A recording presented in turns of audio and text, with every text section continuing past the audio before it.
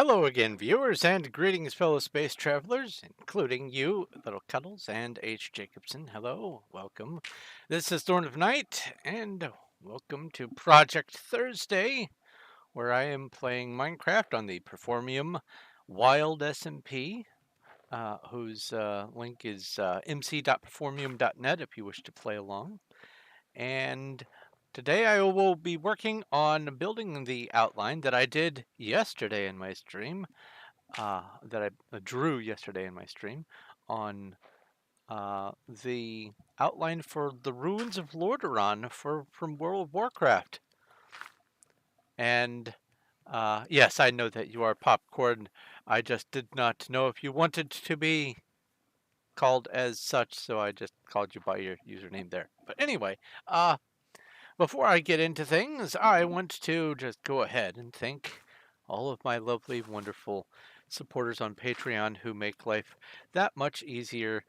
Elmace Elevens, Ogma Infinium, Sean, Robert Kemp, Little Cuddles, and Ryan Still. All of you have been tremendously helpful in what ways you can to help me be able to afford some of the things that need to be afforded in order to do this. So thank you very much. And if anyone watching wishes to join in the ranks, get their name mentioned, get a little shout out at the beginning of my streams and videos and whatnot, then all you need to do is follow the link down below to my Patreon, and you can support even $1 a month goes a tremendously long way and is very, very helpful. What is a Patreon? What is Patreon? Patreon is a website where you can support people who make content, whether it's books or videos or whatever.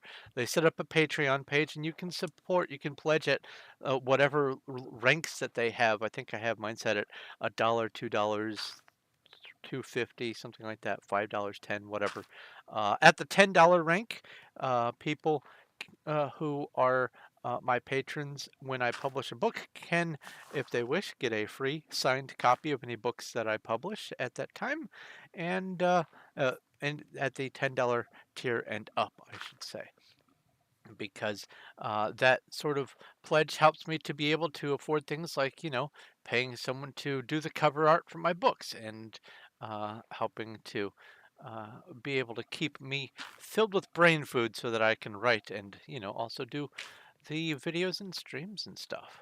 But thanks to everyone who can support. And if you can't support on Patreon, but you would like to help, you can always just subscribe and like and watch my content and comment down in the comment section and spread the word of my channel. Hey, I know this YouTuber who's also an author. Here's their channel.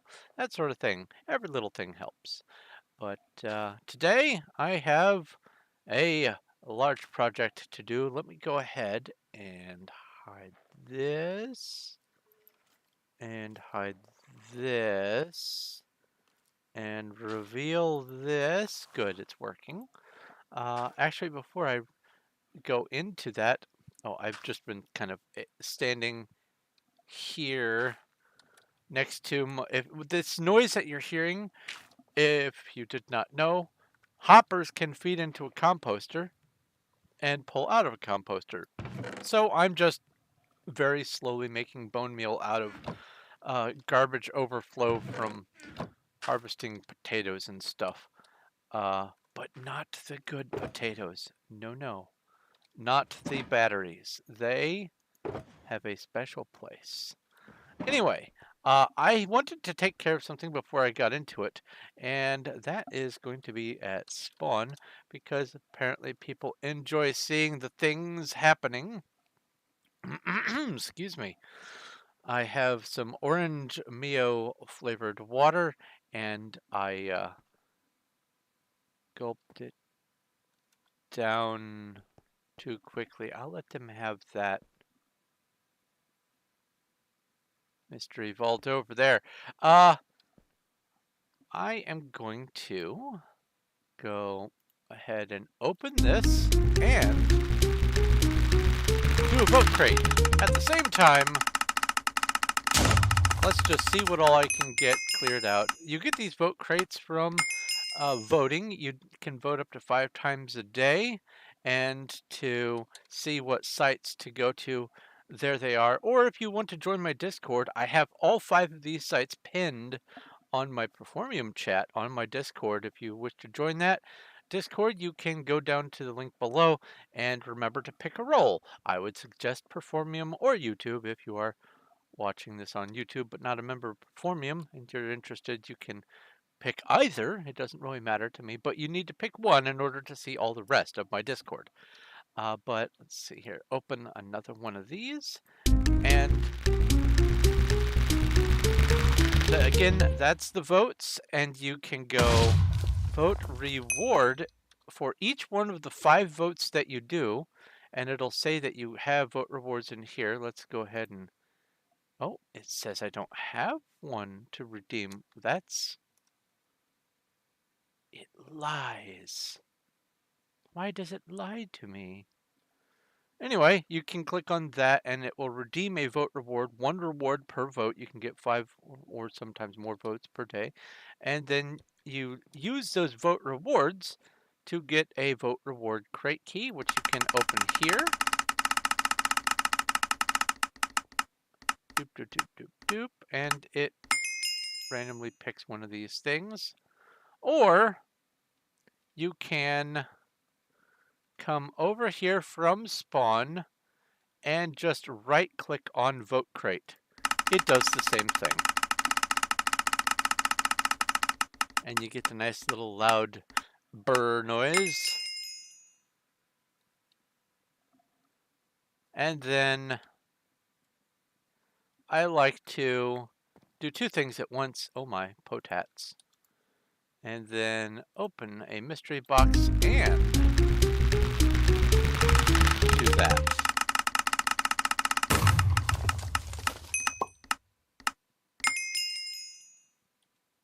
I'm at the point where apparently all I get is dust. So it's just going through the motions at this point. I have not gotten a single morph since I joined. Let's open this. And this.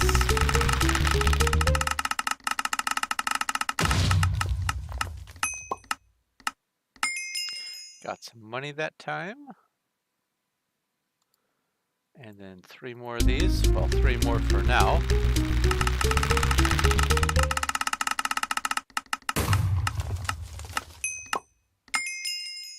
There we go, 30 mystery dust. And then again.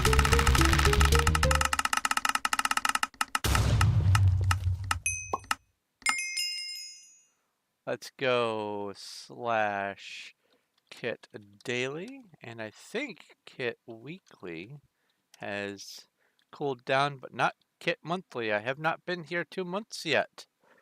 As a matter of fact, kit monthly, I won't be here I won't have been on this server for 2 months on wild SMP specifically for another 19 days. That will be my 2-month mark.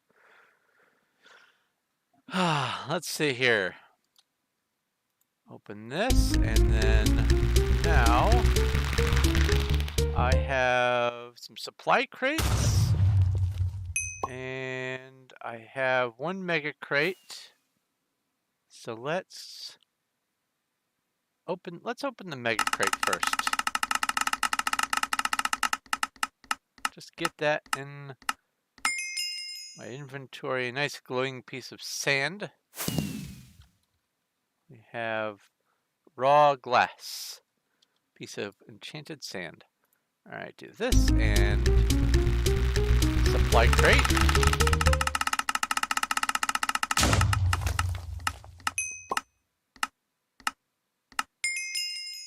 Oh, and just to demonstrate, you don't have to type CC. You can do that if you want to just get these things while at your base. If you have any of these crate keys whatsoever, you can right click and get one. I don't have an OpGod crate, so if I go like that, it'll give me a message and it'll shove me away. Same thing with this, shove me away. Shove. And then shove and shove and shove. And then this one I do have crate keys. Come on, hoppers. So awful. I can almost scrap those now, though. So that's something. That's at least 4 diamonds. Oh, hopper and sponge right next to each other, but instead they're just giving me diamonds. Ew.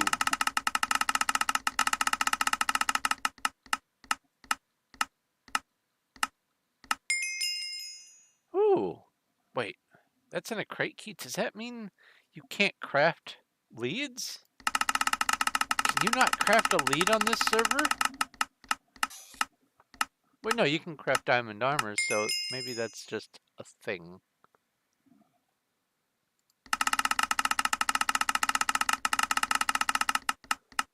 RGA Minecraft. Today is his birthday. People keep buying him beers on his store, and whenever that happens, everyone on the server gets an empty beer glass.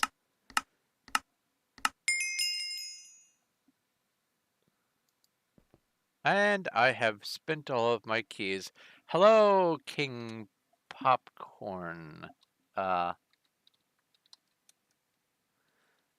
Real name, King Popcorn, would be Popcorn. Cool. You made a Patreon. Well, I have a link to my Patreon down below in the description. It's fairly straightforward as I understand, and uh, I will here. Let me just go see if I can bring up. Sometimes it takes a day or whatever for it to register new people, so I don't know if I will have that information immediately. Let's see here. Do. And then messages.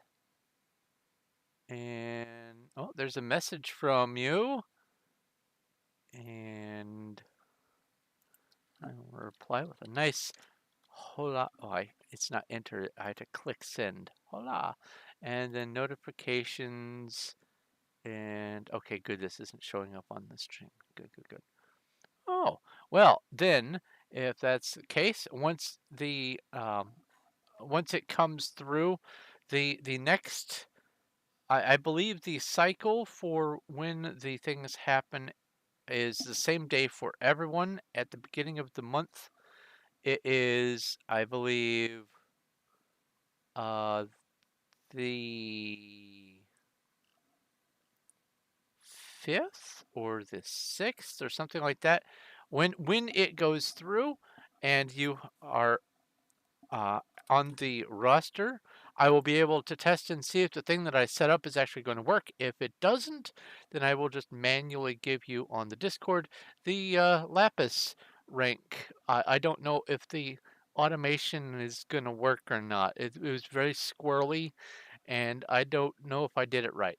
So if it does happen, then when the payment goes through, you will automatically be on the Discord. You'll be given the rank. It occurs to me, how would it even know what your username on the Discord is? I clearly didn't set it up right. So anyway, when it goes through, I'll just give you the rank manually, and I'll have to worry about the back end stuff even further. Yay, more things from my to-do list. Add rank lookup. No, add user lookup to rank. There. Okay. Lots of things going on. Admin is so tough. All right. What was I? I was doing that, did that. Oh, right. I was going to turn the air conditioner on. Give me just a second here, because it is getting warm in here.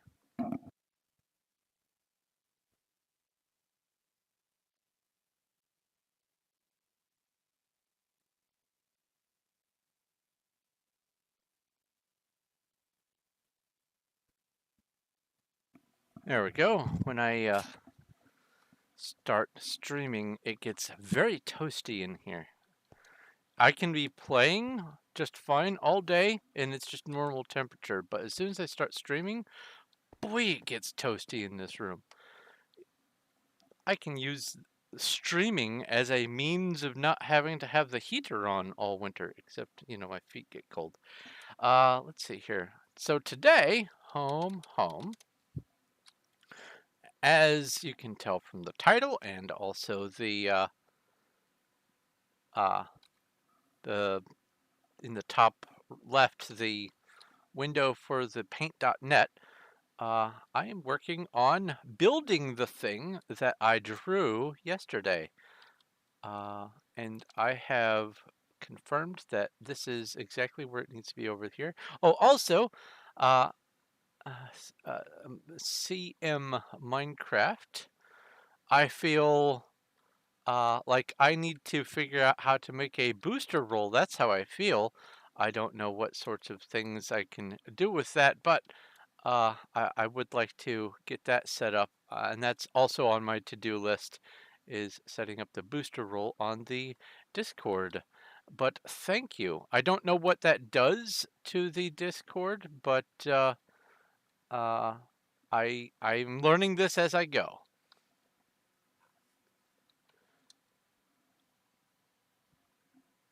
So today, home, yes. Uh, this is the point where I am starting on the bottom left of this little uh, image up. Here, let me bring this to the foreground here. Discord made a Discord booster roll automatic. Really? Well, let's look into that. Uh, settings, roles.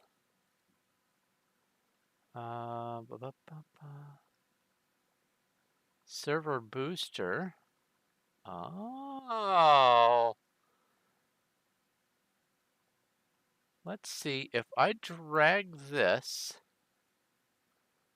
up to here,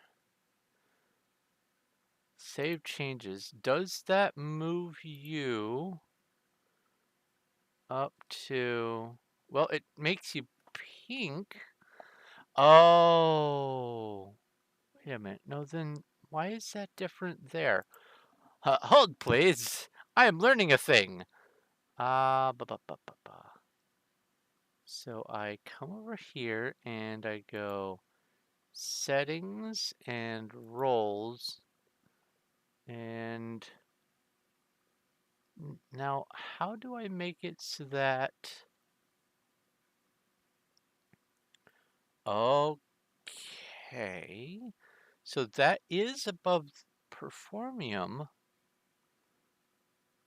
but how do I see? It says it is up there, and well, obviously it changed you to the pink color, but it didn't set you as a server booster standalone. This role is automatically managed by Discord for server boosting. It cannot manually be assigned to members or deleted. Okay, all right. So that's fine, but how do I mean, you're there in the Performium category, but you should be under the Patreon ranks. You should be above Refugee as just a server booster. I'm going to have to figure this out. I don't, I'm clearly missing something, and this is going to have to be something done off camera. Obviously, I'm I'm skipping a step, and that's fine. I got it to display a different color, so that's a step in the right direction. You are now set apart chromatically from the rest of the stuff. Why am I coming down here? If I can just go player vault 1, I think I can just dump a whole bunch of this stuff in here.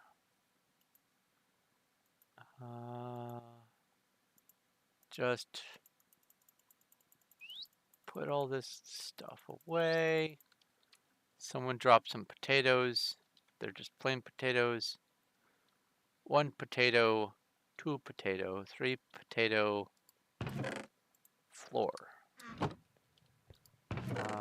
Put these in here. Oh yeah, salvage.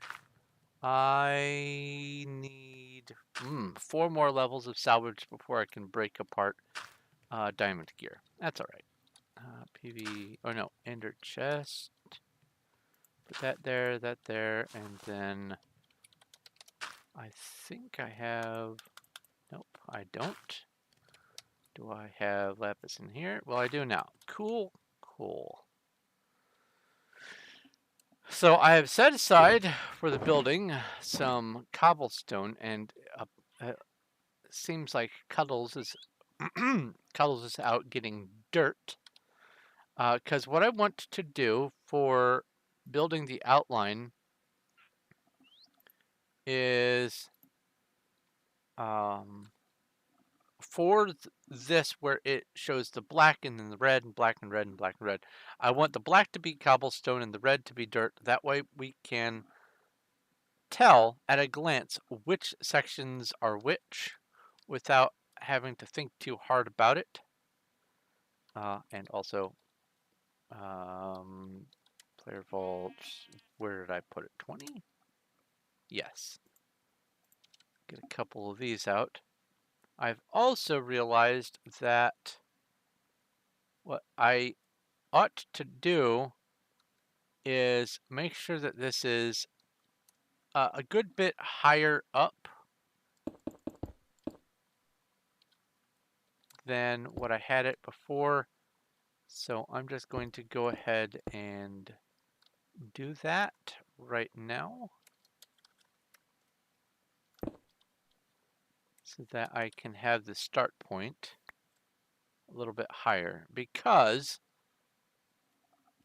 I want this to be over all of the border all the way around, trees notwithstanding. The trees I'm going to build much after I get this in place. And let's choke on things, shall I? I thought I muted in time, guess not. But I want to have a little bit more breathing room so that I can float around and choke some more.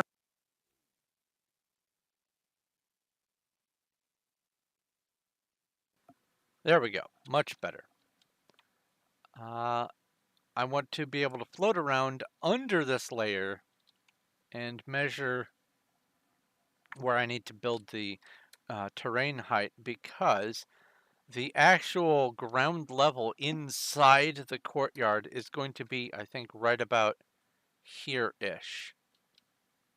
Something like that. Somewhere under this, around here is where ground level is going to be, and this just isn't going to cut it for ground level up here, and I'm going to have to do a lot of terrain changes, including some terrain changes out here outside of it, so it kind of merges into place.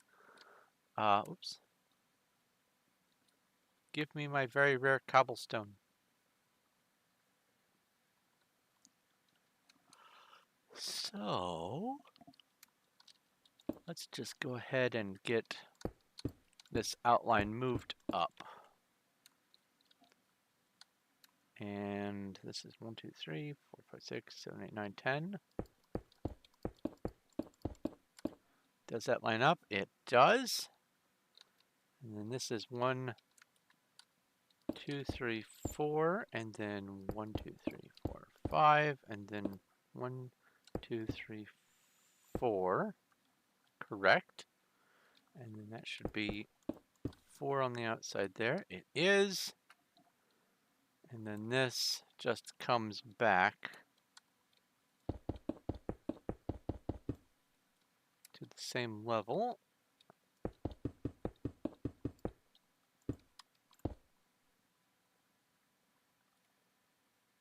Vanishing cobblestone. Okay.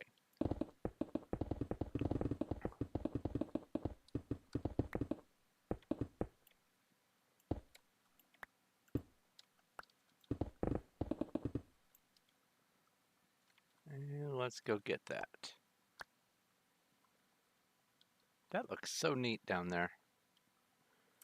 Cobblestone? Cobblestone? I bet it's all vanishing. Aww. I landed on it right as it disappeared. That's sad. My goodness, look at all these alliums.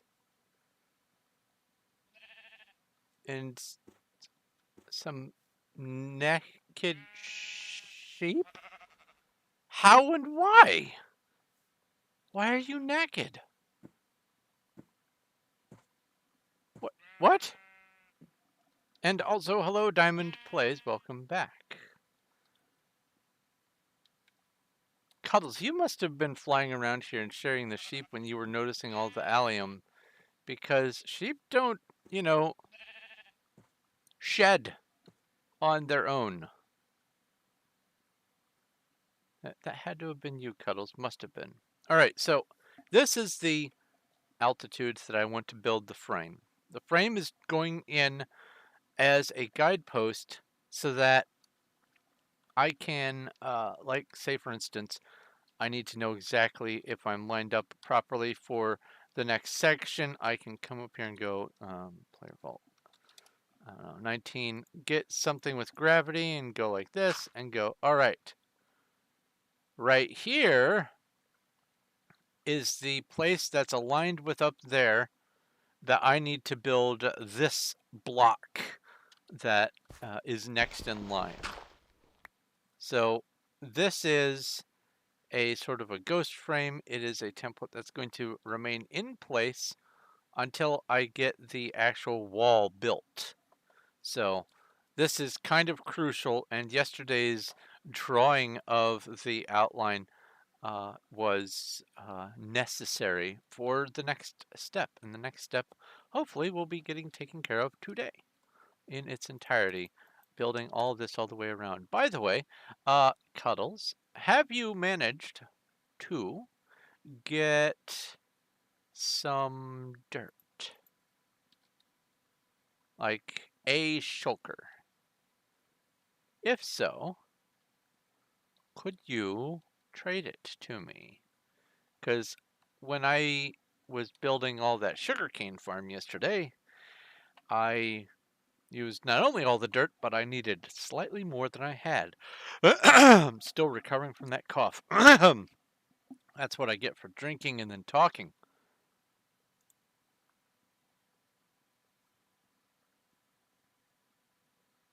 It's in your hotbar, isn't it?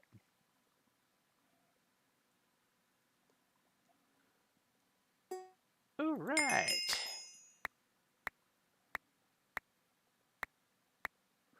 Oh, you've been trying to trade me? I'm sorry, I haven't really been watching chat. Let's do this number here. Just get the, oh, some of it's grass. There we go. Dirt. And I will get player vault 20. I will get about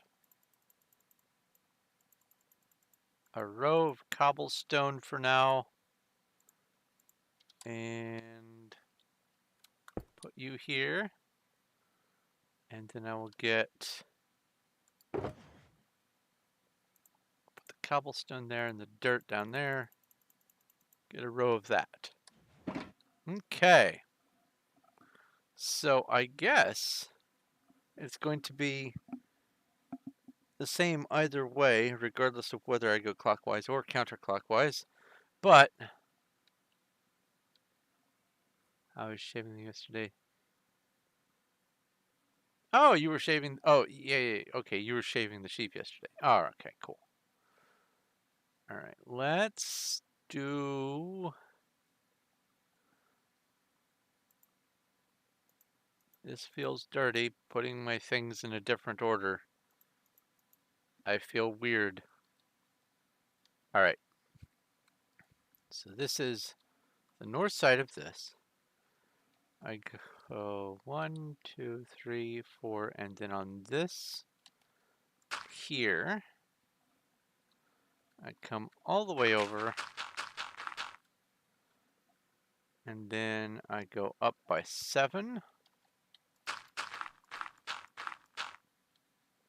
and then 7 here.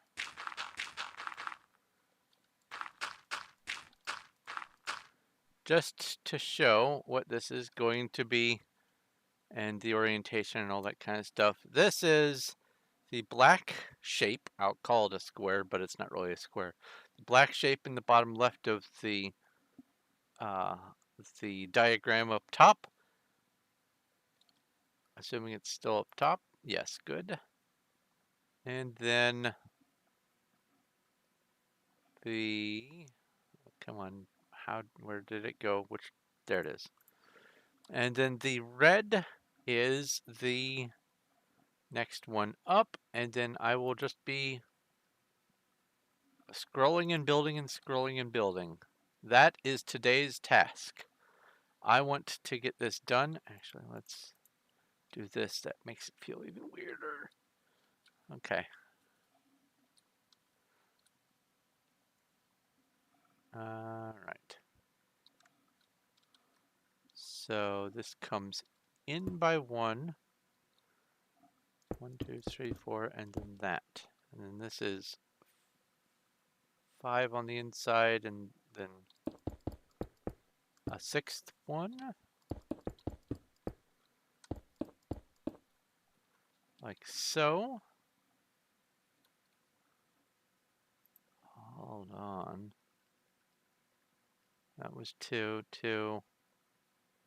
And then this was 3 here. This was the one that was all messed up from yesterday's nonsense. Okay.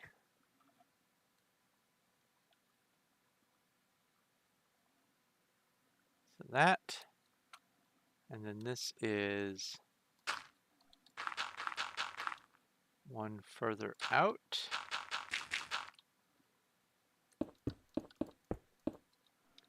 Then I go 6 up like this.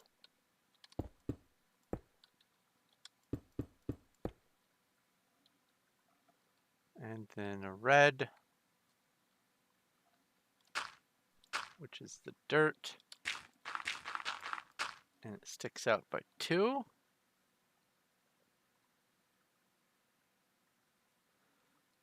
Mark each one done so I can keep track. Yeah, I was thinking about that. Having like a fill so that I can just go around and mark them done, sort of like, I don't know,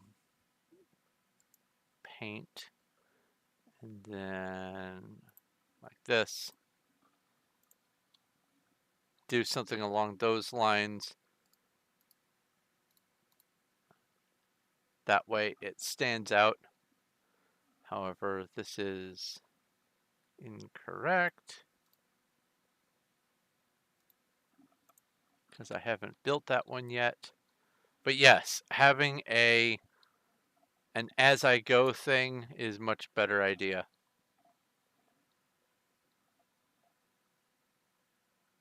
So that's 1, 2, 3, 4, 5, 6, and then 7.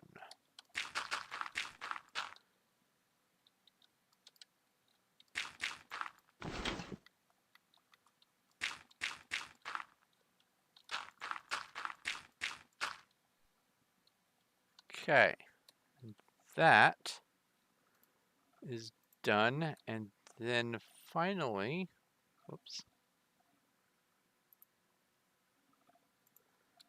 for this little span, I want to get one little span in place so you can get a feel in this world of the size and scope of all that is going to be getting put into place today, because it's hard to envision it on the test world versus having an undeveloped area.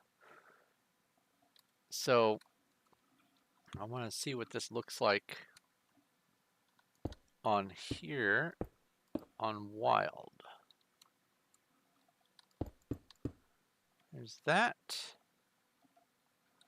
That's 4, and then this comes over by 1.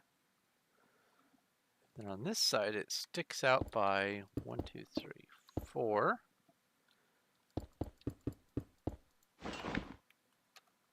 Like that.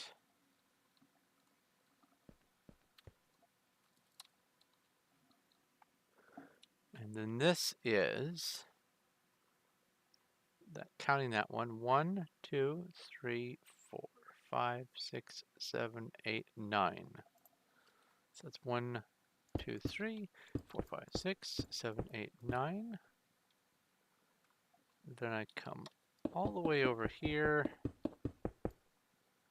And this comes all the way up here. Like this, and this little zigzag bit. All right. So this right here is the start of one, let's call it span, from one major tower piece to the next major tower piece. And if I zoom out, oh, I should fill that in. If I zoom out, you can see how much, or I guess comparably little, that bit is. And my goal for today is to, at the very least, get all of this in, and then also maybe do a little bit of terrain flattening. I am going to be, once this is in place, I'm going to hop back over to the template world and see how high I need to go above sea level for the actual floor. Actually, why don't I just go ahead and demonstrate what I'm talking about. Disconnect here, disconnect this, and go single player, and then this one. Boop, boop, boop. Because if you don't know what I'm talking about, then it's useful information. So over here, oh, I can elytra that's faster than creative flight. This right here is the outline that I am drawing, only I'm drawing it probably at about this height up here. This orange wool is that gold nugget? No, raw gold ore block thing. That's what that is. And then right here is the bottom of this part of the structure. But what I need to make sure that I have marked out is this ground level here.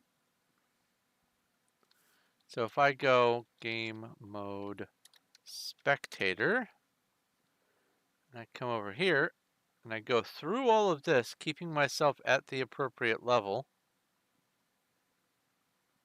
you can see that that's a little higher over there. This right here is 2 blocks above ground level inside the courtyard. So let's just come back over here. And, okay, there we go. This is the courtyard ground level here. And even some of this is higher than it by 1 block.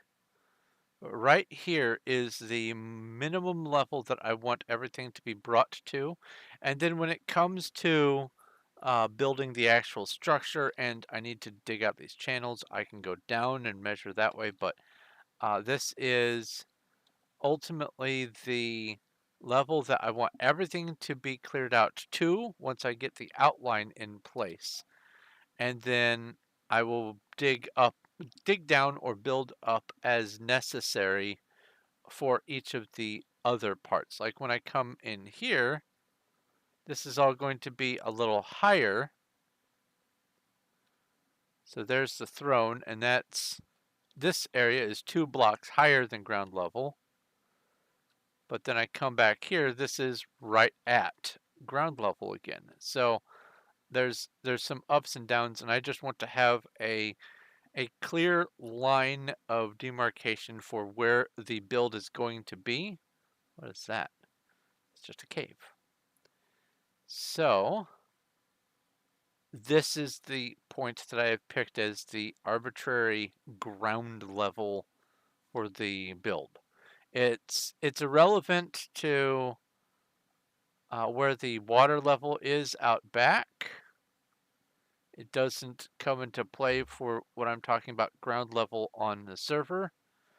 The ground level on the server is where I want the courtyard ground to be, and has nothing to do with the water level in both World of Warcraft and in Minecraft. So this is the altitude that I'm using for the measurement for water in Minecraft in the Wild SMP. It's going to be the same water level, and everything else is measured with respect to that. And that is how I came to measure. If I will fly all the way over there.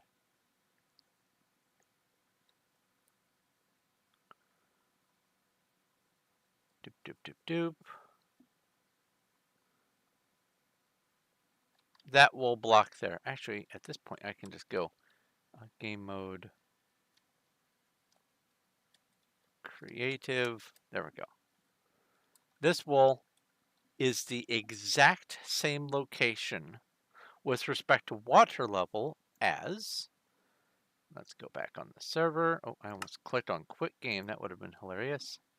Oh no, invalid. Oh, let's relaunch. Apologies. That's what I get. Have the invalid session. Relaunching. Oh, and I have to relaunch the launcher now because of the recent nonsense. You have to relaunch the launcher and the game, not just the game itself.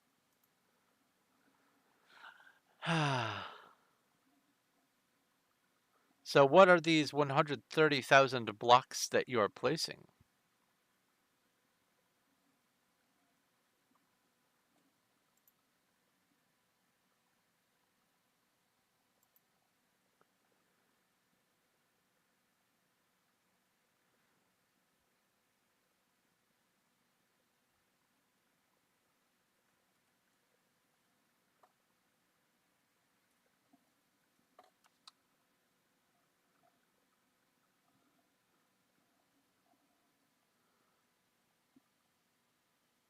It's downloading another version of the launcher. Oh my god.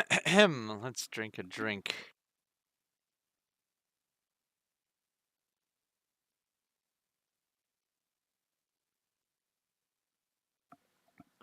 It might run out after 24 hours, but I launched just before I started playing today, so this is something else entirely. I just got a download of the launcher, so uh, maybe something patched. I don't know.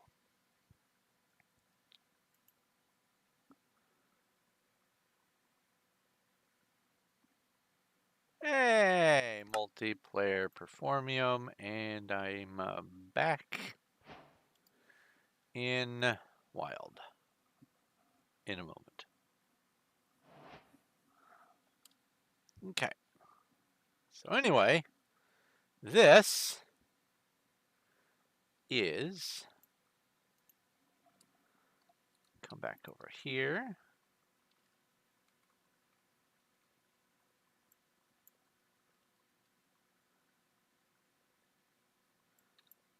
This part right here. Out of the whole thing,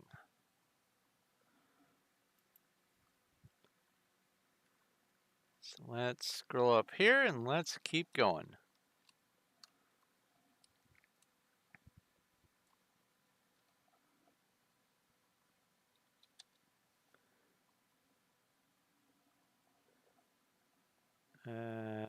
Something's going funny.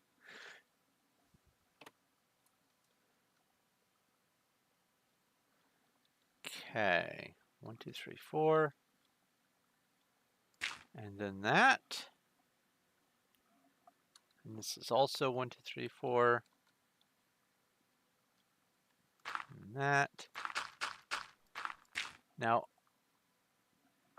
while I do have fly on this server, and there are some sticklers who say, I want to see you build in survival without fly, it's cheating. Bruh, fly was purchased because I build things. And doing stuff like this without fly, I could stream this for 6 hours or I could stream this for 6 months. Doesn't make a huge difference to me, but I think people would like to see progress.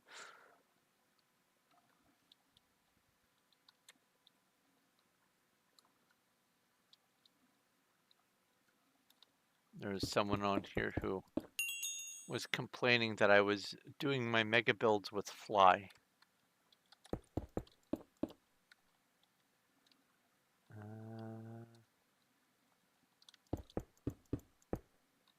So they don't actually play anymore, but whatever.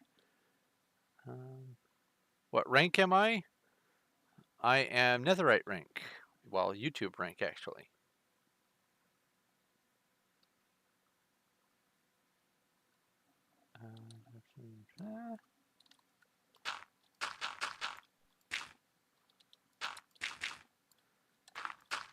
I am, let's see here. I wish you could look up your ranks and titles. Like if there was a command that would just list all the things that you are, that would be great.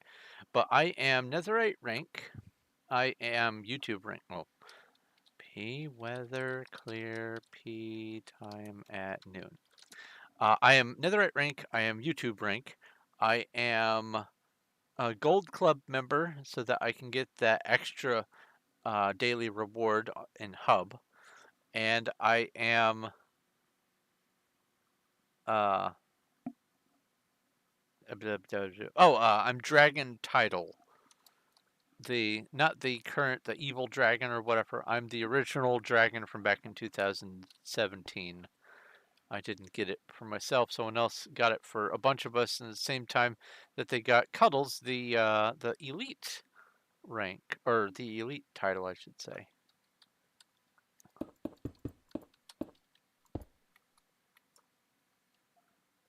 Okay, so that's 1, 2, 3, 4, 5, and then a cap. 1, 2, 3, 4, 5, and then a cap.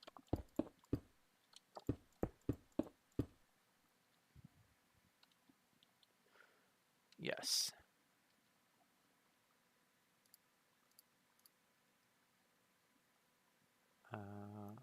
Move this over, move that up.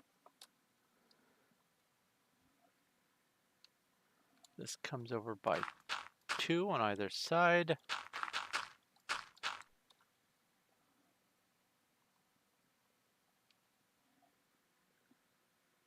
Uh, 7. 1, 2, 3, 4, 5, 6, 7.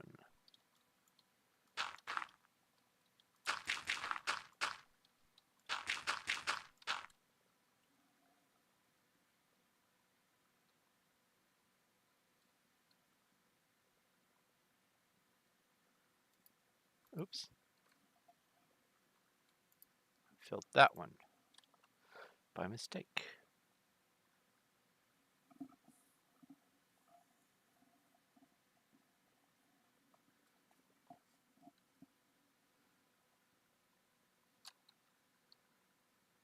Yeah, they're prefixes, they're titles. They're not actual ranks.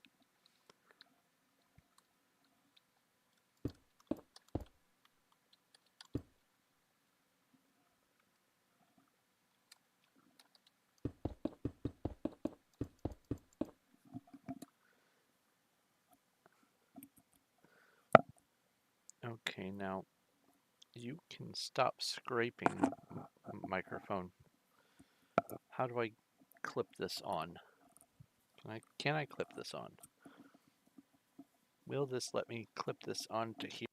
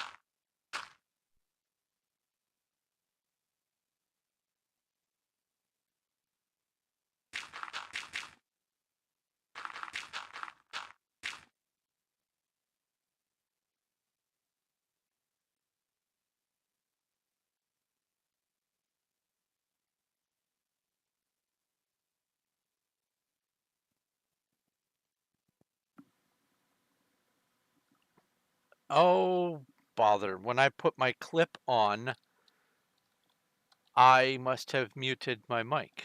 I apologize. Thank you for letting me know.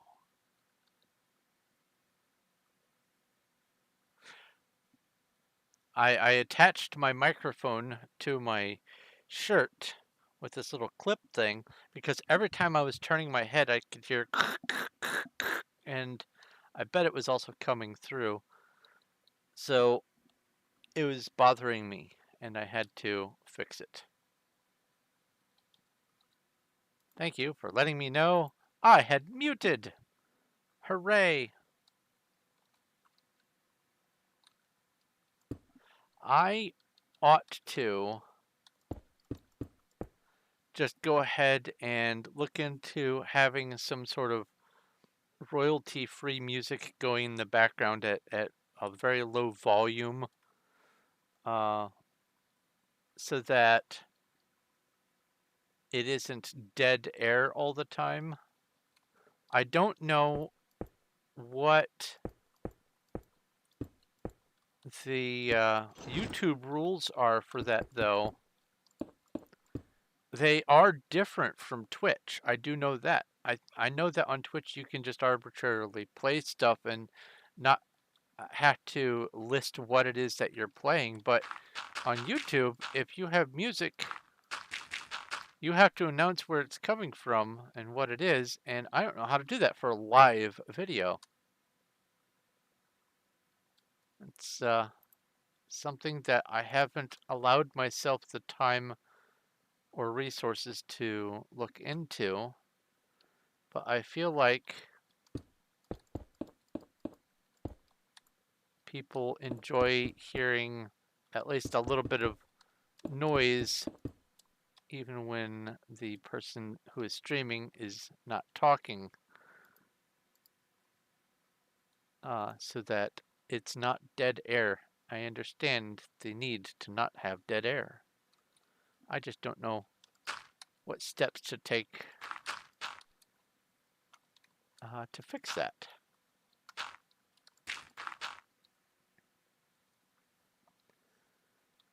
Okay. This goes up by 1, 2, 3, 4, 5, 6.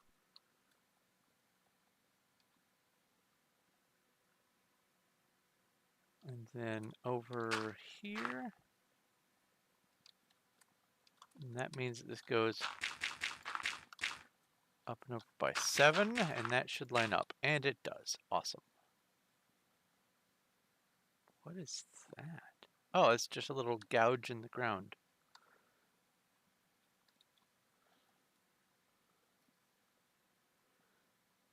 That aligns properly.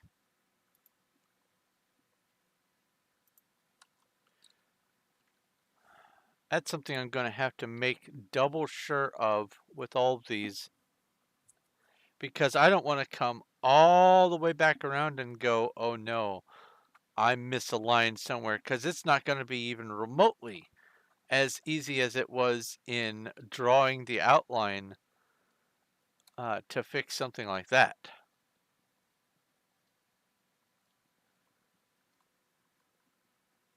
So let's just double check here. 1, 2, 3, 4, 5, 6, 7. This should be 1, 2, 3, 4, 5, 6. Oh, and 7. Cool.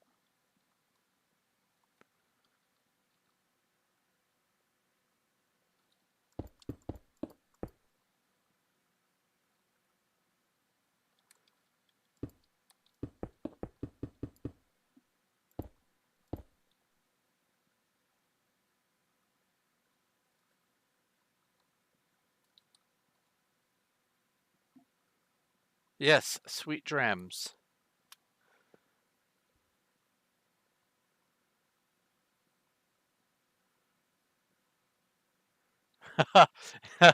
That's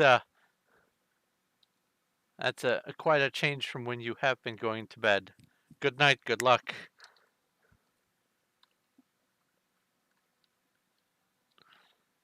How did someone was saying that whole good night, sleep tight, don't let the bed bugs bite. They said that it was victim blaming. Wow, that's some kind of special there.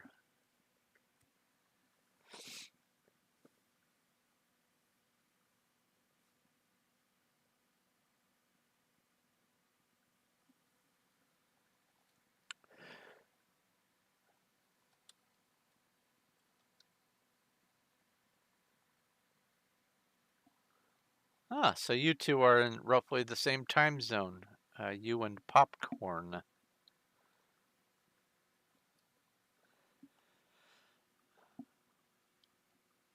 One, two, 3, 4, 5, 6, 7, 8, 9, 10.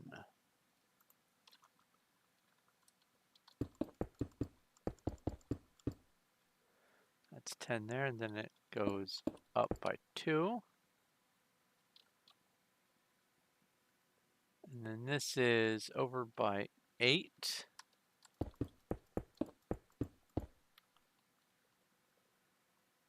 And then it comes down 1, 2, 3, 4, 5, 6 on the inside. And a corner and down by 2, and then it jumps over by 1, and this should be, yes. First time every time, right?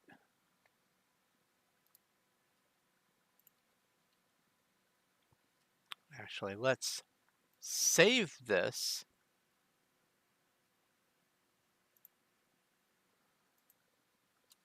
So that if something does happen, like, you know, power goes out or whatever, I know where I've left off.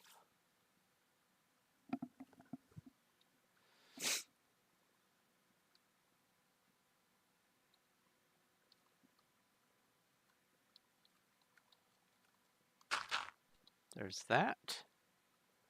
So that's 1, 2, 3, 4. And there's this here.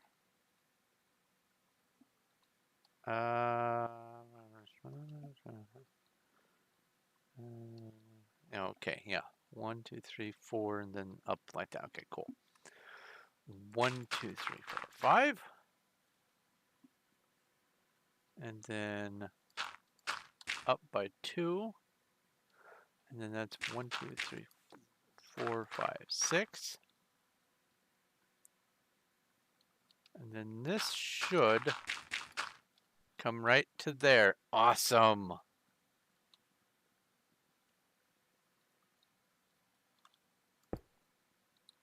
It's all coming together.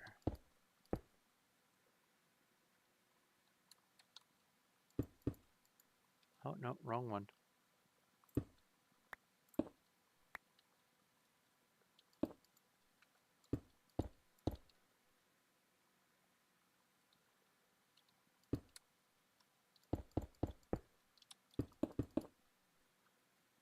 And then this is the one that was the one that threw me off.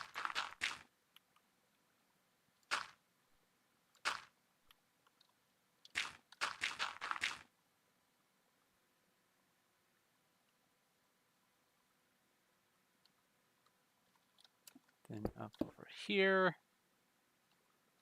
And then 1, 2, 3. And then 1, 2, 3, 4. This comes over here like so. And that's 1, 2. 1, 2, 3. Yes, that's correct. Fill all of these in. Move up. Pull the dirt over.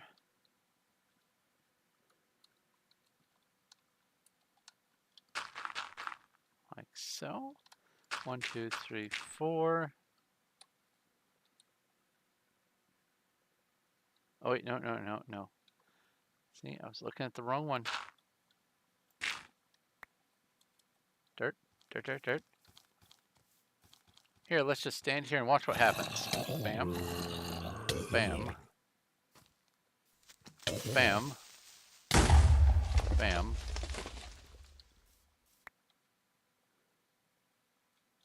Three zombies, I didn't do a thing, and I got 40 rotten flesh out of that. Nice.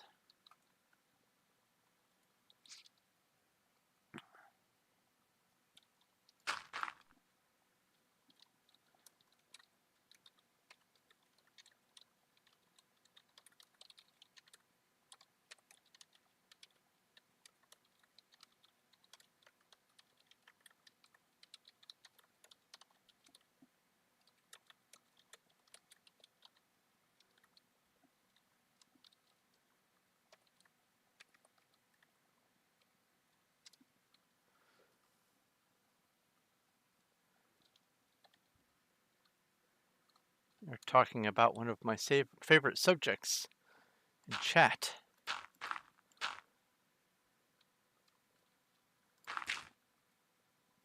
Linguistics.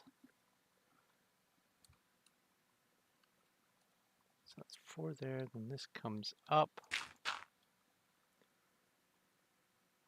And then up 1, 2, 3, 4 on the inside. And then that's there.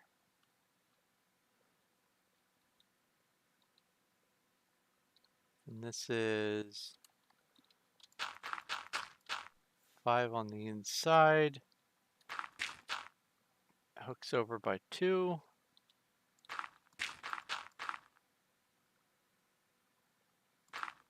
And then this should be 1, 2, 3, 4, 5, and 6, and oh wait, no. That one here is 6. This is the extra connector. What I probably ought to do to make things a little bit simpler for myself is include these internal things here for the connections. In fact, why don't I go ahead and just do that?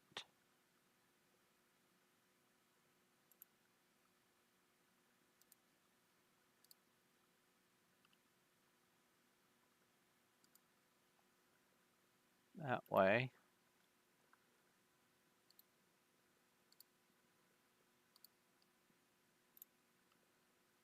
It's easier for me to figure out what's where.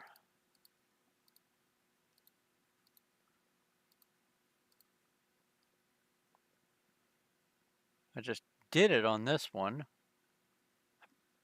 And then some, okay.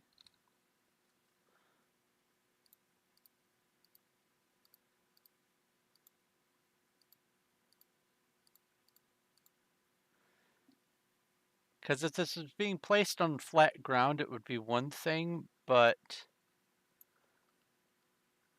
it's not. And I have to connect blocks to other blocks. And so I need to have a guide for where and how that's going to happen.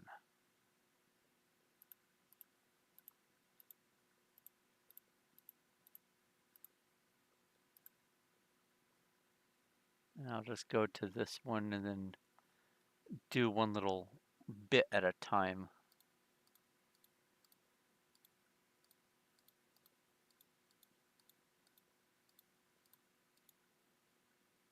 There we go. And fill this in. Oops.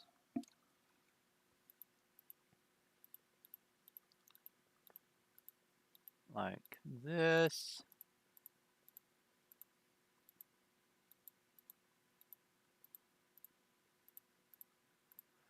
And like so. All right.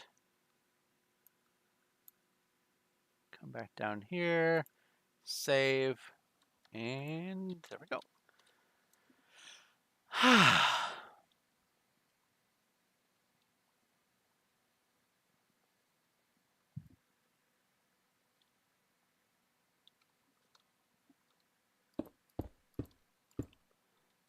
And then this.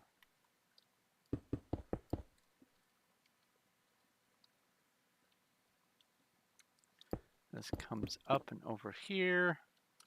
It sticks out by 1, 2, 3. That comes in there. Then it goes up by 1, 2, 3. It comes out.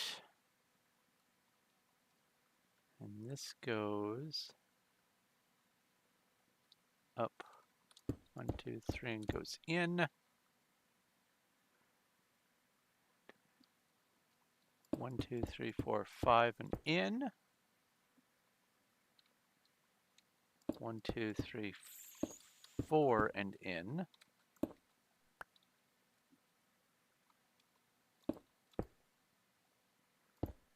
Down like this.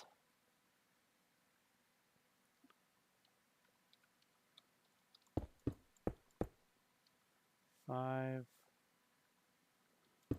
To make it look like the picture, I'll do that one. That's 1, 2, 3, 4, 5, 6. Then it comes out by 2 and then goes in by 1 like so. And this connects right back to there. I love when that happens. I hope that happens for the whole build.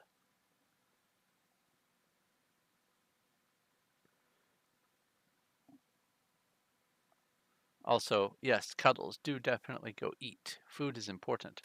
Oh,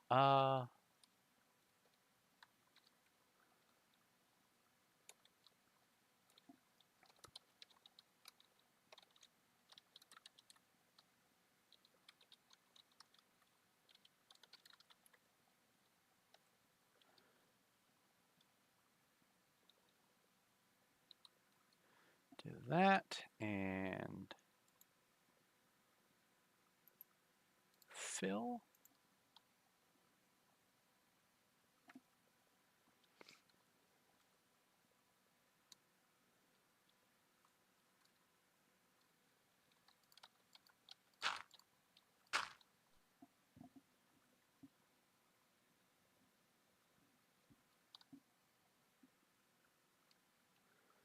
And this comes over here, but it is 6. I want to make sure it is, in fact, 6. And then that connects over like so. Goes up by 3. Oops.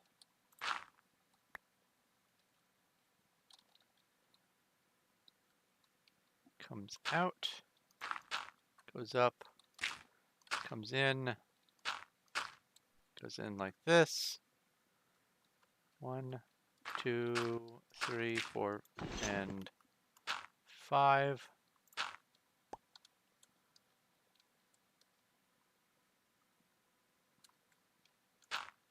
Up. Down and out. And then this should line up with a distance of 5. 1, 2, 3, 4, 5. Yes. Ah, love it.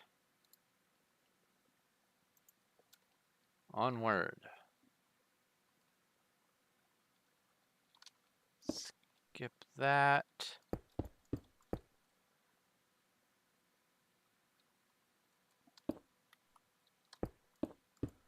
Four, and then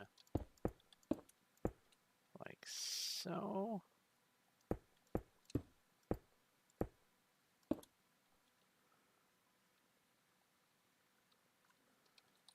A villager grinder?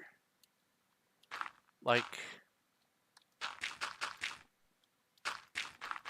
just to hear them die?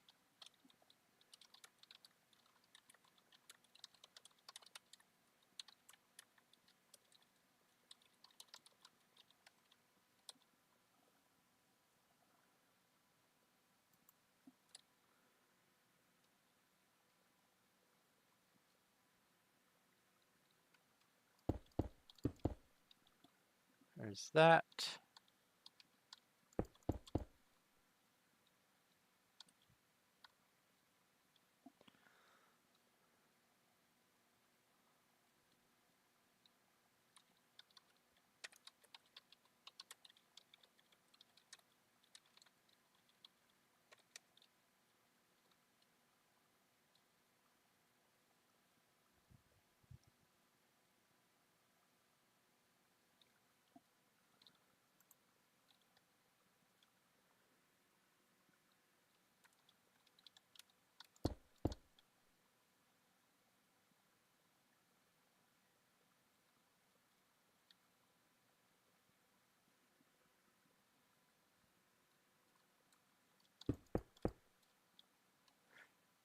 At attack.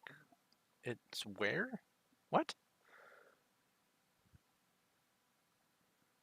My Russian's a little rusty. It's rusty? I give up.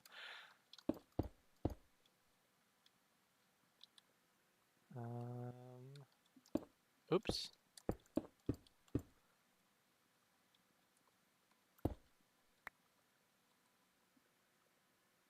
And then this comes up here. 1, 2, 3, 4, 5 along the outside, and it is. Awesome.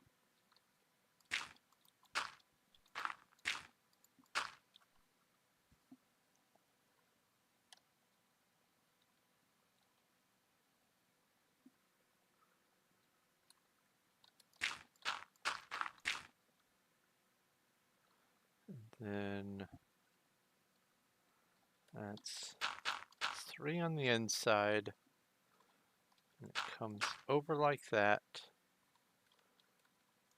There's that growth out there. Very growth. Disgusting even.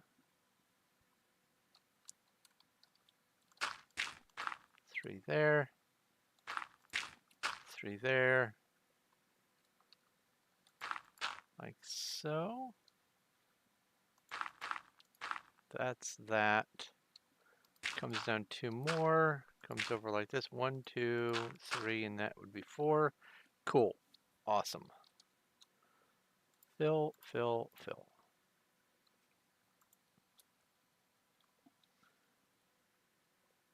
Now for this guy. Oh boy.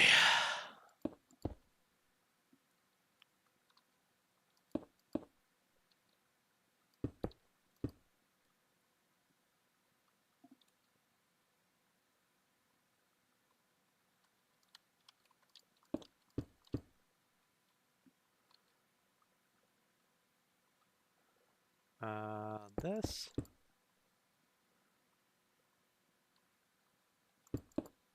This and this.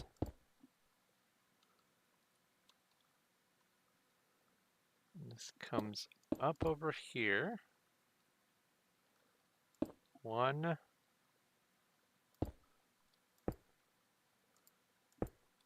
So, fun fact about versions of Minecraft.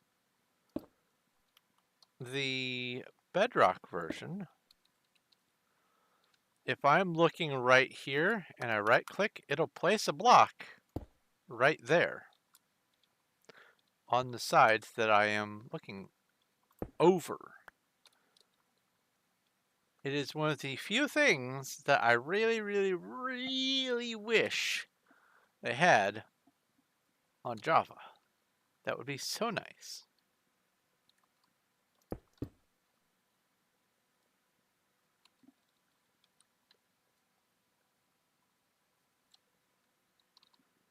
Um, 1, 2, 3, like so. And then that goes up. And then 1, 2, 3 there. 1, 2, 3, and that's the top. That comes down like this. 2, 2, and then 2 and 2. And 1. Like so. Like that.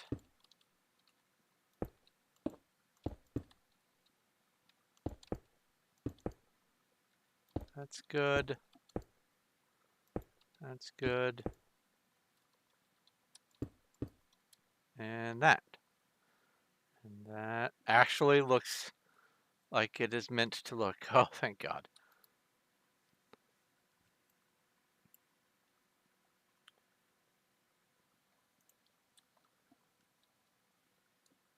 Save.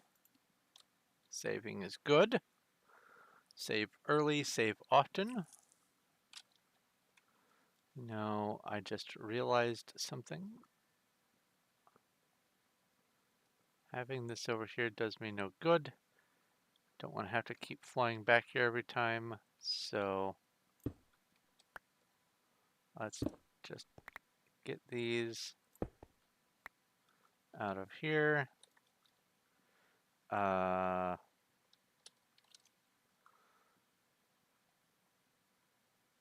Grass block.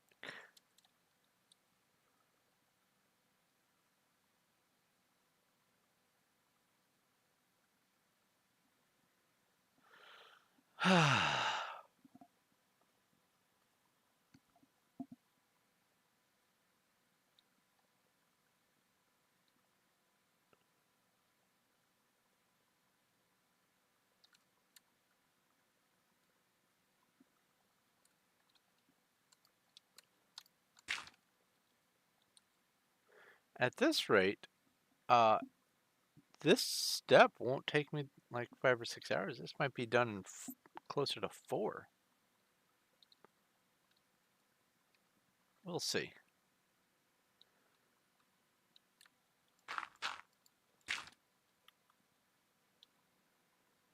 And then it comes over like this, and like that there, like this, like so.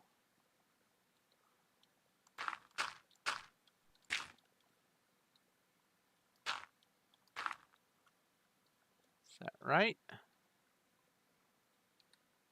Yes, that looks right. Couple of those.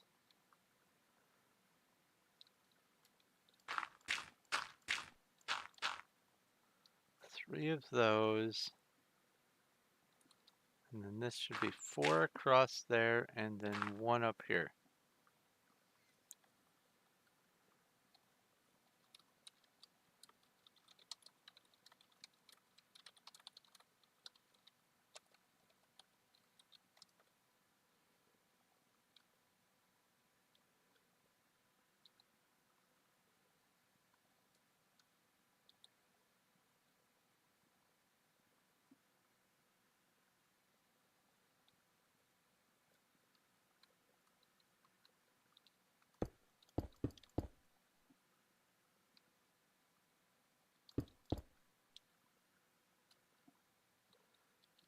Not to be too much of a nudge, but if I'm not allowed to do it more than once an hour advertising the stream, then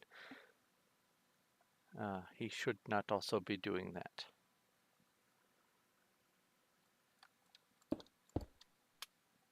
I know he did it because he wanted to be caught on RGA's stream. I believe RGA is on an alt right now.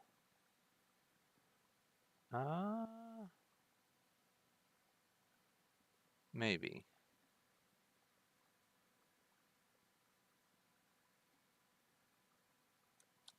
Don't know. Okay.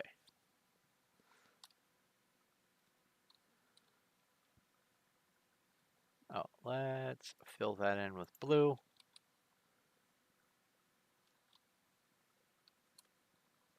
Do this. Do that. This.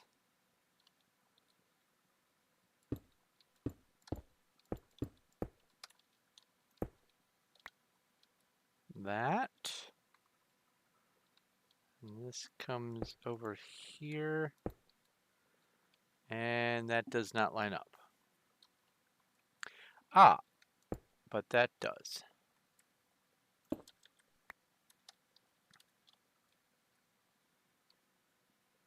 And that is exactly the same shape that it needs to be. Cool.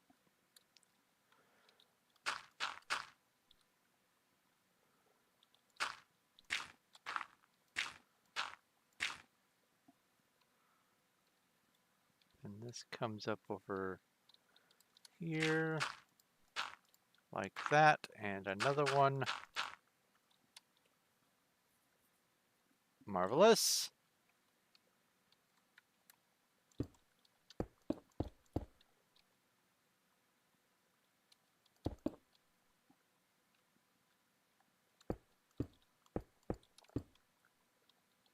And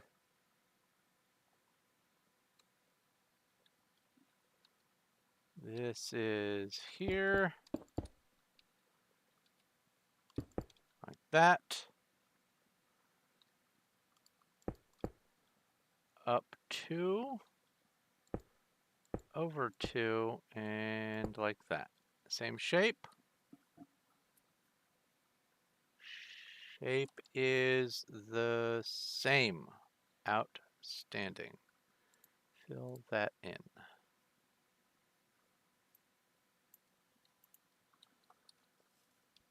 Now,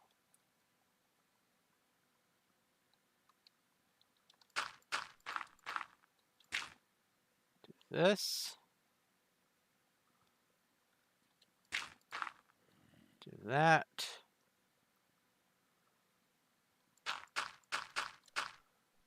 There's that shape. And this comes all the way down like that.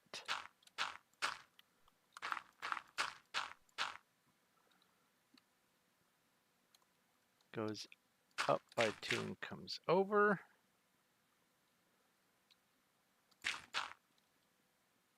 There's that, and then this thing here. And then this should just be zigzag all the way down to there. Perfect.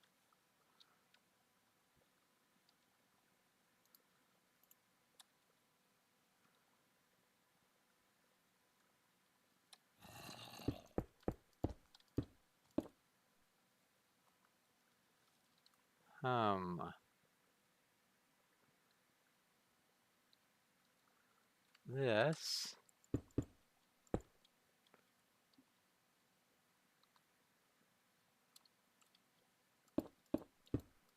is that. And then everything from there to there is just a zigzag.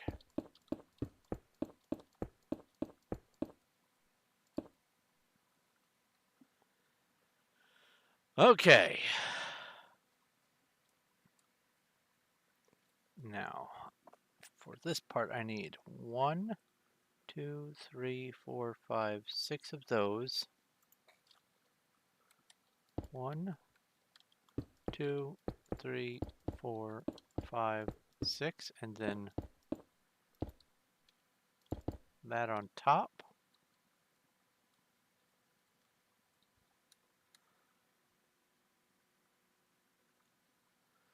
This needs to be 1, 2, 3, 4, 5, 6 of these.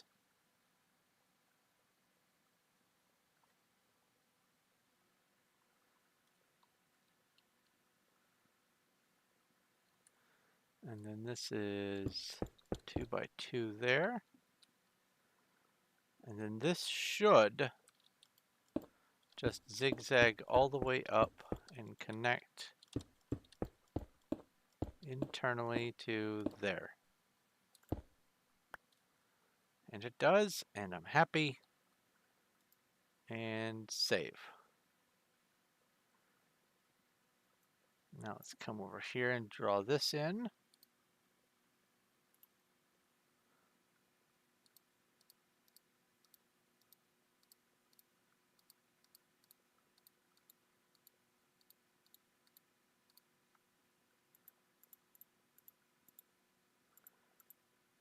I feel like this is going a lot smoother by having all the connector blocks.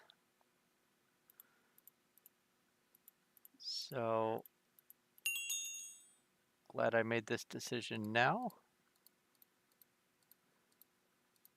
and not several hours into the stream.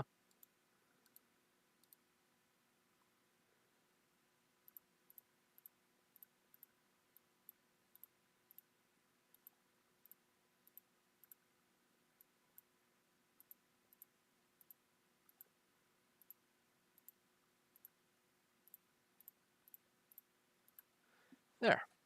And let's save that as well. Why is Skidmore trying to swim in lava?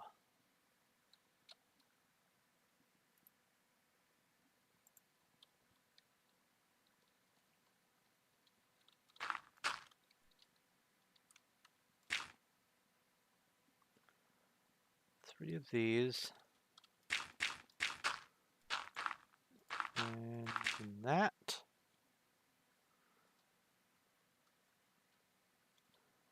This comes up to here. So 1, 2, 3, 4, 5. That's correct, I believe.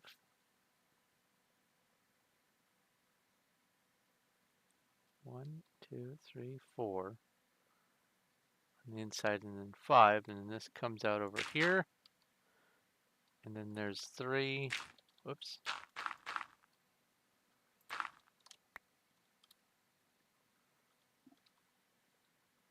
And it goes over 2, and then 1, 2, 3, and 1. And then from here, it should connect right there. Perfect.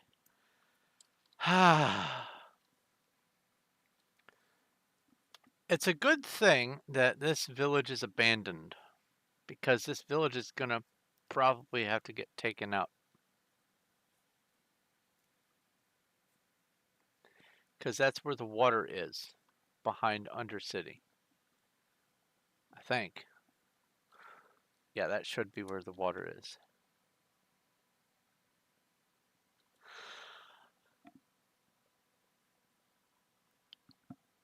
And water level is about here-ish.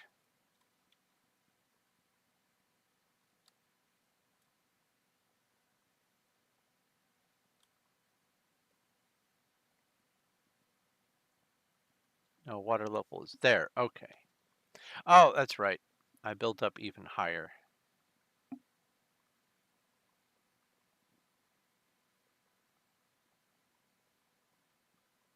Uh-oh, lost my build. There it is.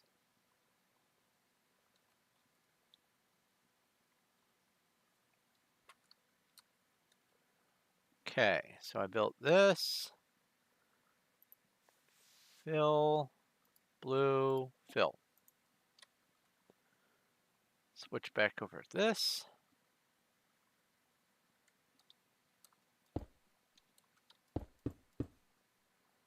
Let's just make sure here. Good. Yes.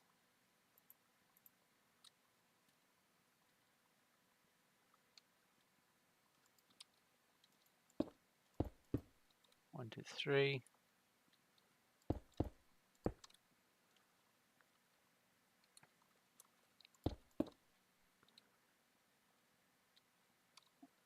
And then do that. And this. I'm going to do an experiment and see what happens. I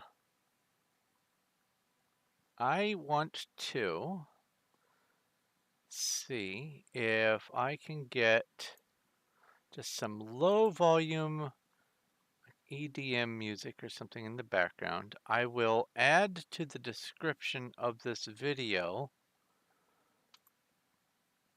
the information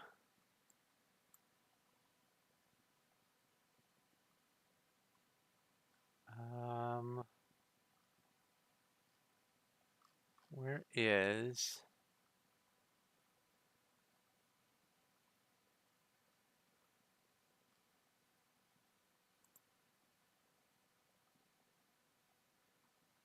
there's that.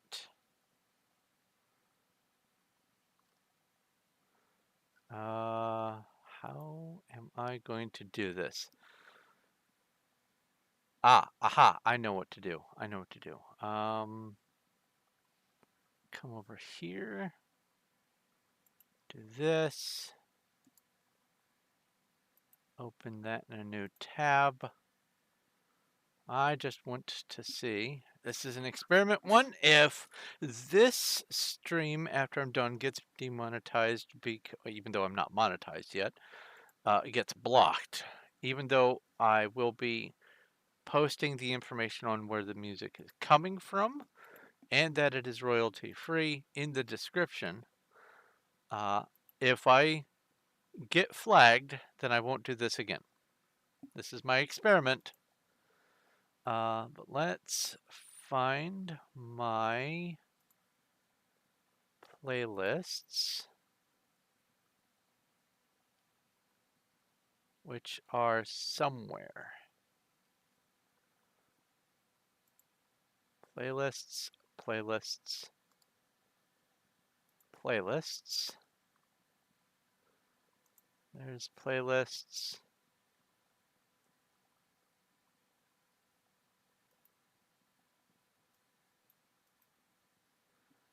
And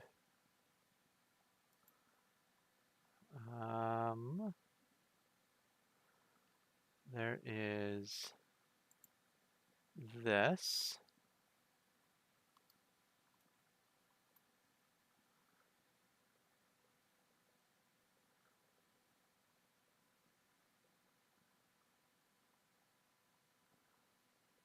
Let's see here. If I put this on loop, well, first off,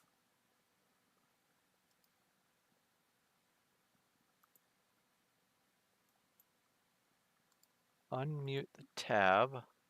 Let's mute this so that I know whether or not this is going to work. Then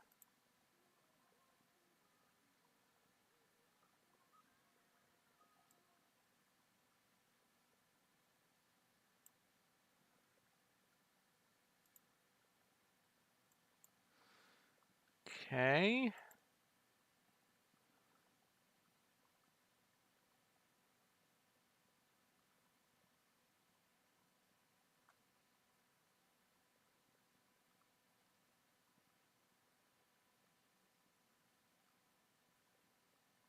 Um,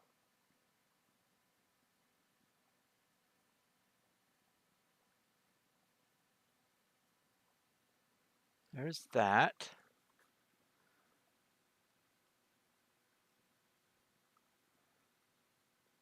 That's the channel subscription length. I thought you were going to bed, Popcorn. Uh,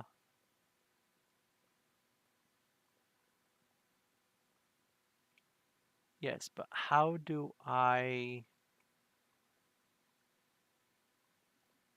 demonstrate that this is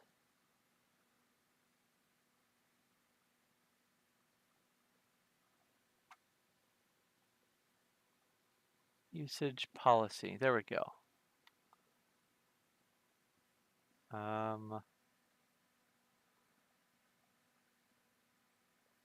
Wow. Let's go with how am I going to deal with this? Open link in new tab. Come over here. I have to actually deal with my first one of this. Hooray! Let's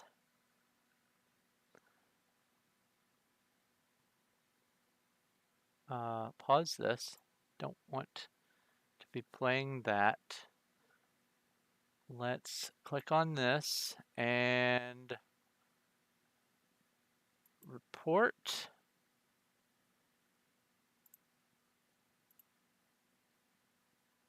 Hide user. Okay.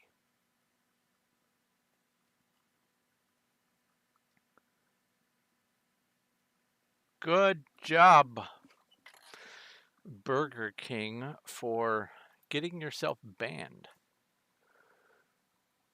All right, now how do I include this? What is the uses? Okay.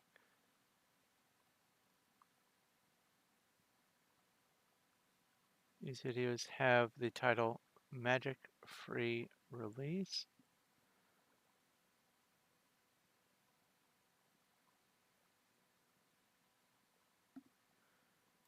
Magic Free Release.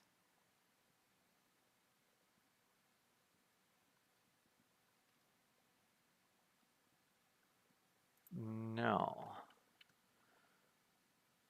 How do I find the ones that I can use?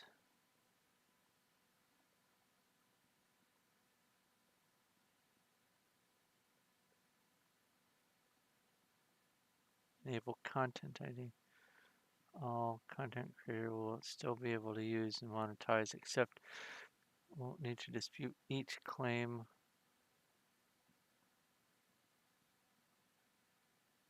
Okay, well, I'm not using this one then. They have announced that it's free to use, but you'll have to dispute each claim. And unless a video has has 1,000 views on it, and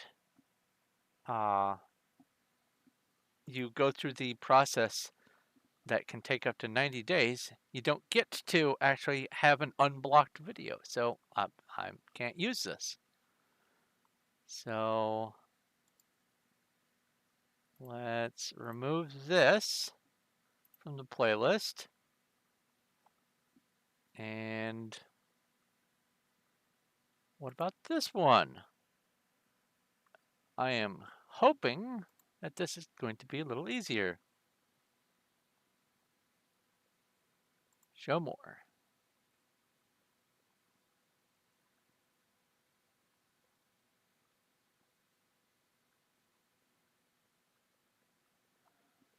Any artist or label has copyright issues with my videos, including artists of the image used.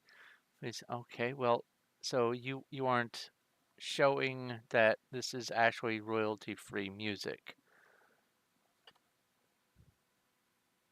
This isn't your stuff. Well, pooey. All right, what about this one?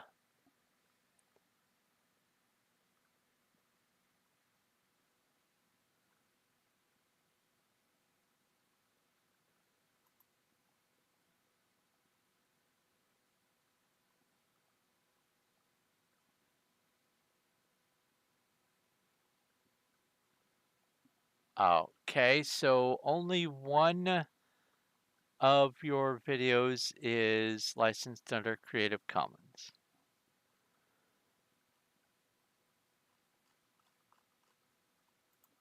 This is a nightmare. This is a nightmare. I'm not going to be playing music. Okay, not today. Oh well.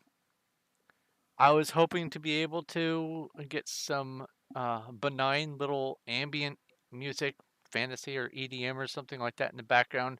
Clearly, I don't know how to do that without jumping through a whole bunch of unnecessary hoops regarding uh, preventing the copyright sharks. So I'm not doing that right now. That's a future me task. I'm sorry if anyone wants to have music. If you know for sure a method, oh, I'm out of cobblestone, to get some, oh, wait a minute, player vault 20, to get some royalty-free music that I can play in my streams and just put in the description, this is royalty-free music, here's the license information.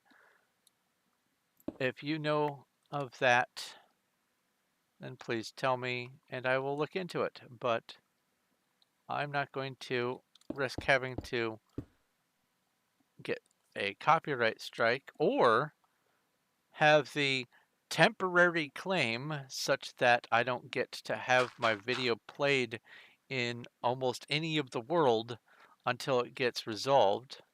I'm not going to deal with that. So, rip that plan.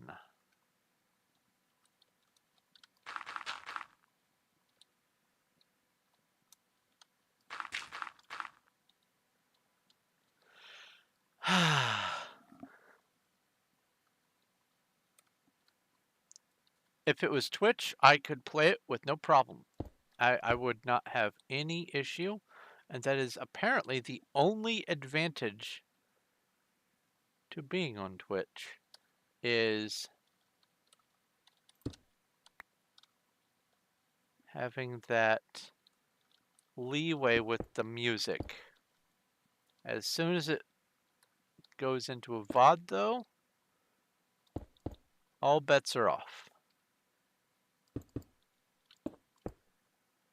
I was really hoping though I would be able to have a little bit of music today. Much sad, very capitalism.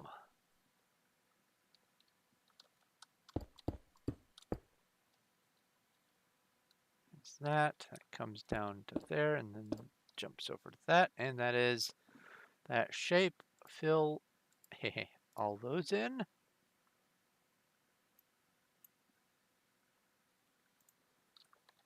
Now let's just get back to work.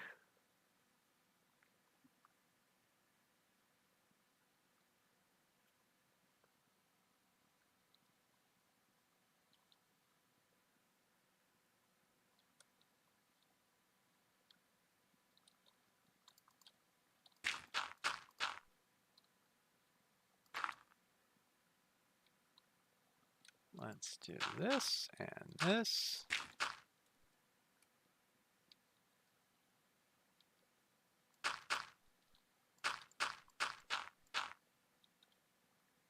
That looks good there. Oh, more people are buying beers for RGA. That means that I have, there we go, another empty beer bottle.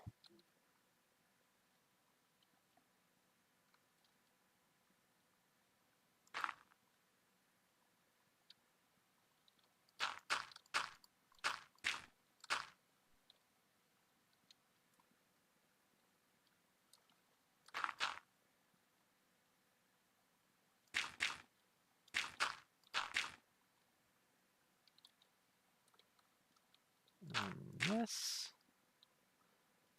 comes over one, and then one there, and this goes up like that and connects there.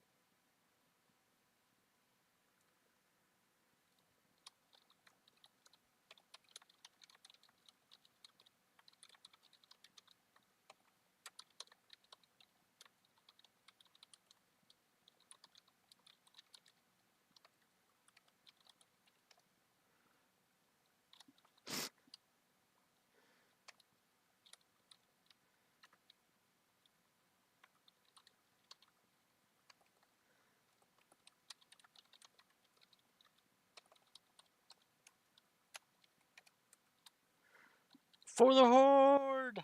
Yes, indeed.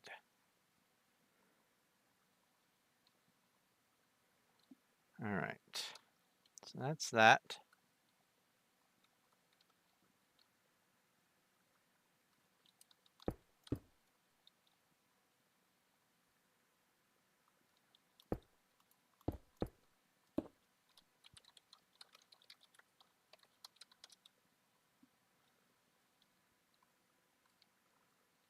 And this just comes in like so.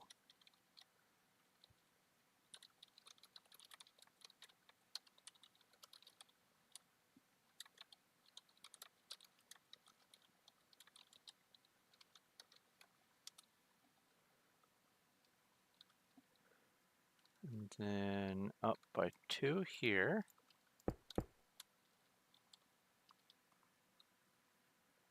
Over. And then this is that shape.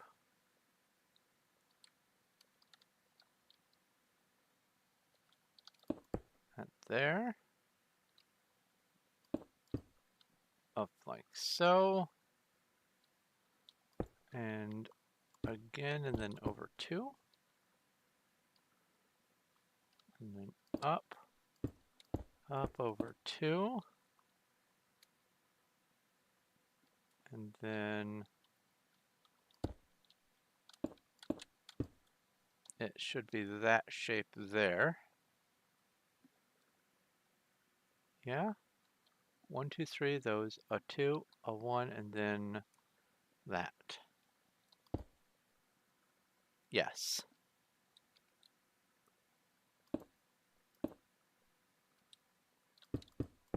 Three, 2, 3, 2 here. And then 3 on the inside, loops over, sticks out there.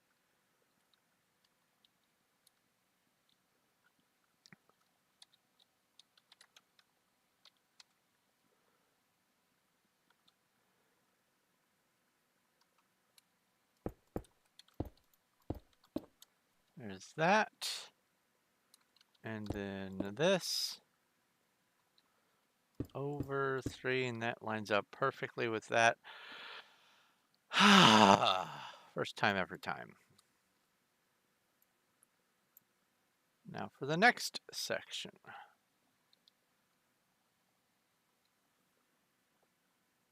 Come over here. Select red. For the Horde! Indeed. Building Undercity.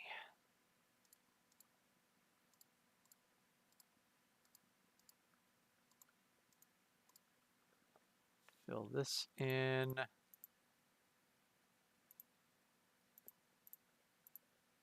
Is that continuous? Yes. Make this continuous. Fill these in and this. Oops.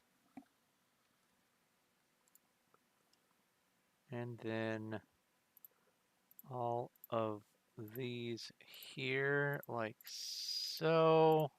Uh-oh. And that.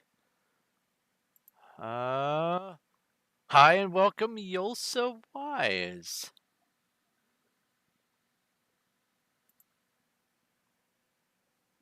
Transported magically from the server to the stream.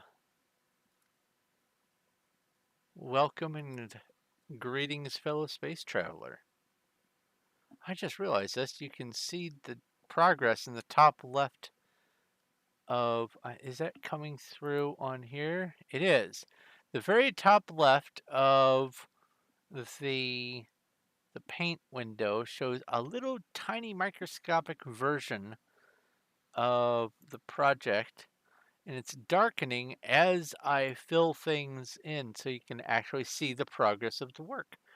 I am, well, almost halfway done with the back end of Lordaeron, and then I just have the other half, and then, or the other third, I should say, and then the front third, and yeah, I'm about 2 hours in.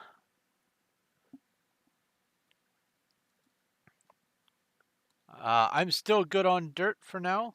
I may have misjudged how much I'm going to be needing, but we'll see. I still am going to be needing that much dirt for several things anyway, so having the spare dirt is not going to be an issue. I used to have a Minecraft world where I made the Horde banner using map art. It took up 3 maps. Nice. Alright, so I need to come over here and go 1, 2, 3, 4. So since you have just joined, I am building Undercity, and this is Lordaeron. Bro the Pro is advertising every like 25 minutes. According to the Performium rules, we are not supposed to advertise our videos and streams more than once per hour. And while I would love to also advertise my stuff as often as he is doing his, I bet you if I were to do it, I would get a complaint. I betcha.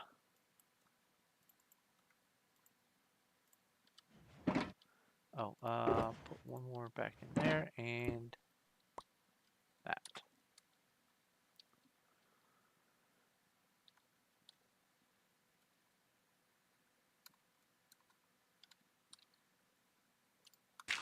Oops. And then, good. So you do know what I'm doing. Good, good, good. I can never assume. When you assume,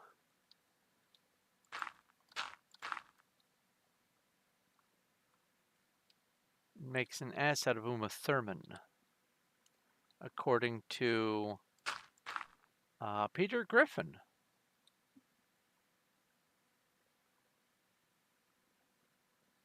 One, two, three. That comes over there, and this goes like this and that. Yes. And then there's the 2 up there spare. Excellent. Okay, good, good, good. Like that, and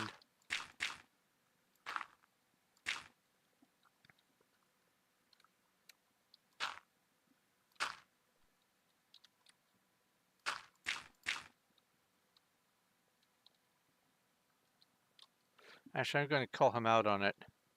At Bro the Pro. I thought server rules say no stream advertising more than once per hour. Has it changed? Question mark. Can I do it every 25 minutes like you also? Might as well call him out on it. Maybe he doesn't read the rules. People not reading rules? Oh, okay. Well then. Building Lordaeron for the Horde.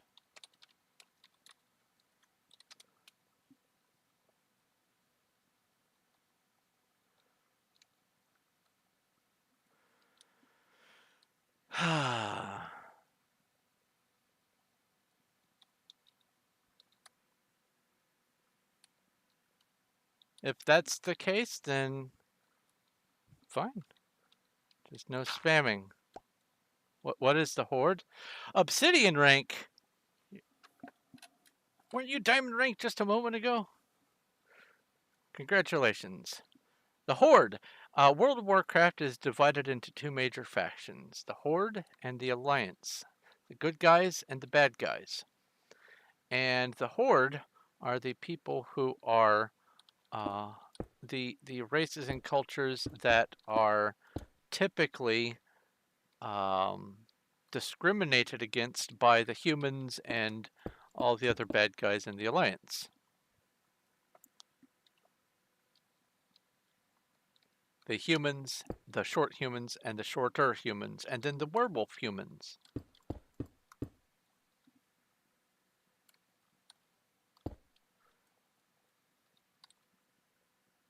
And the Horde tend to be the non-human races. Taurans, which are like a cow folk, very Native American vibe. There are the orcs, there are blood elves, there are... I know, Yosa, I know, but if you point at all the awful things that have happened, they're the responsibility of members of the Alliance, and so they are the bad guys. And you cannot convince me otherwise. I went through and did all of the quests for both sides and saw who was the fault of everything, and the Dark Portal opening was the responsibility of a person from the Alliance who allowed themselves to get taken over by the Fel, and then the Lich King was an Alliance member, and basically all the other major bad stuff that has happened was a decision either deliberately by or coerced into doing it by the humans or other Alliance members. And so therefore, I declare that it is the Horde and the bad guys, which is why I will forever be for the Horde. Although on my private server, I have decided to try to play a little bit of an Alliance character. I was hoping that I could do a gnome hunter, but gnomes don't have the hunter class, at least in Wrath of the Lich King. I don't know about more recent versions, and Wrath of the Lich King is what my private server is at. So The shortest character that I can be a hunter in first person all the way is a dwarf, and I'm using a rule of I am not allowed to leave the ground. I'm not allowed to use flight paths. I have to be in first person view, and I have to just look over hills and let things aggro surprising me from every direction, and it's kind of funny.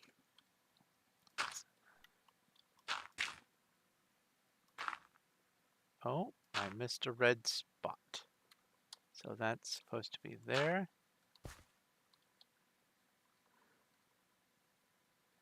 Yeah, well, that is true about Sylvanas, but that's because she was corrupted when the Lich King uh, basically did all of the nonsense with the Banshees.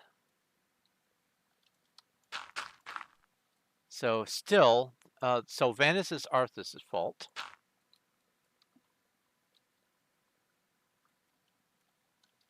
And you can't tell me otherwise. No, I know that it's supposed to be no one is really the bad guy. The bad guys are just the unknowable force out in the void and all that kind of stuff, but I am Horde through and through, and so the Alliance are the bad guys. Hellscream was a goober, but he was only a goober after he got tainted by the Fell as a result of Gul'dan in conjunction with the Guardian from Stormwind City. So still Alliance can be pointed at as the instigator in that particular timeline, at least. There is, of course, the timeline where Hellscream didn't get corrupted.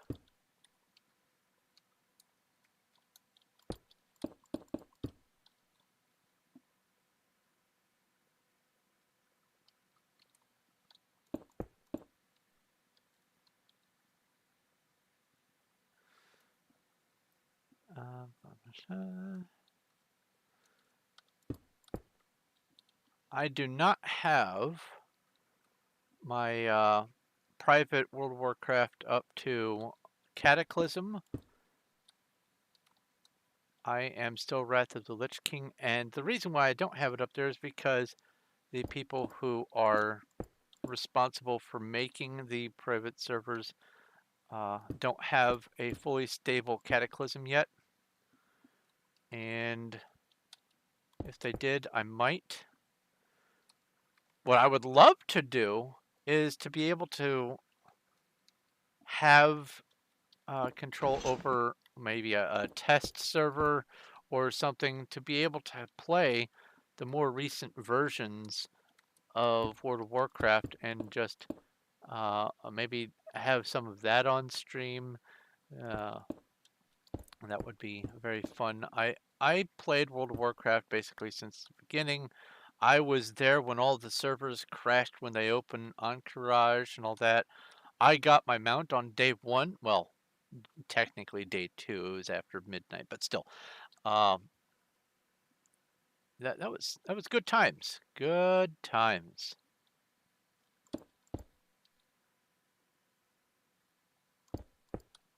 I enjoy the story and the lore, the world building, all that kind of stuff. World of Warcraft is responsible, in my eyes, for uh, the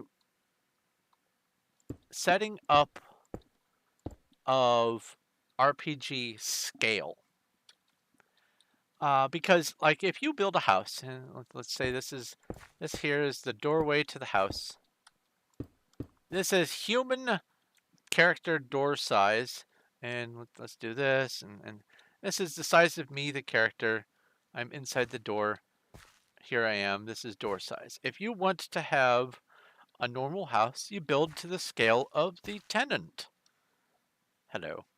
But if you want to have role-playing game size, you multiply everything by 4 or 6. So instead of being 1, 2, 3, 4, instead of being that size, it is 1, 2, 3, 4.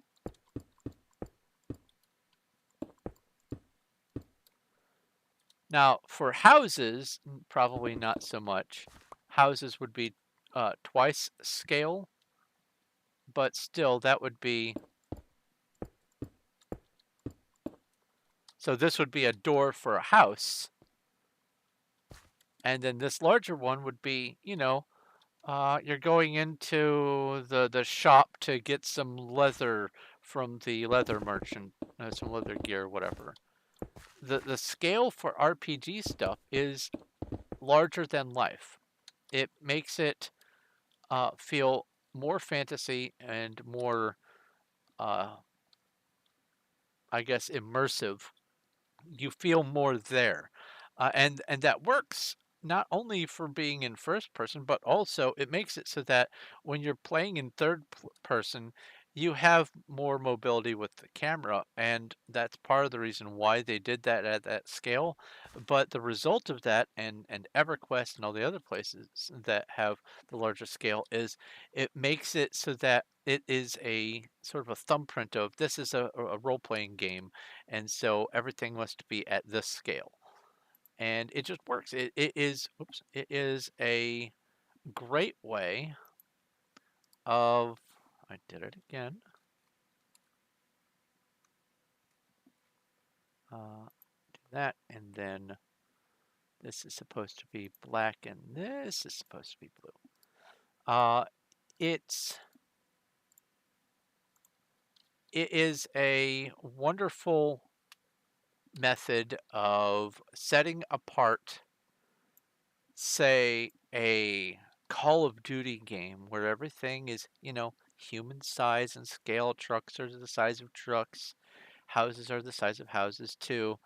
Uh, a house being the size of a city building downtown, i- if you put them side by side. And it makes it so trees are just these massive 400-foot tall objects instead of I don't know, 100-foot tall object. RPG scale is a whole other creature, and it set the stage. Oh, I didn't fill in that pixel. It set the stage for just a lot of video game developers to have a go-to mark that says, all right, this here is role-playing game, and you can tell. Because, like, if I come over here, this little bitty thing, single door, come around here, tiny little room. This right here would be at least twice as big in a role-playing game. At least. And it would have maybe one occupant in it. And I personally fell in love with that sort of scale, and also the little bit of lore. I was already into uh, franchises that had lots of lore, um, Warhammer 40K, all that kind of stuff. Uh, I I am not too proud to admit that I mained a Zerg, or uh, not Zerg, a Tyranid army. Zerg, oh my god, the StarCraft. Uh, I mained a Tyranid army, and I had a blast with that. We played at college all the time. We took over the stairwells in the unused parts of the fine arts building, and at the top of the stairwell, we just had our armies placed everywhere. It was great. And then years later, World of Warcraft came out, and I fell in love with that lore. And so learning to build, I think, learning to build in Minecraft, for me, was driven very largely by wanting to have things feel like they feel in like they feel in uh, a role-playing game like World of Warcraft.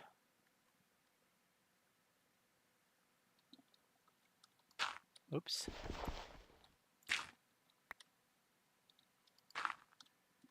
that right? Yeah, I didn't fill this in, I realized.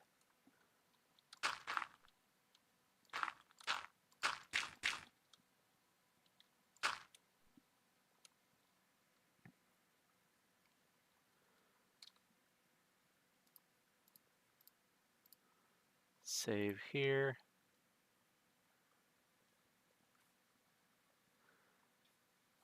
Oh, the old WoW action figure collection. Oh my god. I sold the whole set at my shop one time. Someone, I had just gotten it. Someone had brought them all in and used them for store credit for getting some other stuff. And I had just put them out, and someone came in, saw all of them. I wasn't figuring any of them would sell. I figured we'd have them in the store for years, and then I'd have to, I don't know, put them on eBay or something. Someone came in, like, it was either the same day or very close to the same day that came in, saw them, and just said, I want all of these, and just handed over the money and left. I never saw them again. They just came in and bought them all. I was very happy. That's the best kind of customer there is. But uh, someone who has their hand in their pocket looking to spend money and they come in and find probably exactly what they were hoping to, I would love to have that kind of customer be a frequent customer. That would have been great.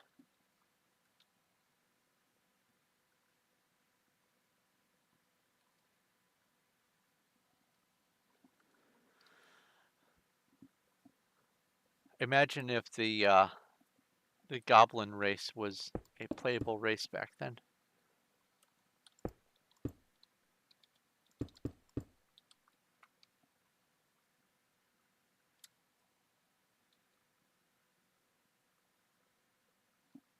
One, two, three, four. Uh-oh. Uh-oh, something isn't mathing right. This comes down. One, two, no, that's mathing right. Okay, I'm just losing my mind is all. And then 1, 2, 3, 4. And it comes down one over here. Ah, aha! There's that. And that goes in like this. Because that. Does that look better? Yeah, that looks better.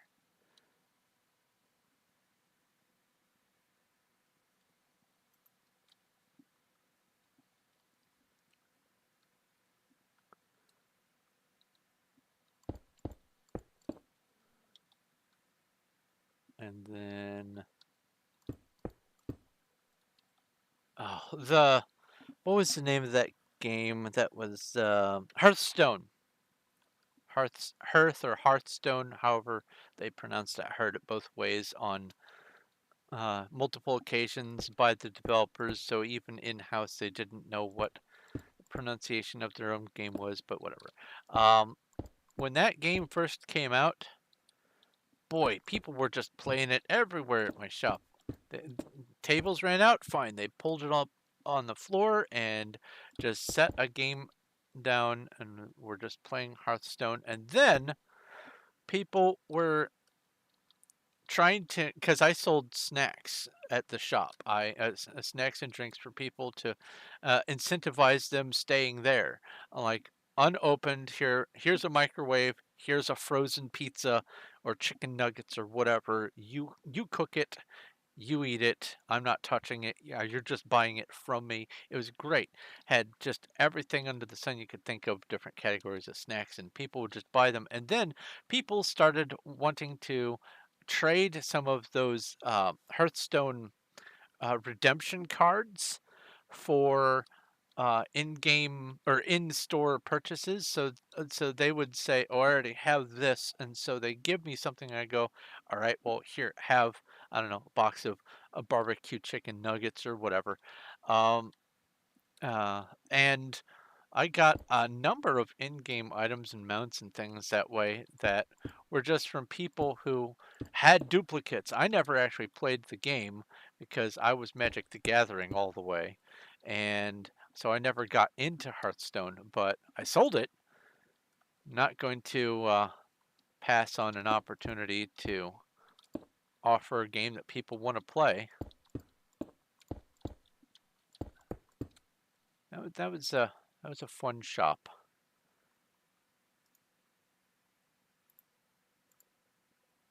After the whole 2008 nonsense, it became unfeasible to keep that together. Yeah, a lot of fun back then. Between Blizzard and Wizards of the Coast, there was a lot of content to play and to I just put on the mic to play and to collect, and it was a different time back then. Gaming was a different vibe.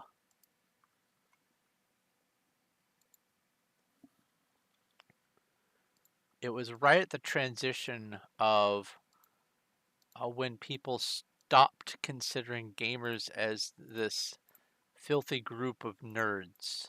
And then it was the, oh yeah, I'm a gamer. I play this and I play this and I play that. And big name people were starting to come out as being gamers. And everyone said, well, if they're a gamer, then it's okay for me to be a gamer. And gaming just sort of grew exponentially overnight. It wasn't uncool to be a D&D nerd anymore. It was just expected. Oh, you play D&D? Me too. Here's the common ground that we have with the stranger at the bus stop. Why am I getting repair? Oh, I know why I'm getting repair levels, because Cuddles is over at the furnaces. That is one of the things about MCMMO. You can create a party and add people to your party. And people in your party can share XP for some number of levels for things, but also if what you've set up, like if you've set stuff to smelt in furnaces, someone I either if it's someone in your party or maybe the chunk just has to get loaded. I don't remember which, but if someone goes there and it starts cooking again, you get your levels for smelting stuff in furnaces. Uh-oh, you broke your non-silk shovel. Uh-oh. Wait, is netherite silk?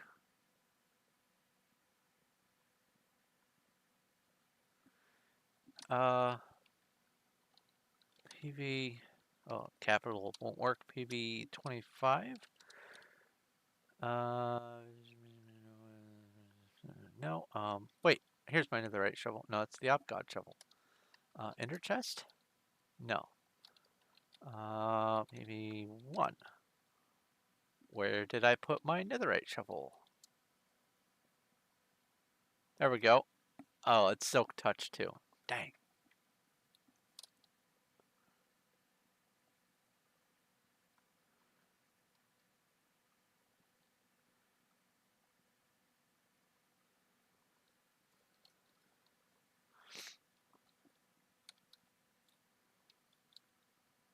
Yeah, being a gamer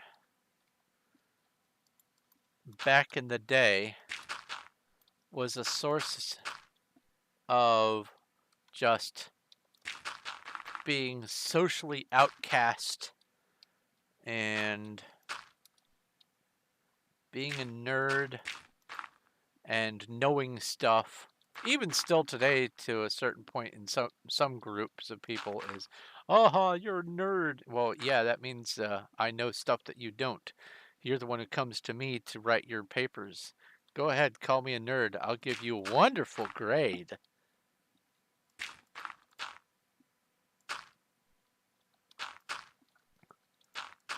But now it's not as shunned. Different feel. The world has changed.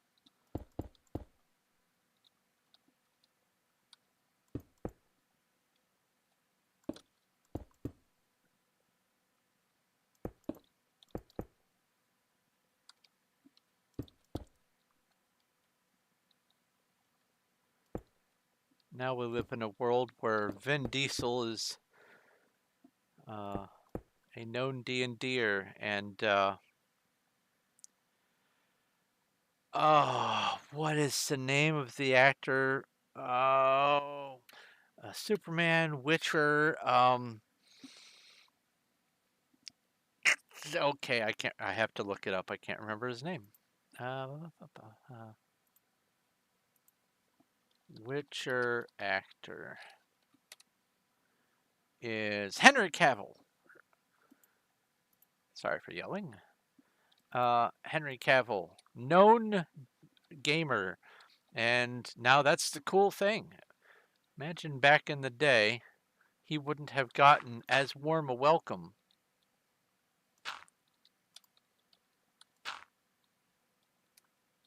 Heck, he's probably old enough to have been one of those people that didn't get the warm welcome.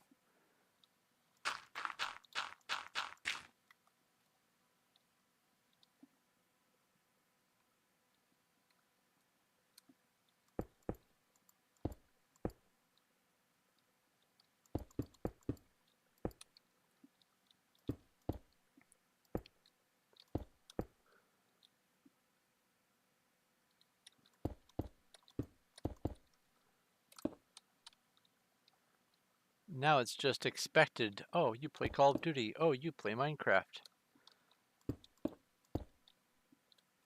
This is normal.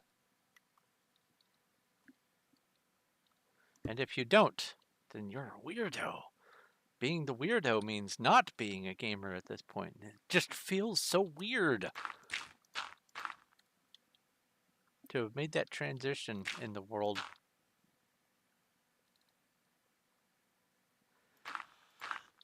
To be fair, there are a number of shows based on games that did turn out pretty okay. And the way I look at this, by the way, is you don't look at it as the game itself or the book itself, like Lord of the Rings movies and the Hobbit movies. You don't look at them as the books themselves, the content themselves. You look at them as fan fiction of the originals. And once you go into it with that mindset, it becomes infinitely more enjoyable, and you just look at it as its own standalone thing. This is a movie that is fan fiction of this, and this is a series that is fan fiction of this, and you can tell that they worked with what they had and enjoyed it, and they actually loved their content. It's just fan fiction of the original, and it makes it much more digestible. And oh, I did it again. Blue. Scoot this over here. Makes it more digestible. Makes it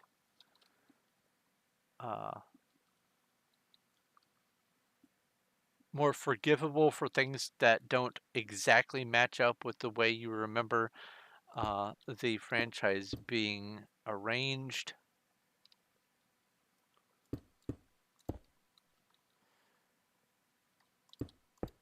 And over time, things just change anyway. Superman didn't used to be able to fly. That's a new construct.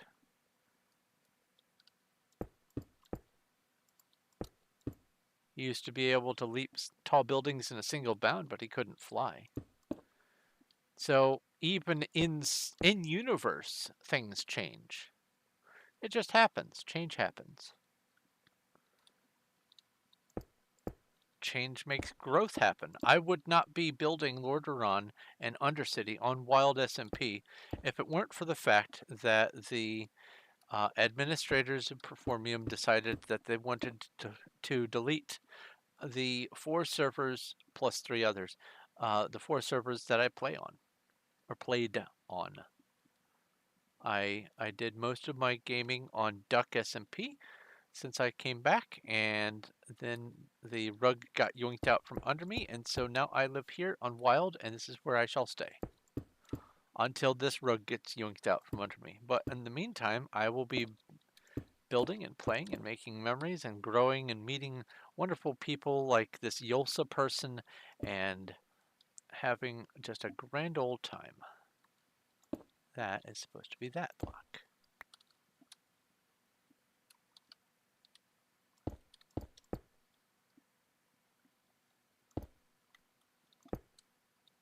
That's 3. Let's see here, there's that, and then that's 1, 2, and then, yeah, okay. Change is a catalyst for growth if you allow yourself to be able to grow.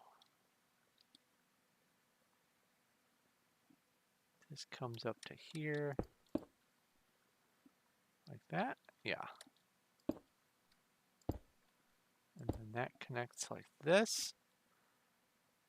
Yay, I got it right. First time every time.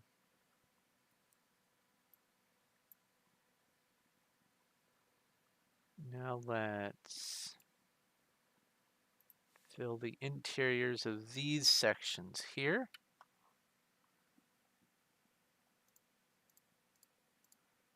So that I have connection points.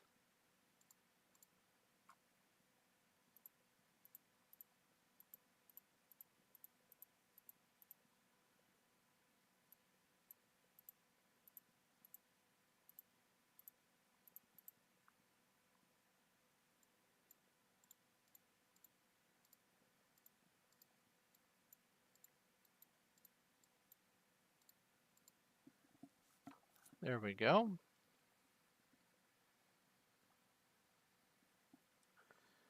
And then this.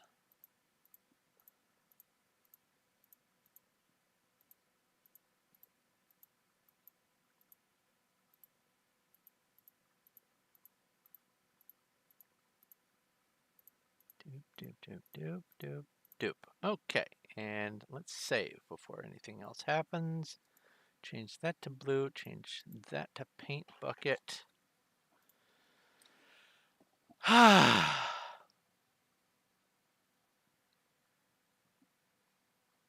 We're beyond the halfway point of this back end.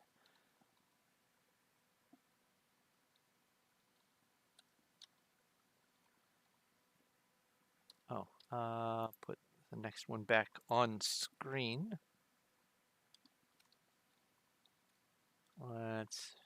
Let's just double check just to make absolutely certain that I got that right. That comes over 2. There's 3 stairs and then a 2. And that's 2 stairs and then it goes in, there's a divot. 1 sticks out there. 3 up, 1 extra, 2, 1 up, extra there. That goes in there. That's 2. 2 there. Over to a little nodule up there. 1, 2, 3. Down, 1, 2, down, 1, 2, down, and then that little bit grows over there. Yes, okay, I did do it right. Feels good, man.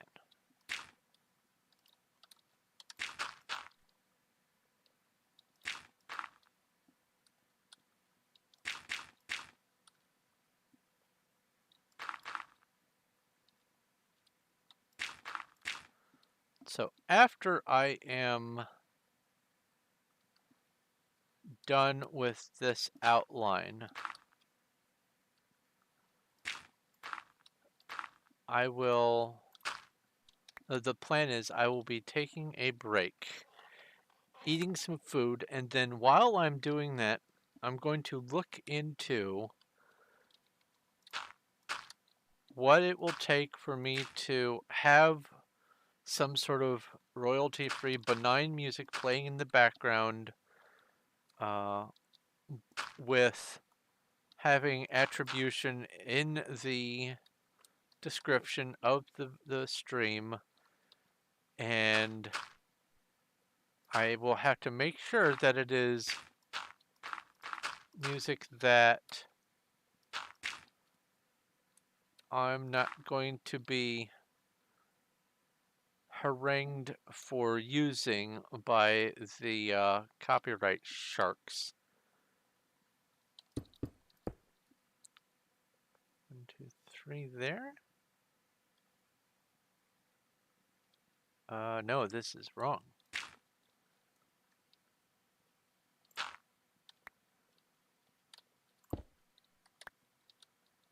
3 there. Glad I looked at that. All right. Boop, boop, boop, boop, boop. That's that. That's there. Then that comes over 1 and down to. Okay, yeah. All right.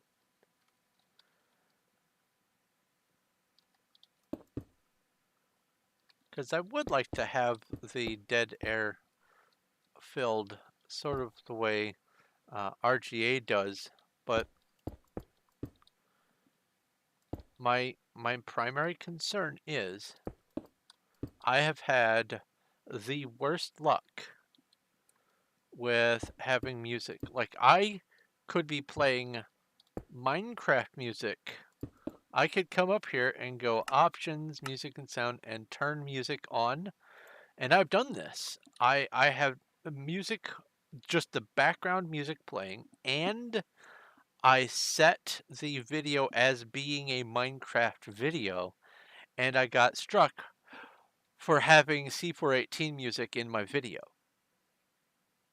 And it was just the background Minecraft music. I didn't even know it was there because it's literally part of the game, and I got copyright strike on it. I was like, excuse me? So I'm really gun shy about it. But I also know that people don't like having the silence between talking. They like to, especially in this day and age, they like to have something filling the void. People like to watch the videos to fill the void, after all. So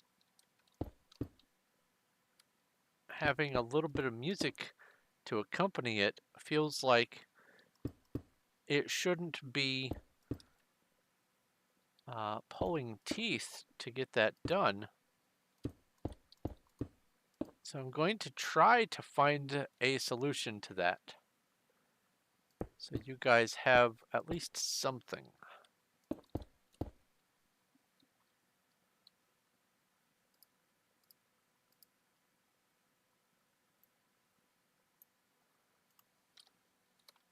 But for right now, I'm going to just continue building. I did try to get that set up earlier, though. I was really hoping.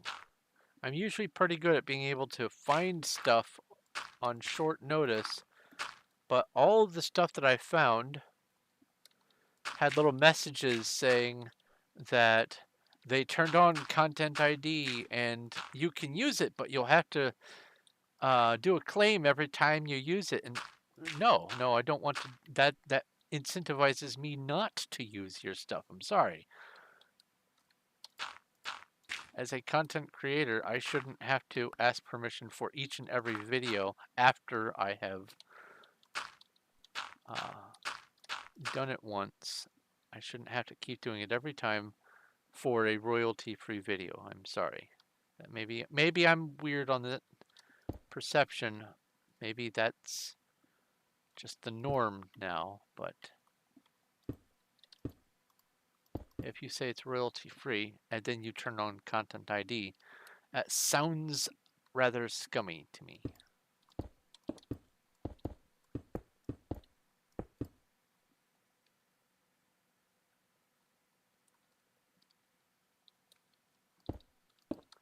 There's that.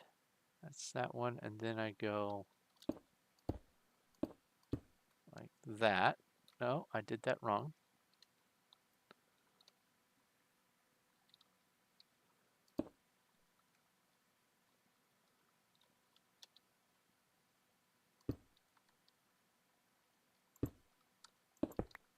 Oops, oops.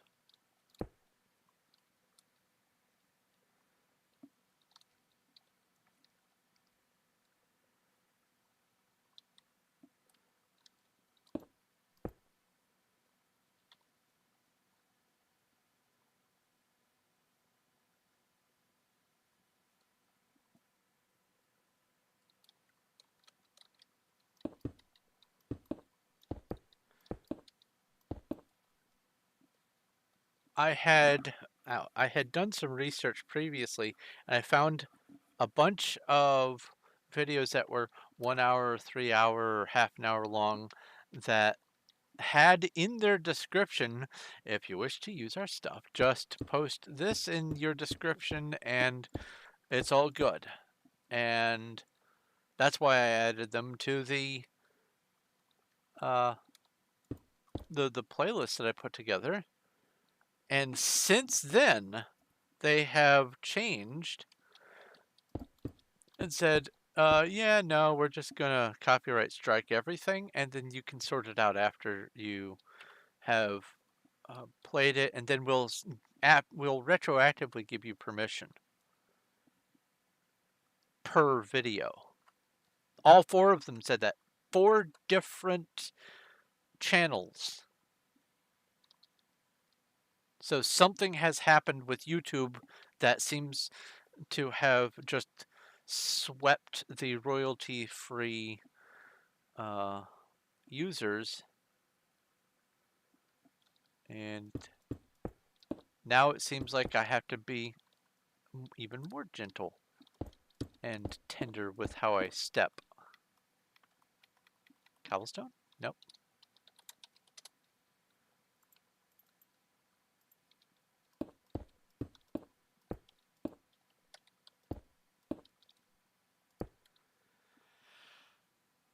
Okay, now let's count just this one and see if it lines up. 1, 2, 3, 4, 5, 6, 7, 8, and then it's 2. Okay. 1, 2, 3, 4, 5, 6, 7, 8, and then it's 2. Awesome.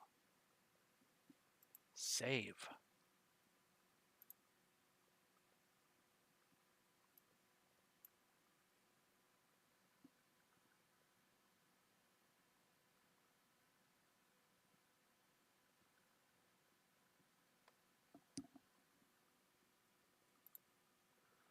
So you've been getting some taming levels while you're doing it. That's awesome.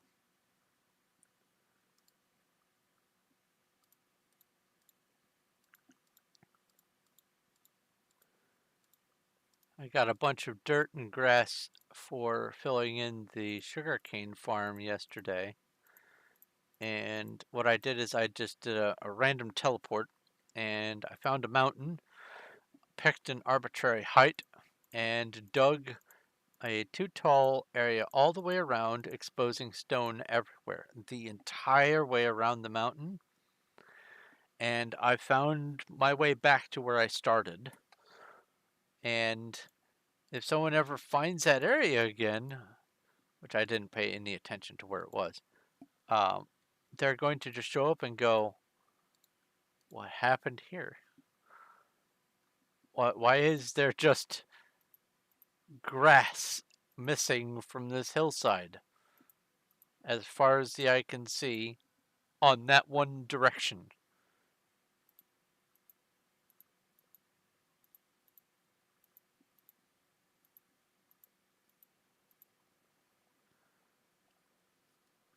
All right, save that.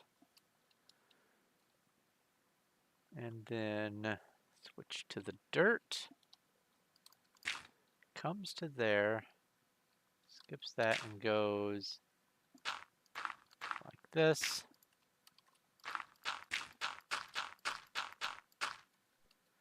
Like so, and there we go. 2, 2, and then this is, oops, that thing there.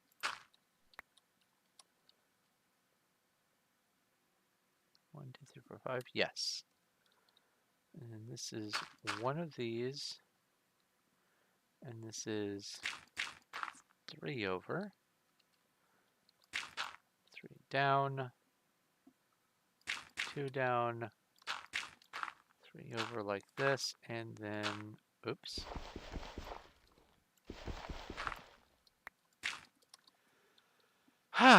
There's that.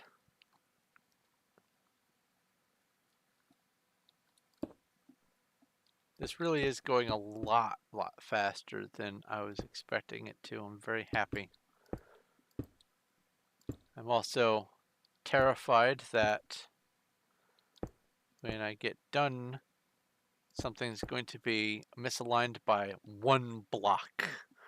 And if that does happen, I think I might just leave it and fudge the numbers, because this is just an above ground wall.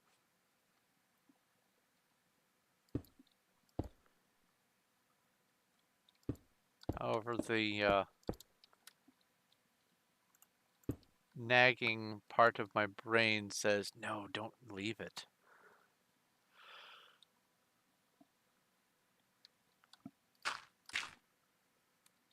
1, 2, 3, 4. 5 there. 5 there, and 2 here.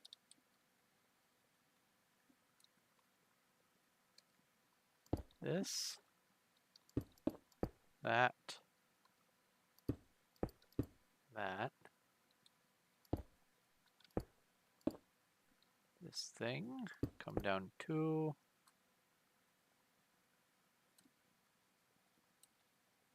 Yes.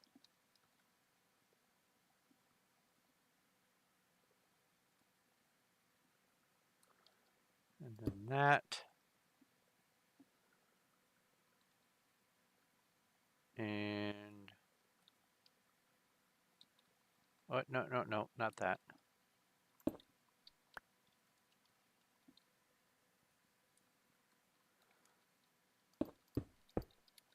That there.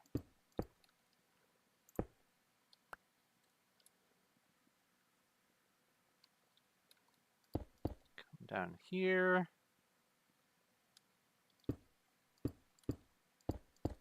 And that. Is that the same shape?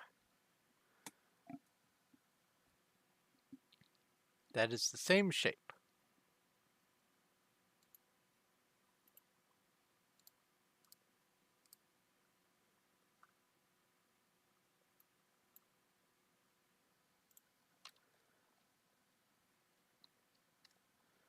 Now the dirt.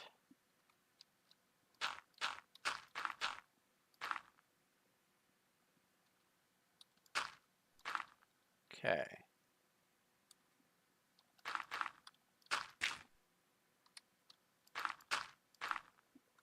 There's this here.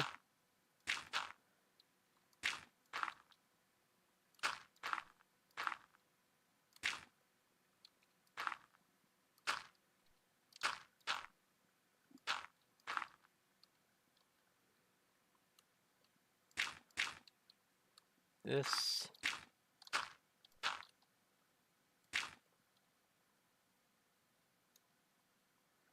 And that.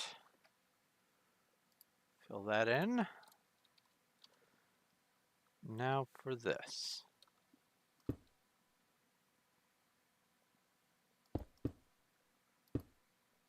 That comes out over there.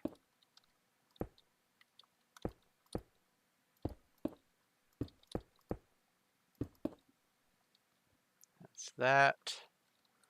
Over 2 this way. That one goes up there, and down, over, and then down 2.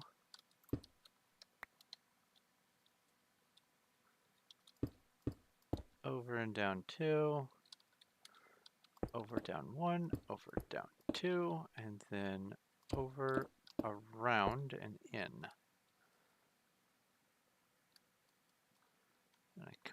this side. 1, 2, 3 and in. Down and in. Down 2 and in.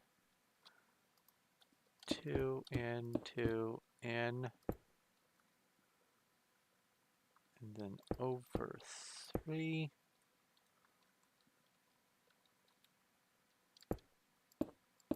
2, 1, 2, 2,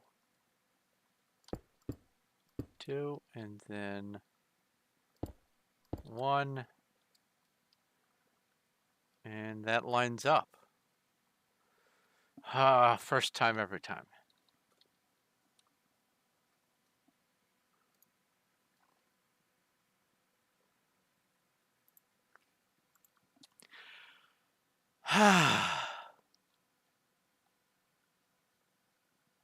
I'm resisting the urge to go get a map and see how everything lays out.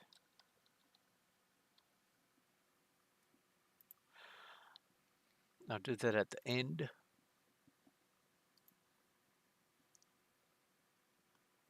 This. Whoops. This.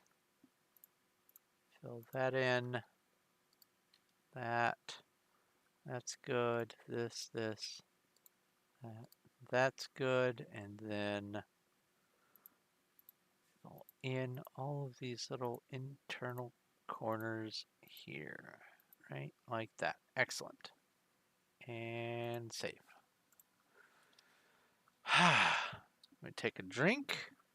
Oh, where's my microphone mute thing?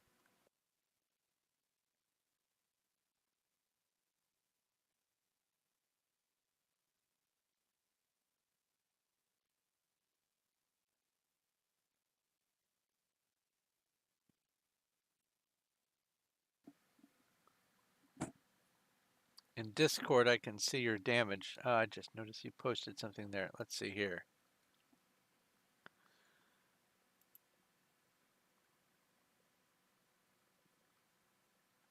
Performium.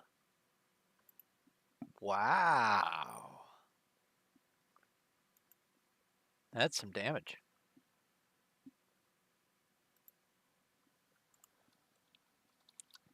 And anyone watching this who isn't already a part of my Discord and wants to be part of the Discord, hang out, share projects, help each other with projects, that sort of thing, or, you know, just hang out in general. Once I get a year's subscription to Discord Nitro, I'll be hosting movie nights and stuff like that. And I'm always looking to do new stuff with you guys and for you guys. If you want to hang out on Discord, the link is in the description. And just remember to pick a role. I would suggest, at the very least, the YouTube role. 1, 2, 3, 4, 5. Then this comes up. Oh, I'm here. That's the entrance. Then over 2, that's a little thing there. And then this, 1, 2, 3. So that's 1, 2, 3, 4, 5. That's right.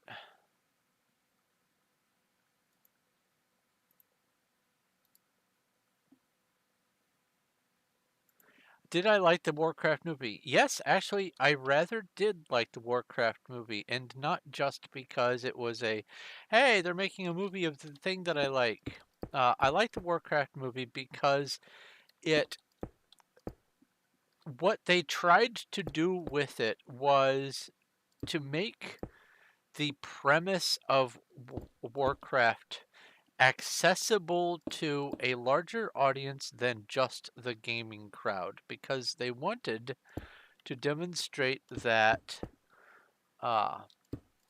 there's more going on than just game stuff. There's actual story. There's lore. It's as rich as like Star Wars or Star Trek. It may be completely different subject material, or the subject material is transmitted in a different way, but it is its own standalone thing and meritorious of recognition. A lot of work and time has gone into the franchise, and there are even sub-franchises to go with it. There's Warcraft, and then there's World of Warcraft, and they are connected, but they are still separate entities. And by demonstrating how some of the stuff happened in the lore in the way that they did for the movie, it it really did make the premise of the both franchises more accessible to the general public. Uh, if they had done it, say, when World of Warcraft was just becoming a semi-popular game, it would not have gone over well because that was still the transition point where people were like, "Ew, video," or "Ew, nerds and video games and board games," and well, maybe not so much board games, but um, it was a different environment back then, and I'm very glad that they waited as long as they did. Yes, they took some liberties with some of the storyline in order to make it fit into a movie-sized time slot.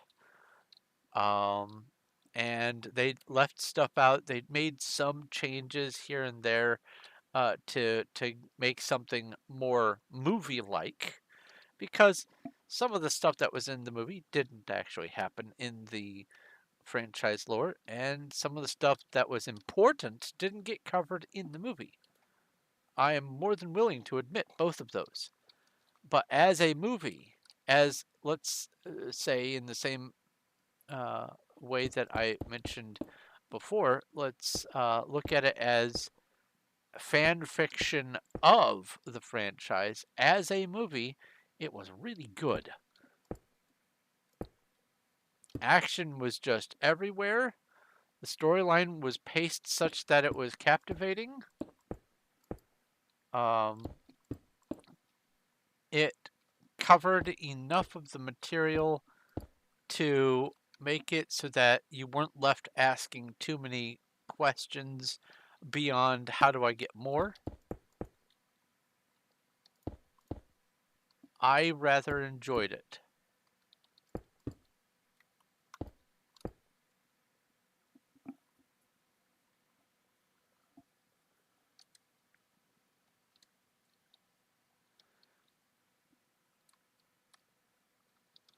Showing the conflicts with and because of Medivh, all that kind of stuff, in the light that it was meant to be.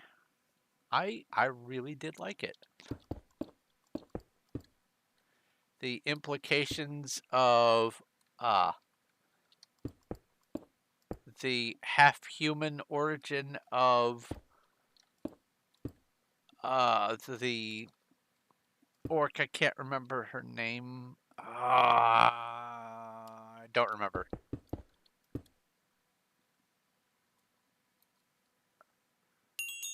Just the whole thing, the whole package. It was really well assembled. The story was told with pacing that was good enough for me, for sure, but it seemed to also be good enough for most people who watched it. It was something that could be followed closely enough and still be enjoyable as a movie. So there was both story and movie there, and both were in equal parts good. Oh, I also need to do red there. And save.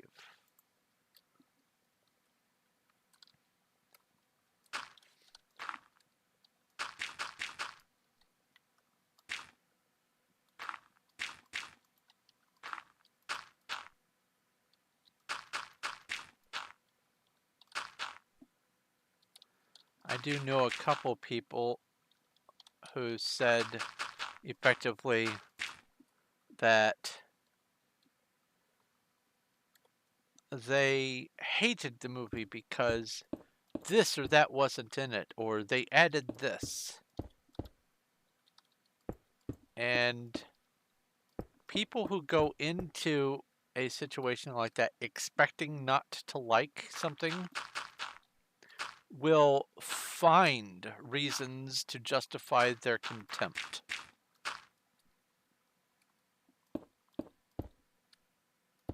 I went into the movie expecting to see an action movie. What I came away with was an action movie that actually managed to tell a story. And it told the story in as lore-friendly a way as possible in the venue of Warcraft. Not just World of Warcraft, but Warcraft included, in a very, very digestible way. It was better than I was expecting it to be.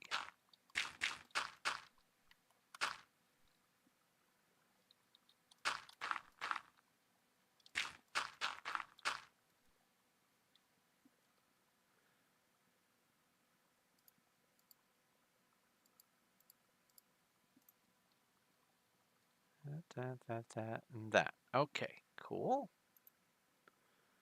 And now I come down to here and I fill this in because I forgot to do that. Ouch, ouch.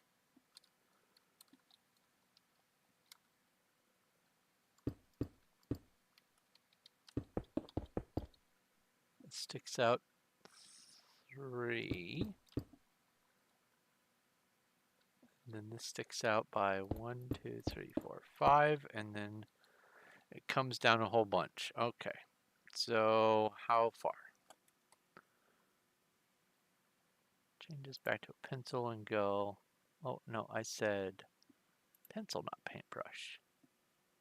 That's 1, 3, 5, 7, 9, 11 on the inside.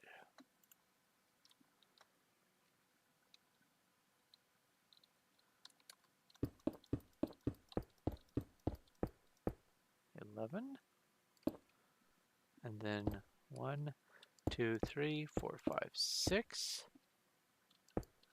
And then this is 8.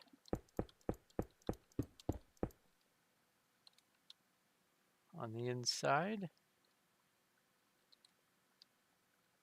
Now I'm above the base. Yeah. For sure. I am above where the smelter is. And I can tell there's the entrance tree, and then this area over here is where the farms and stuff are. Not the new farm, but the other farms.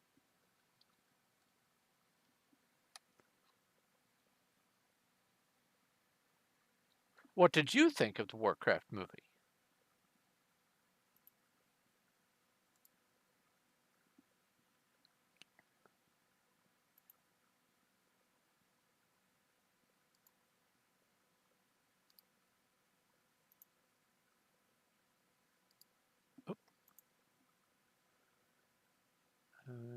That. Okay, cool.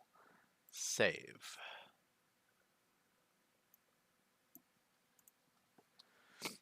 I was also thinking, and I might do this also, but I was thinking of, in addition to having Undercity, somewhere else on the map, somewhere nearby maybe, I don't know, having Karazhan.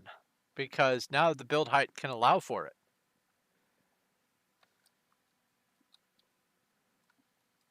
I can go way down.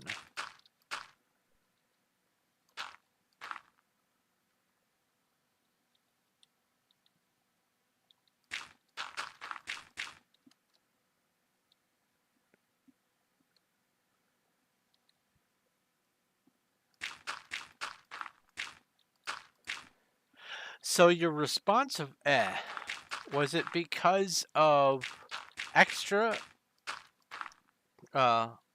material uh, not including the correct material that you were expecting? Was it too much action, not enough action? Is there anything you can point at as your source of eh?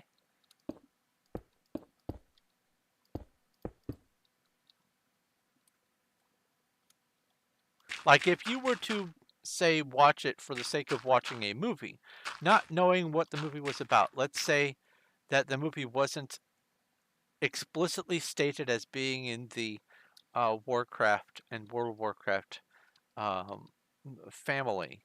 Let's just say it was generic fantasy movie Gamma, and you watched it sight unseen, and that's all you knew about it. And then after the fact, way after you made your decision about it, you may have found out, oh yeah, it was loosely based on Warcraft or something. Or maybe you didn't know anything about World of Warcraft or Warcraft. Uh, would that have changed your perspective on the movie, or was it the actual construction of the movie itself that made the response?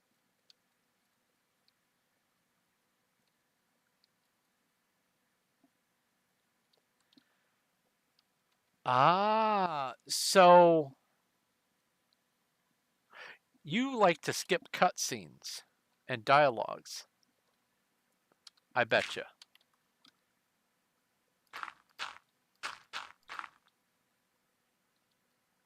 And there's nothing wrong with that.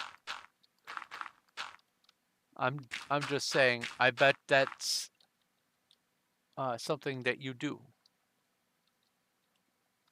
Did I? That's 5. That's supposed to be 6.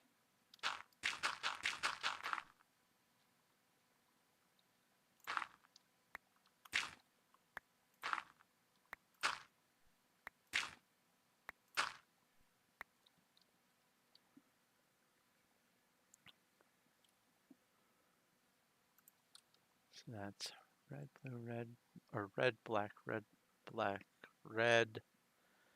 That's the 8. I'm second guessing this. Is this actually 6 here? 1, 2, 3, 4, 5, 6. It is. Cool. So paint bucket, fill. Oh, blue. Fill, fill, fill, fill, and fill.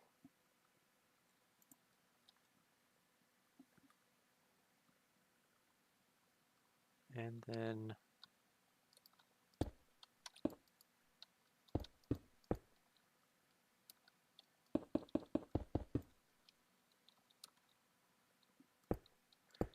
as an author and general storyteller, I tend to look at things not for the franchise that they're based on, but for how they tell their story.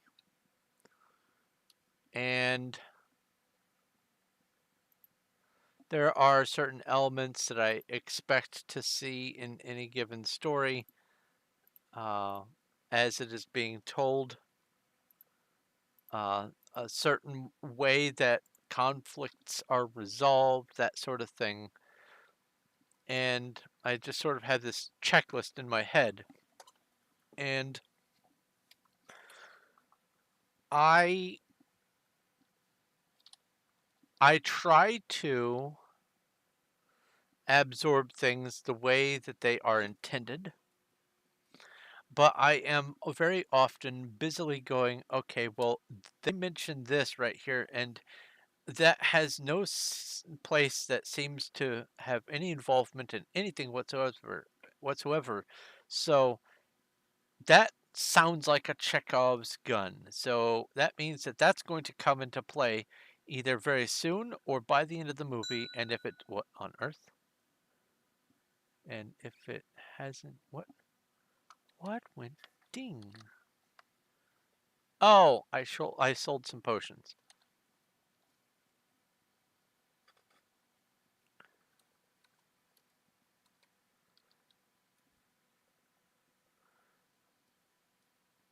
I'm still getting acquainted with that ding sound, meaning I sold something.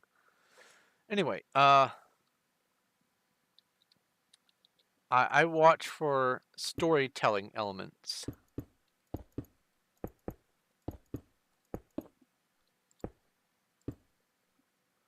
Let's see here. That should be 1, 2, 3, 4, 5, 11.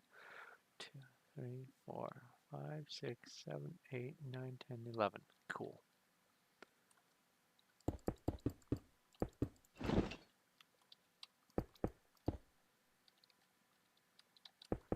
But I do try. I try my hardest to observe things for the first time as this is just a thing I'm watching. Regardless of the franchise it is part of, I like to try to experience it the way I feel like it is designed to be experienced, not try to guess how it ties to things. Because if, for instance, you watch the Lord of the Rings stuff, you go, oh, well, they hardly included any of the story with what happened in the movies. Uh, yeah, they covered some of the plot points, but then they filled in so much of the movies with stuff that was irrelevant and wasn't even part of any of the lore whatsoever. And you look at it that way and you go, okay, well, that's wrong. Or you can look at it and go, this is a lovely movie. And I choose to do the this is a lovely movie thing. And just as long as they are still telling their story inside the universe of just that movie, and they don't leave things uh, to be guessed too much, I'm fine typically with the way things turn out. There are some that's just awful. There are some that are just horribly told stories, and the IP that they are representing should uh, put them out to pasture. Never allow them to use their content again.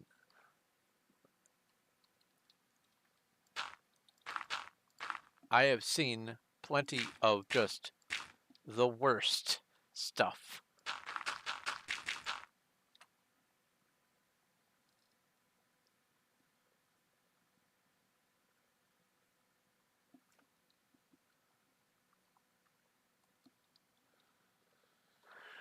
On the subject of cutscenes, by the way, there are a large number of video games that are basically just a means of telling a story. Yeah, you do the action, but you still get funneled into the story.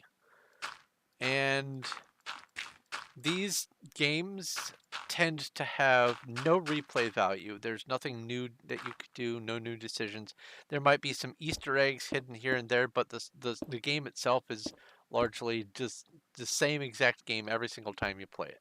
Nothing surprising, nothing new. And unfortunately, most of those turn out to be the super high-priced AAA titles. And yeah, it's fun to say, yeah, I did this game and I beat this challenge and all that kind of stuff. I can see the value and merit behind that, but I'm not going to pay $70 for something I will play less than once. So I have found a whole bunch of YouTube channels that dedicate themselves to just playing the cutscene only content of the games, and I get to watch 1, 2, 10, 12 hours, 28 hours worth of cutscene movies from some game or game franchise or another. And I have probably saved thousands of dollars by just filling my brain with the content from those, because I don't need to see someone, myself included, I don't need to see someone fumbling over a jumpy puzzle just to get to what's happening next in the story. And having these cutscene movies basically makes my life a lot easier and happier. I get to enjoy the story as it's being told without having to struggle and go, I hate this game because I can't do reflexes very well after I got hit by a car and all that kind of stuff. And so I get the opportunity to enjoy the game content, the story of it without having to struggle through the game.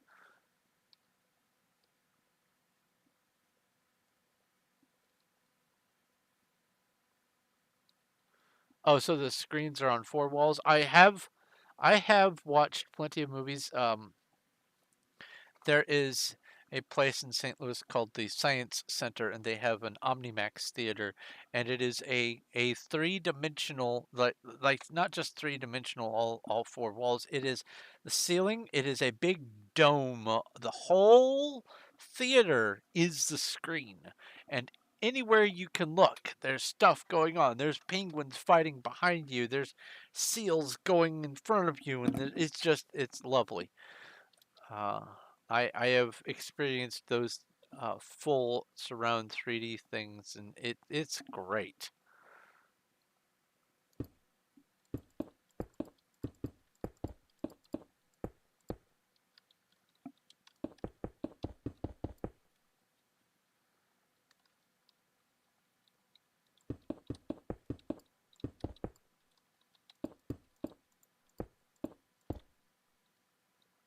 Oh,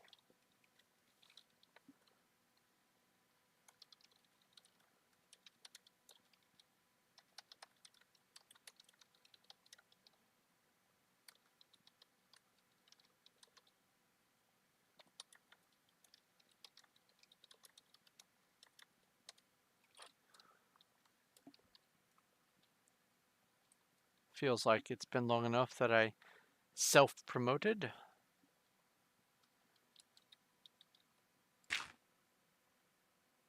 And then this is 1, 2, 3 from this end.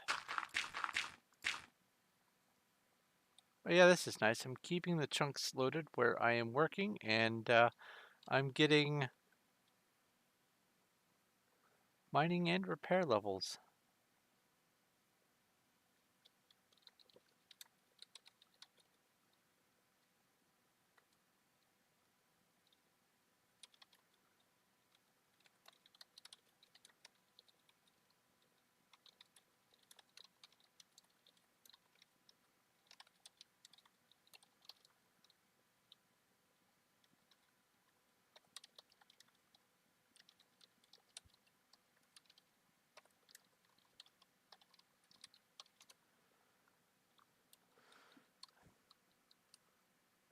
Oh, I need to fill this in.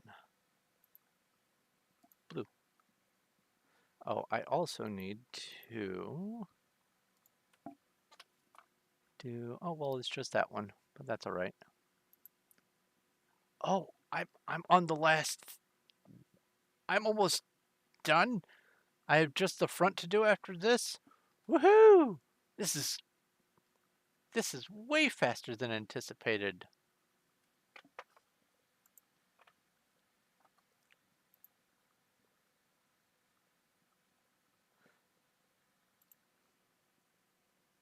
Side scrollers for me take the element of agency out of the player. You don't get to make the decisions. I don't like being forced to have to go there. Same as the on a rails things. I prefer open world. Absolutely, I prefer open world. I like to be able to choose whether or not I am required to do something or other.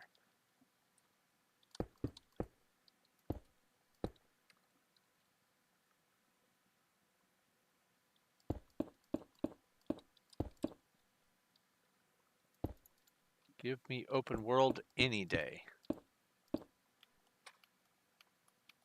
Cobblestone? Nope. Oh, also no there. So let's get the rest of this dirt out of here.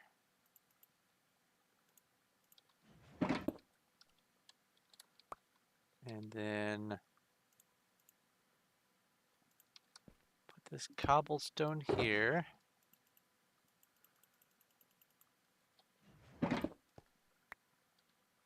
so. This is empty.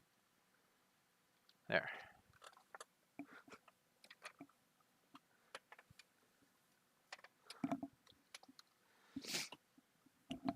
Like any game that when it first launches, it says generating world, I go, yes. I get to explore. I get to tell my own story.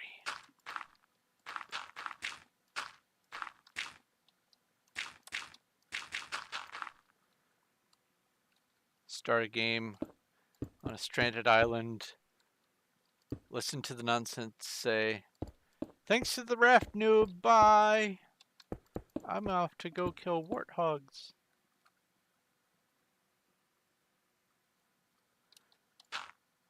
Good luck with all that. Don't starve. I'll never see you again. Bye.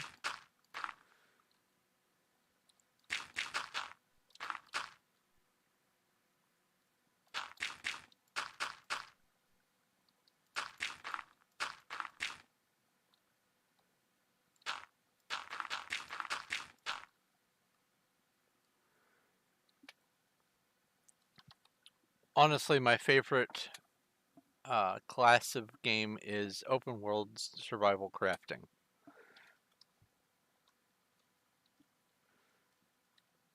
And building in there too. Love me some building.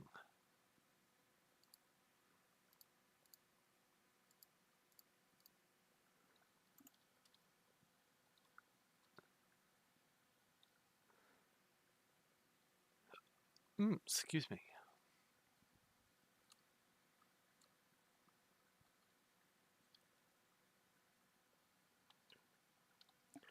Red faction. Oh. I just got hit by a wave of nostalgia.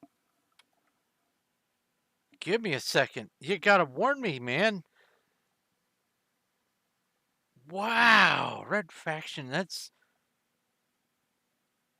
I have all the Red faction games somewhere in this room. In a binder. Where? It's over there on that shelf. Red faction, Command and Conquer,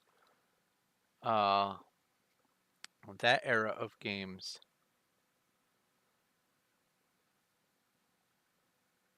Oh.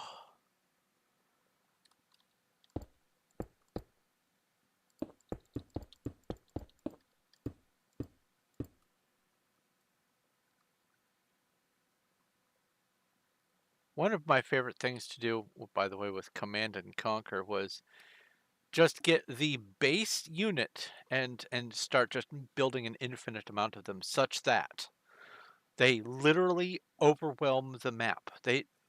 There is nothing to do but fight an unending Zerg swarm of the little trikes or whatever. And yeah, they only have little pea shooter guns, but 4,000 of mine can take out everything that the enemy has.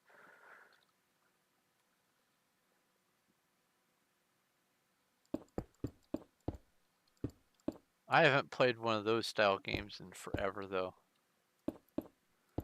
Once I got into stuff like Minecraft, those sort of started falling by the wayside.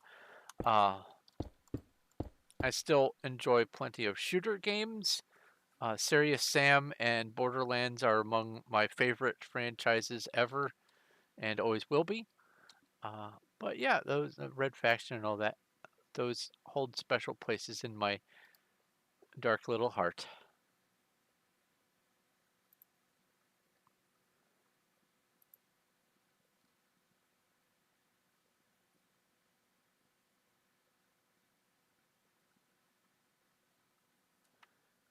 All right. Oh, wrong color. Oh, wrong color for that. Mistake. Fill these in.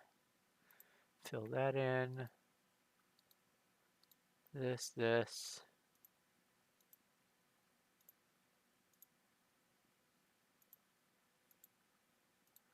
Fill those in and save that.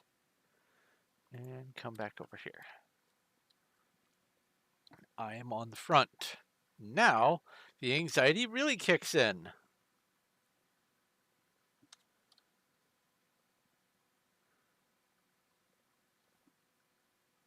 Silent Hill was great, and the one thing that made it as good as it was the atmosphere. And the thing that I loved the most about how they came about using that fog is it was a limitation of the game. They were tired of the immersion breaking by everyone being able to see that building pop into existence as you walked in that direction. So they said, well, let's make it foggy so that you can't actually see. And that's the Silent Hill franchise in a nutshell, is everything is that fog. That's how you can identify, this is Silent Hill. And that fog it's just an accident because they couldn't get things to render sooner. I loved that piece of information. Hardware limitation made one of the gameplay mechanics possible and necessary, and it made the game what it is. And I really feel that the Silent Hill franchise would not have been as successful as it was if it didn't have that extra bit of literal atmosphere. Did I do that right? Yes.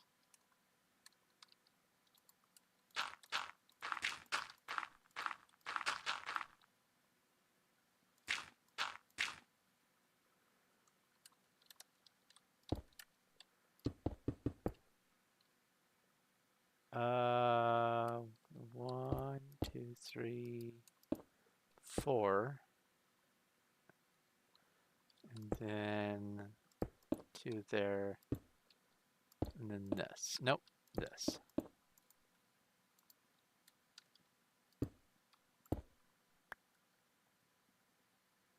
Is that right?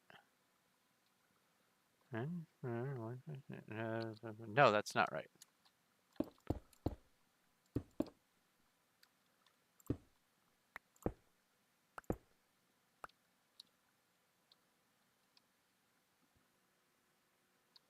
Is that right? Yes, that is right. Oh yeah, well yeah, the music does also help. That siren.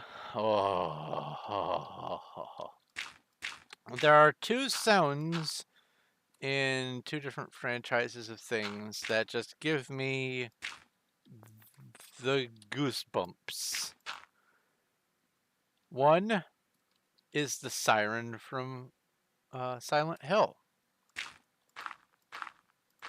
It is one of my absolute favorite things that's happened in a video game. The other is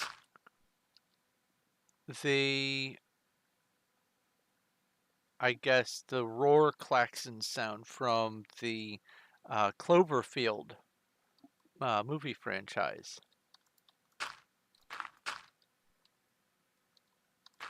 The roar noise. Those two sounds right there, they just ignite things in my brain that go burr.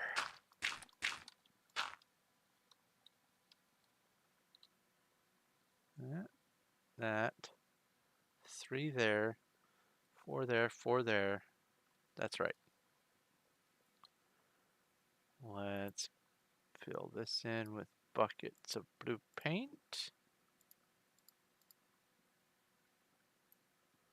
Now we're on that big piece there.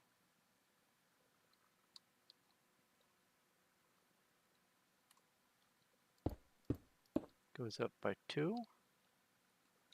In one, up one, over two, and then back down.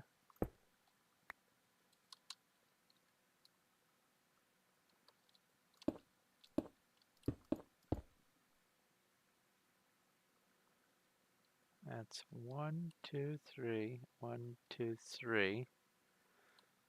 Over, down, over there, and then 1, 2, 3, 4.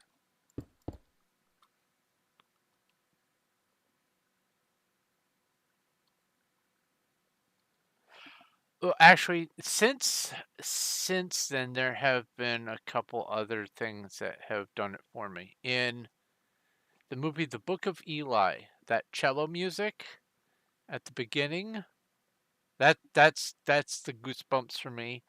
And also in the movie The Mist, when that giant creature is just stomping around the world, and they're sitting in the car, and the car is going shake, shake, and that despondent, melancholy despair sound that just comes from the sound from the soundtrack, the music. I think this music is from Dead Can Dance. Oh, mwah, chef's kiss.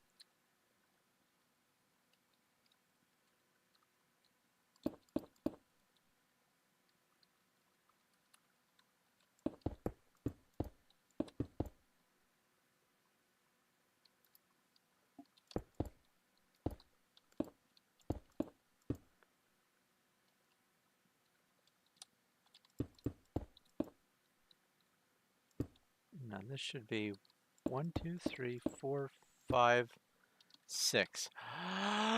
Thank God. I really hope everything lines up. I really hope everything lines up.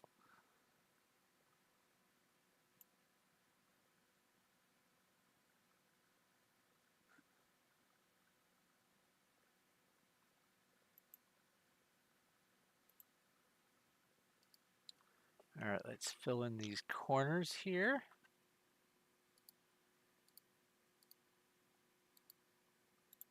Oops, that's not a corner.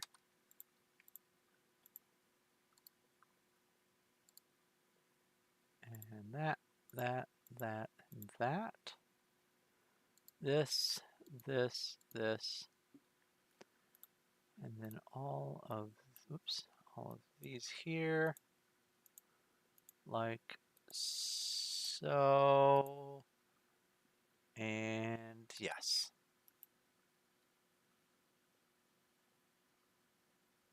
I will be having functional shops, in fact.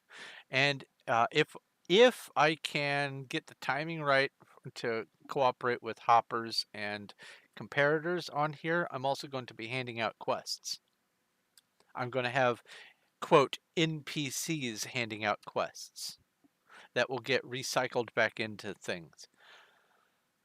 I've just realized how terrible the recycling is going to be, because people will want to throw in just nonsense, and I cannot monitor that, and I don't want to risk getting in trouble, so I'm going to have to make that a closed circuit thing.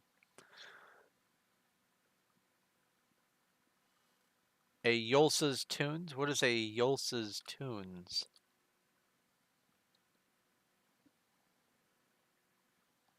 There's that.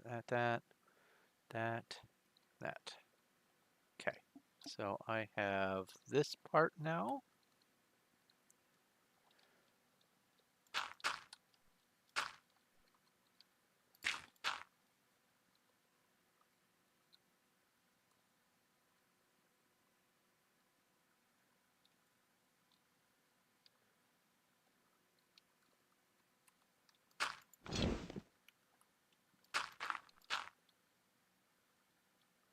One, two, three, four.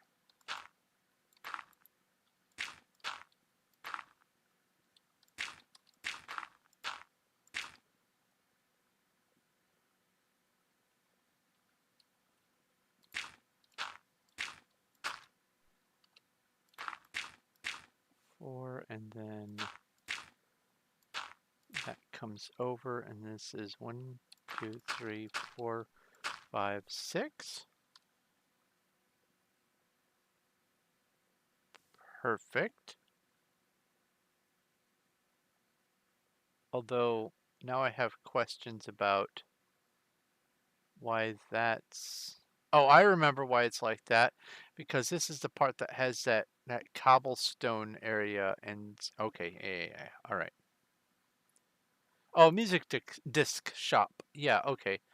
What I was thinking was you were selling the ability to build music, like you flip a button or whatever and it makes like a little rickroll or some sort of thing, uh, which you could also do.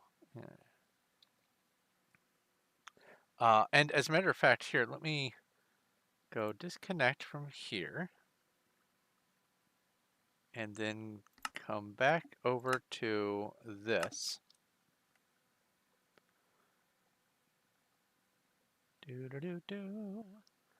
So I'm building both the ruins of Lordaeron up here, and also underneath it is going to be the entirety of Undercity, which is this donut over here. And up here, it is largely unused except for some basic stuff in the game. So there are lots of explorable places here that I can just fill shops in. I can put little shop booths here. I can put shops over here. I can put stuff in this courtyard. It goes all the way back here. There's nothing preventing me from having people put shops back here. Nothing at all.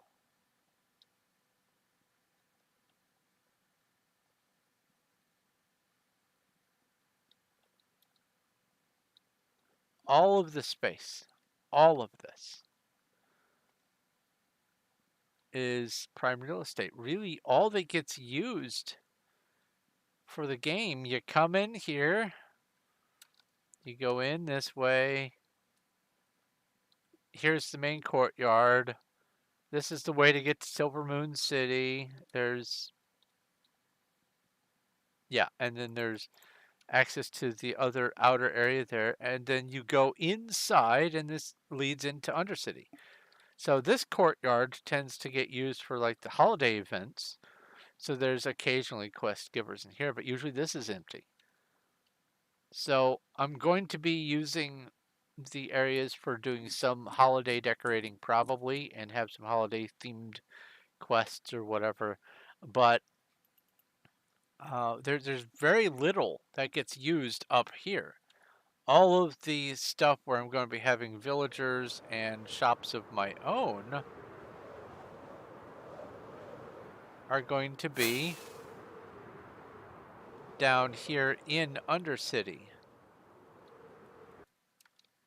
And you come down the elevator, and it's dark. And there's the bank, guild vault, and all that kind of stuff. You come down here to the outer area. There's the auctioneers. And then out here around the outer ring, there are these little shops all over in here and NPCs that give out quests. This is where I'm going to be setting up things. And I'm going to be making some okay deals, but people are going to have to come visit. They're going to have to know where the stuff is. They're going to have to actually, explore. And this is also, it's big enough that I feel I can probably even justify having, hide and seek competitions here.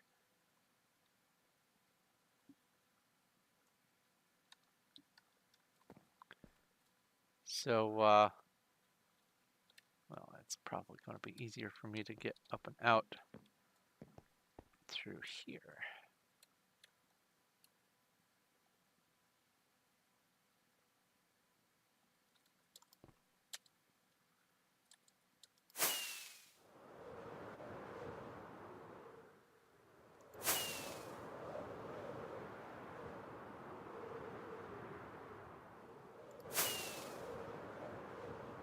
Well, you may know your way around Undercity, but not everyone does. Saving world. Multiplayer. Performium. Don't give me that message again. Okay, good.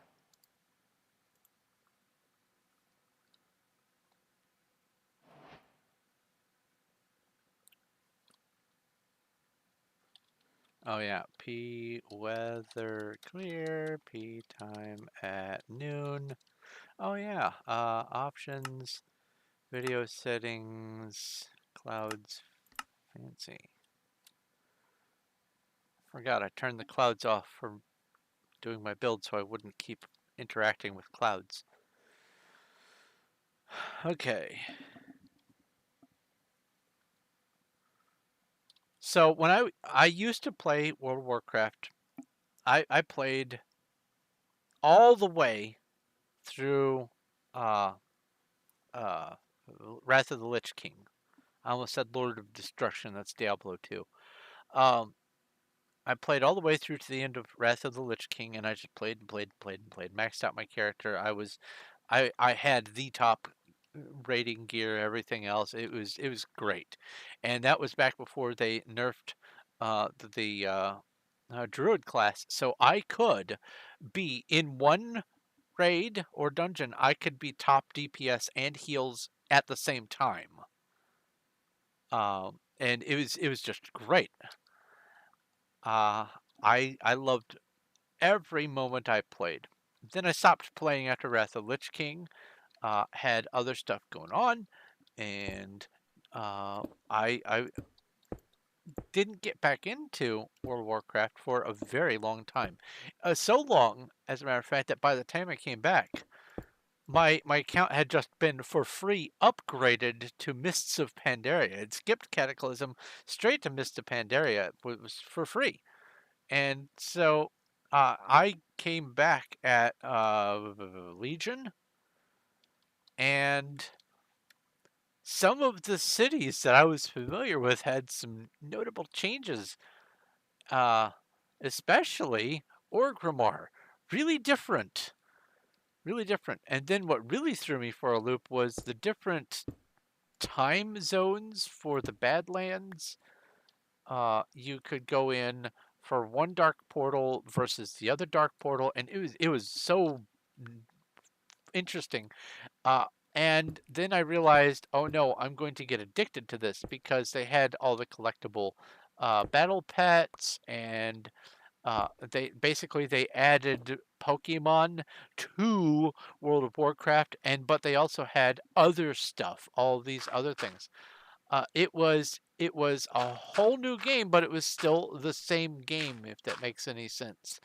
And I loved every minute that I played of the new one until I stopped playing that. And then I realized I could either do the things that I need to be doing, or I could uh, keep spending my time grinding for gold to buy in-game tokens to get more game time based on my gameplay.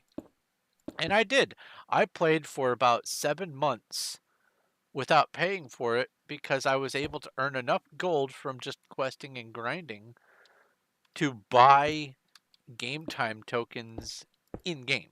It helped that I only played on RP servers, so a lot more things sold for a lot more on the RP servers than a standard one. But yeah, I got drawn in.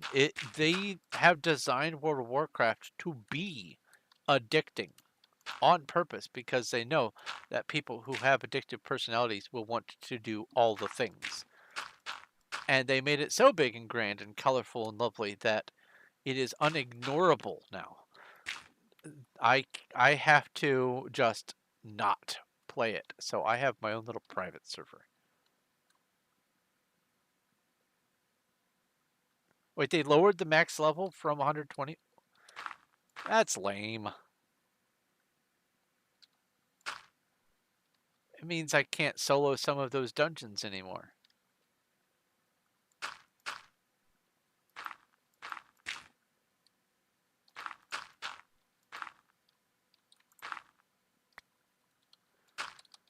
And let me tell you, it feels good to be able to go into an old raid by yourself and win.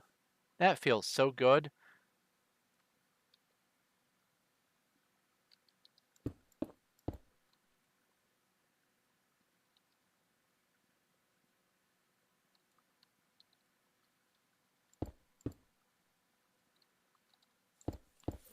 Or then that.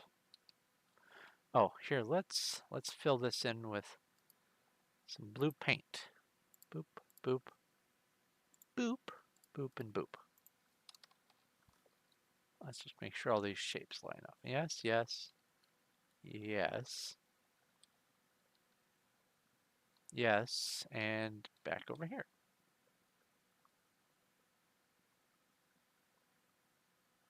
All the old levels level with you, or areas level with you until you hit 60. Ew.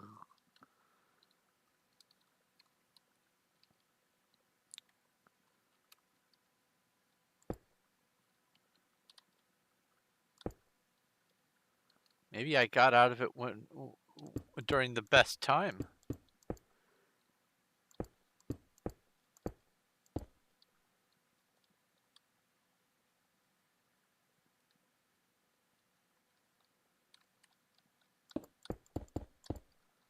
It comes up to there. Now let's come over here and make sure this says 6, and that's 6. Good.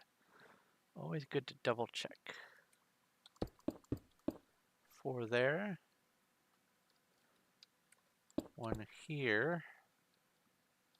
And this comes over, that's 1, 2, 3, 4, 5, 6. And then down.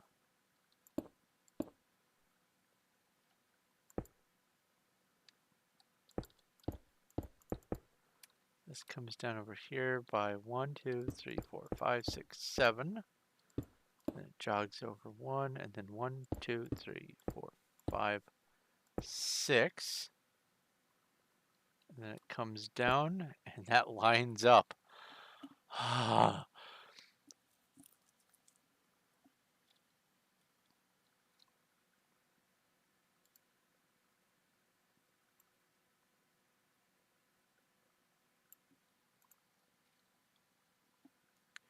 When did I post about my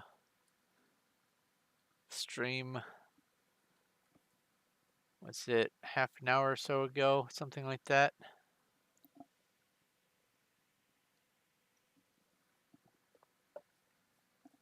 Let's see here. Oh, no. It was less than half an hour.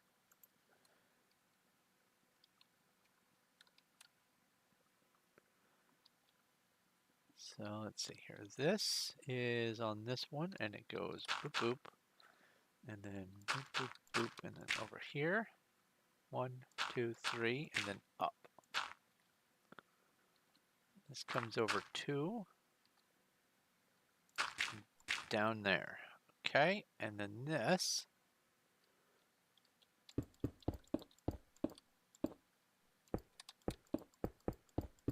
goes like that.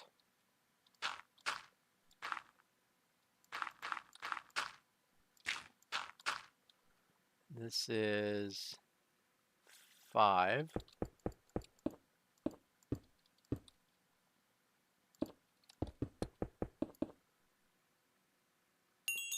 And then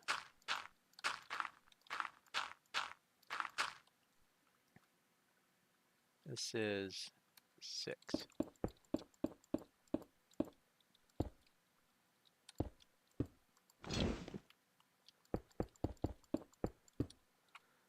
that. Now this is that one special edge case.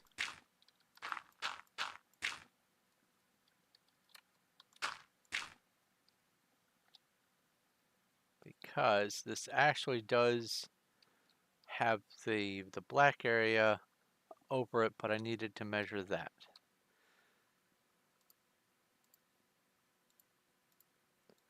I smell filter evasion in chat. All right, so this is the entry area.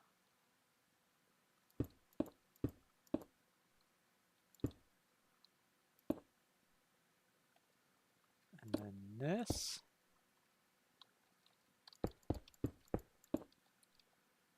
Let's just put this here.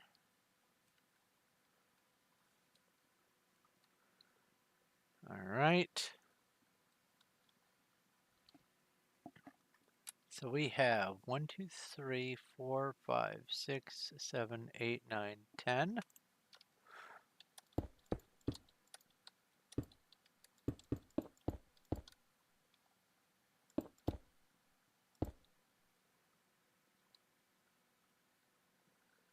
Okay, now this over here is 1, 2, 3, 4, 5, 6, 7, 8, 9, 10. Is that right? 3, 6, 10. Yeah.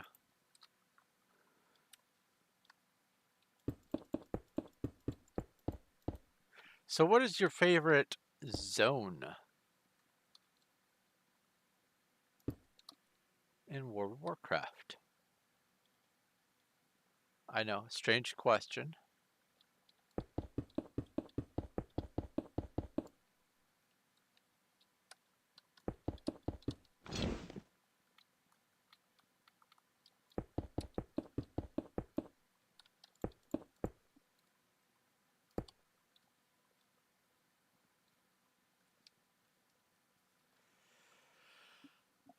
Definitely need to do some terraforming here.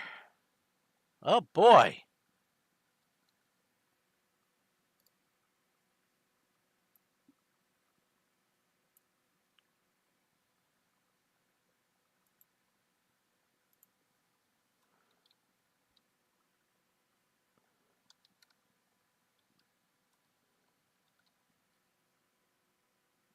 One, two, three, four, five, and then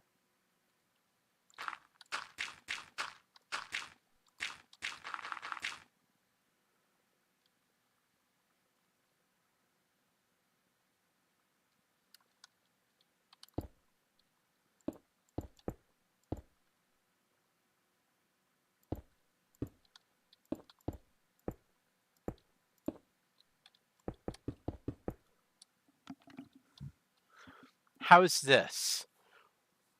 Favorite zone in Classic? Before Burning Crusades, favorite zone in Classic.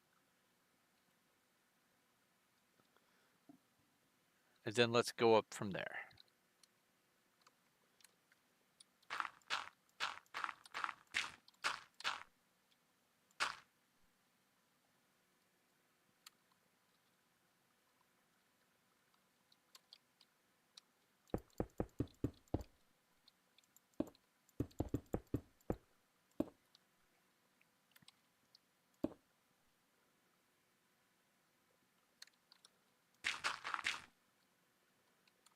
Okay, that's right.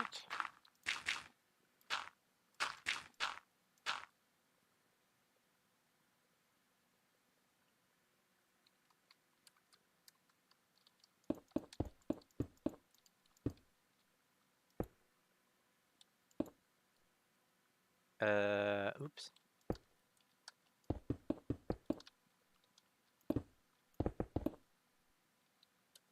Come back.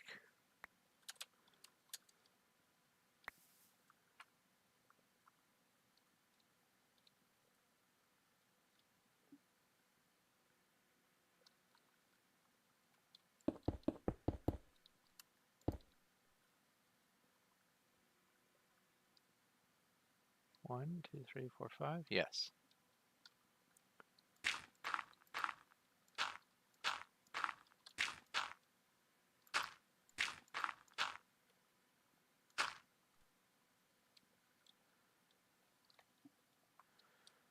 My favorite in Classic had to be uh, Stranglethorn Vale. Because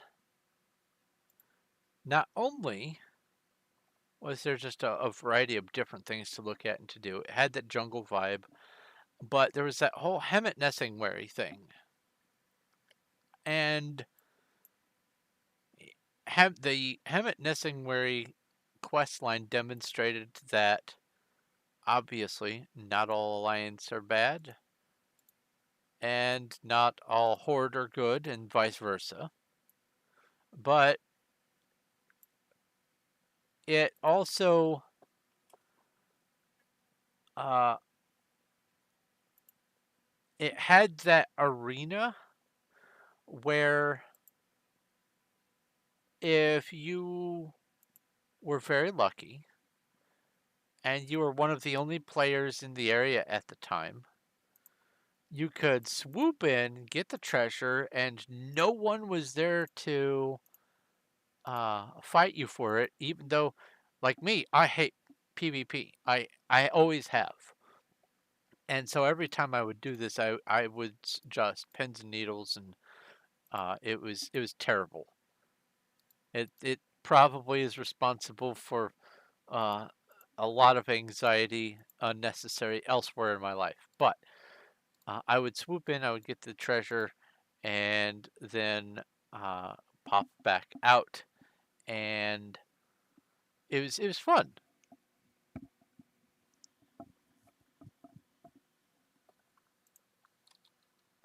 But then Burning's Crusade came on,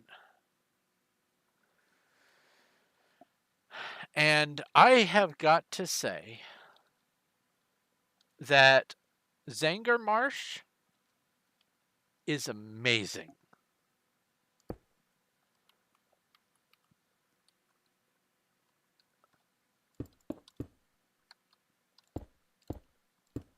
Zanger Marsh has got to be my favorite Burning Crusade zone, hands down.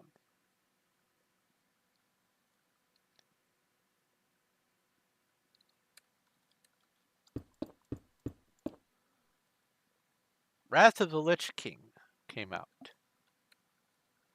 Everyone's all Ice Crown Citadel this and that. And I appreciated the scope and scale of all that.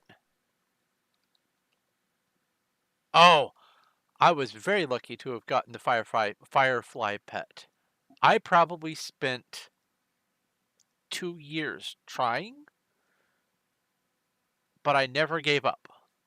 Every single day I would spend 2 hours grinding and grinding and grinding and grinding and grinding until I got it.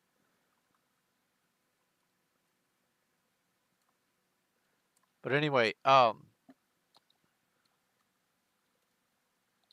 I feel in the Wrath of the Lich King, there were a lot of zones that were homages to some of the previous zones. And one of them, I felt, was just a beautiful cognate for Ungoro Crater. And it was, I forget the name of it. It's, bleh. Hooray Brain. It's another crater place. It's all the way to the west, northwest of Northrend, and it's just this other jungle crater area, and it has very Ungoro crater vibes to it, especially with the whole crystal colors and all that kind of stuff. And it is largely why I came to the conclusion that the druid class is the most versatile class, because I could get to anywhere in the game typically faster than mages with their portals. because I had access to questline teleports and Moonglade and other stuff as being just a druid faster and sooner than anyone else. And it was great. But one that almost no one one fast travel method that almost no one really paid any attention to was the one for the link up between that crater zone and Ungoro crater. You could go from Northrend to all the way south of Kalimdor in one quick teleport. Skolazar Basin, yeah, Sholazar Basin, Sholazar, yeah. That's it. Sorry, I wasn't looking at chat. I was elsewhere. My thoughts were elsewhere. But I thought it was just so cool that I could just appear in places so much faster than everyone else because I just knew enough of the game, but also, this doesn't line up. 1, 2, 3, 4, 5, 6. 1, 2, 3, 4, 5, 6, 7.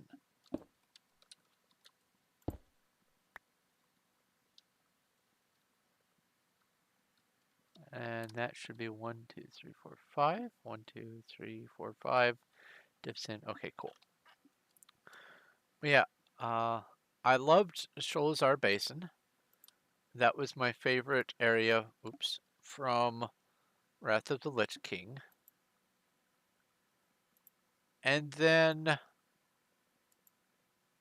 I didn't get to play anything from Wrath of the Lich King until Legion. Until Legion came out. I didn't even upgrade my game. I didn't pay any attention to the game because I knew if I had, I would have gotten drawn back in and I would have lost more of my life to the time vampire that is World of Warcraft. That's not a complaint. That's a compliment to the franchise. To be able to take so many kinds of people and draw them in for so many different kinds of reasons into your world, whether it's the Pokemon kind of vibe or any other reason. Wait a minute. 1, 2, 3, 4, 5, 6. This comes over here. Oops. But I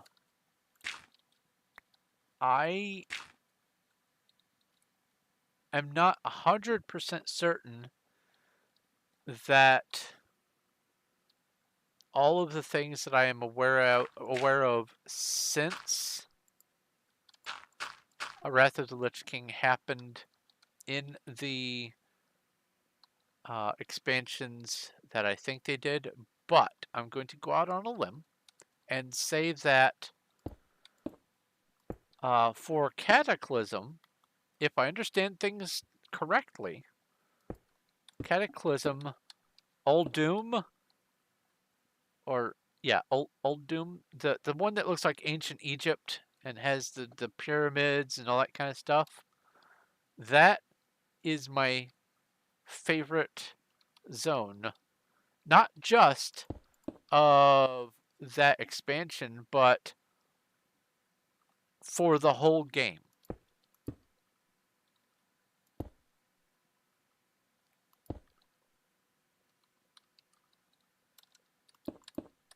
I have always been fascinated with all things Egypt, and when I saw Old Doom come out, I was just enthralled. But then, to add icing to the cake, they had the archaeology stuff going on, and when they had Diana Jones, you know, the female name of Indiana Jones, as part of the quest line, let me just say, I loved it. My skin for Minecraft has been Indiana Jones since skins were a thing. Uh, and I just absolutely loved it. I couldn't not.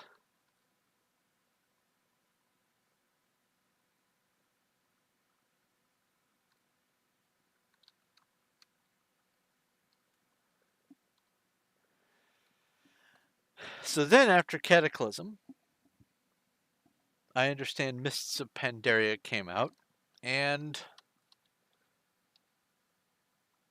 I, other than Pandaria, I don't know if there are any other outside of Pandaria zones that were added by that expansion. Something just doesn't. That's right. That's right. That's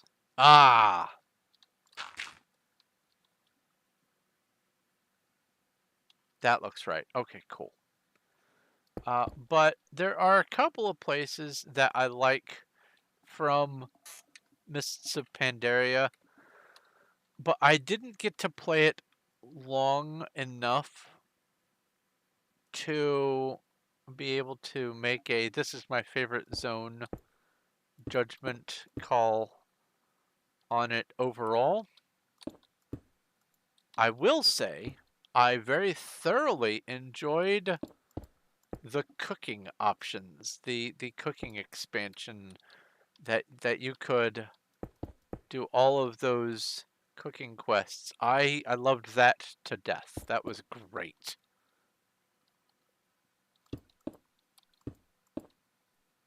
So if there was a zone that I had to pick from Mists of Pandaria as being my favorite, it would be the one with all the cooking quests in the middle.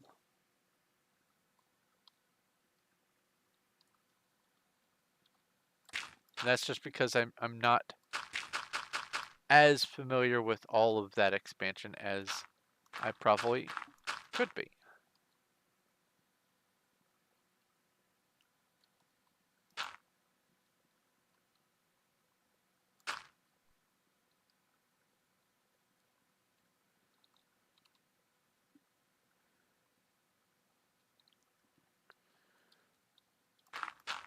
Three, 4, 5.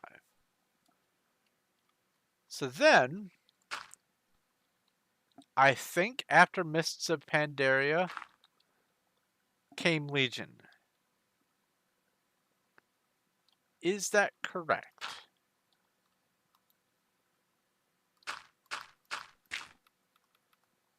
I need to place this down and pull more dirt out.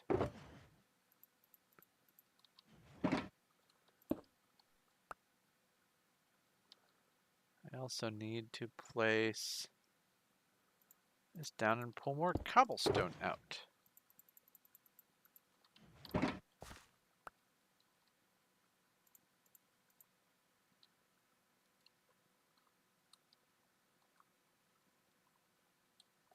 Oh yeah, the random items, those that the collectibles, that was always fun. Oh my god. I hunted forever for so many of them, and then afterwards I remembered the add-ons were a thing. And I spent like a whole day just going around and picking up all the missing artifacts and things that I had missed before. And I found quests that I didn't know I hadn't done and everything else, all because of looking for these dang collectible items. It it was great. That was a nice draw. Oh boy, here's the home stretch.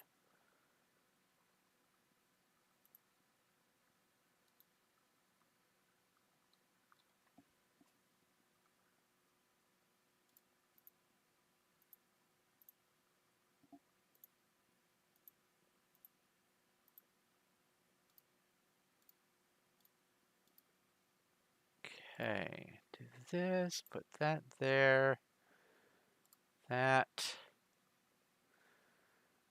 save. All right, I'm nervous. I'm nervous that I've messed things up, but this looks like it's really close. I haven't added a whole section like I did on yesterday's stream. So I'm hopeful. All right, let's tuck in.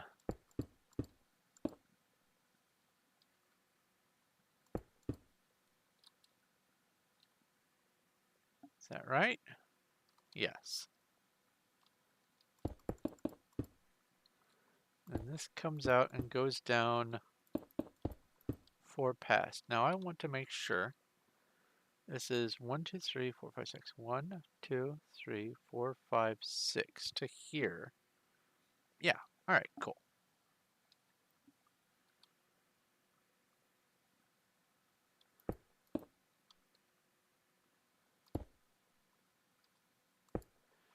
So anyway, from Legion,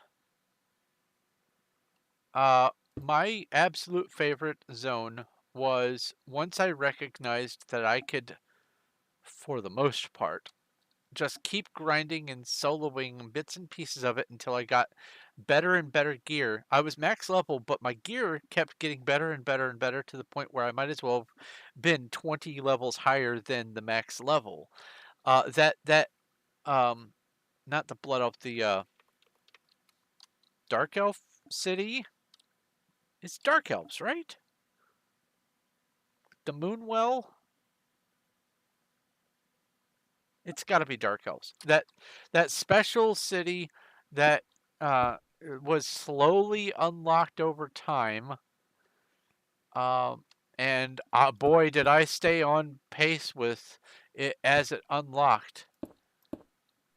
Uh, you just had more and more content unlocking all the time, and it was harder and harder and harder, but I could just swoop in and just do this one mob and then either die after successfully getting the mob or escape and feel like, yes, I'm even more powerful because I was able to do it and get back out. Night elves, dark elves.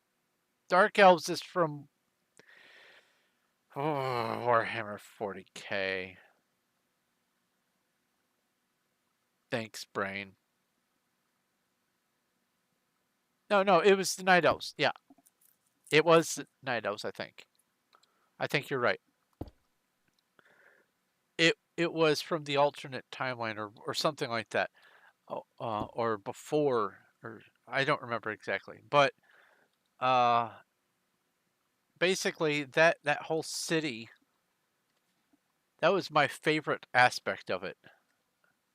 1, 2, 3, 4, 5, 6, and then that.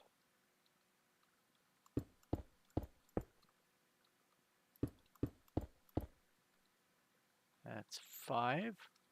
I come up 1 over 3, and that lines up.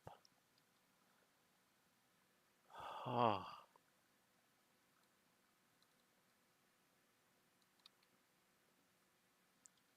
It felt very getting moon sugar for Khajiit kind of vibe, helping the drug-addled brains with their addictions kind of thing for that area. But watching it expand and grow, following the quest line as it advanced, and feeling like, yes, the things I'm doing are making a change, that felt really cool. So that was my favorite zone from Legion.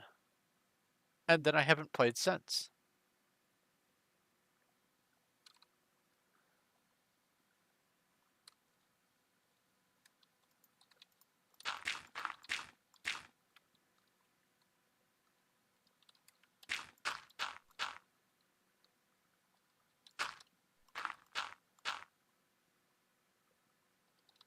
And then this comes over 1, 5.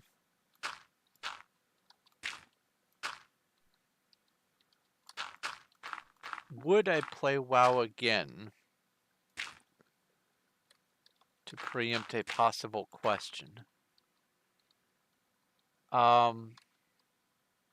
If I didn't feel like I was required to justify the expenditure, the expenditure of a month's worth of game time or something.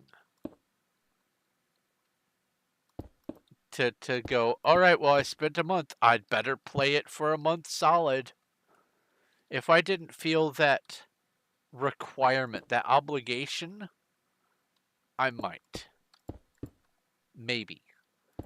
I would be much more inclined to play it if I could have my own private server at Legion. If I could have full all the way to the end of Legion where I played. Oh, no, Warlords of Draenor. Yeah, Warlords of Draenor. That's where I came back before Legion. Warlords of Draenor. That's right. Okay, yeah. My favorite part of Warlords of Draenor was in the furthest north area with all those Grons and the giant mobs. That was my favorite zone there. How did I forget about Warlords of Draenor? And being able to set up my own little town and defend it. How could I forget about that? That was a great mechanic. And let people visit your place so they could go, oh yeah, well, I did this with mine, and you step out and then you go into theirs in the same location. Yeah, that was great. That was a fun mechanic. Sending ships off. I sold something. Sending ships off and then coming back the next day and okay, you've completed this and here's your reward and all that. Yeah, that was a great mechanic. It turned World of Warcraft into sort of an idle game, and I love idle games. I am addicted to them. It's a problem. Oh, I did that too far up.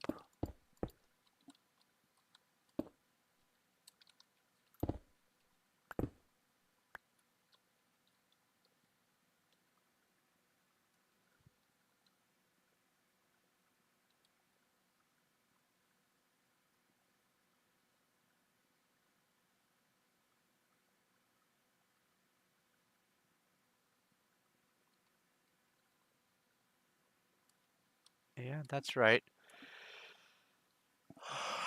Okay.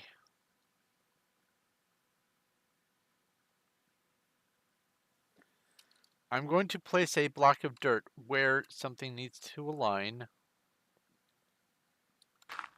with this. And then I'm going to build out from it. Here.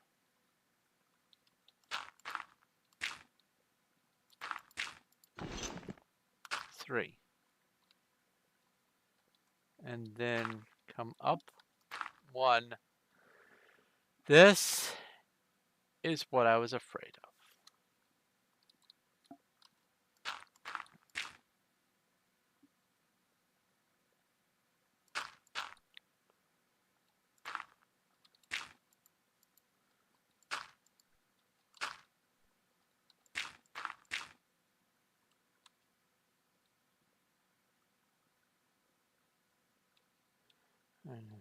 And then this comes over here. And this right there. Something in all the rest of this build here is off by 1 stinking block.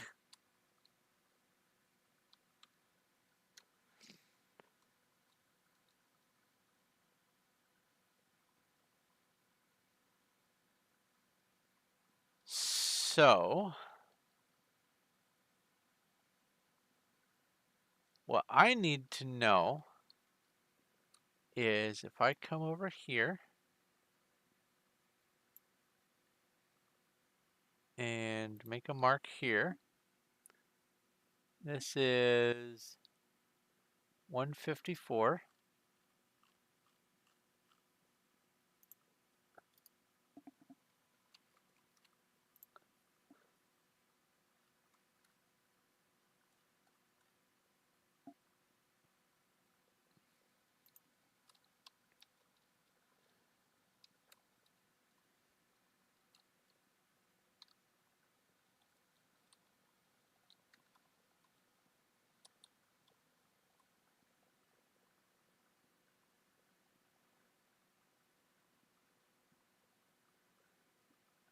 Okay, that's that.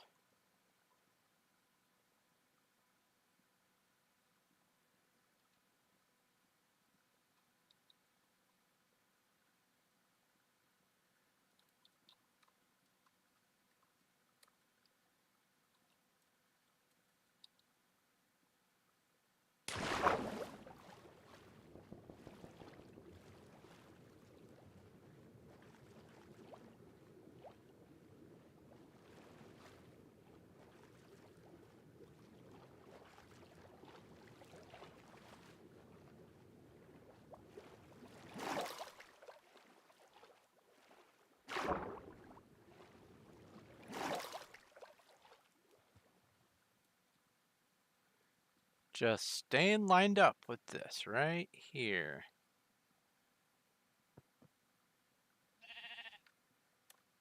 Bah, indeed.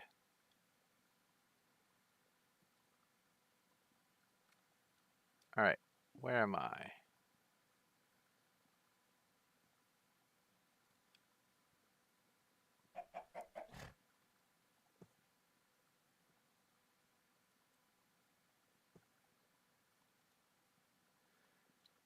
I'm not going to tear this down and rebuild it. Not a chance. What I am going to do, though, is I want to just make sure that the inside can be aligned with the entrance.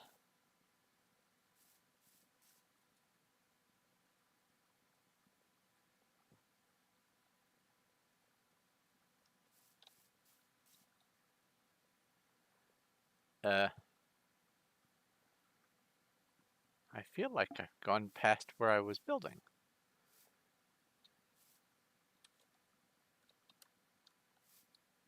Maybe not.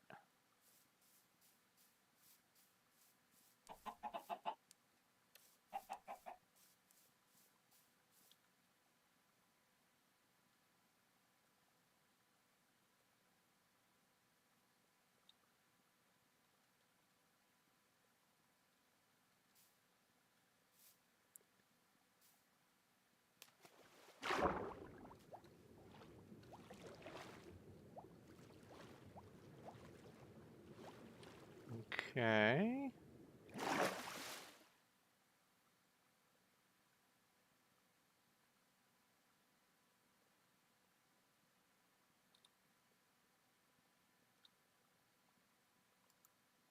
No, I'm outside. What happened? Hold on.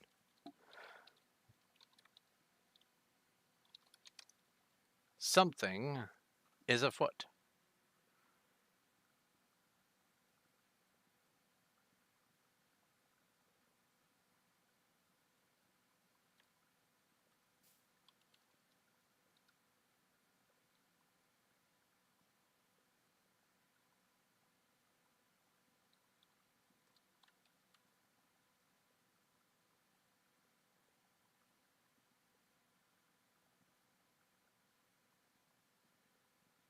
All right.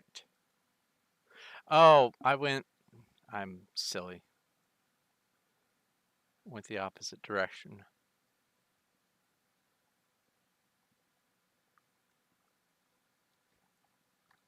I was meant to go that way.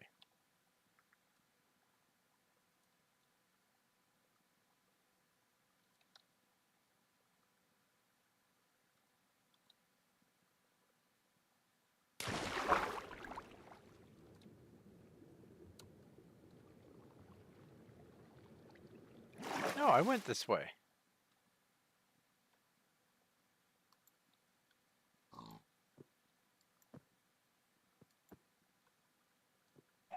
just make sure I'm still within the claim.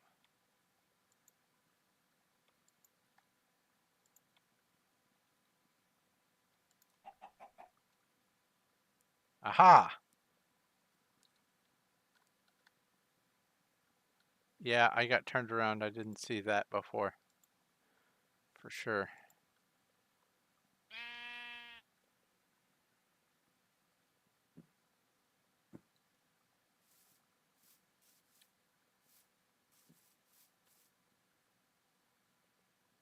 This should be right here.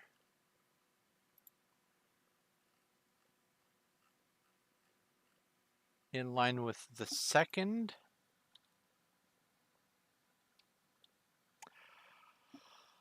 Okay, so it does not matter that that no longer aligns perfectly.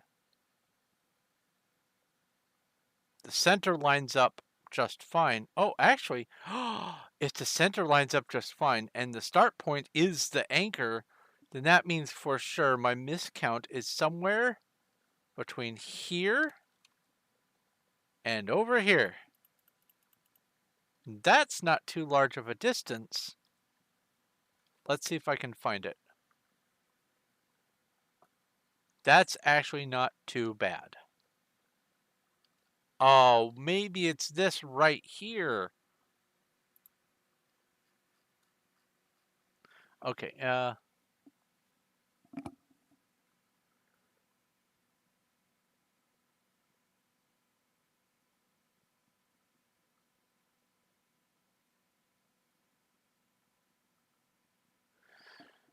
mercenaries. Let's see here.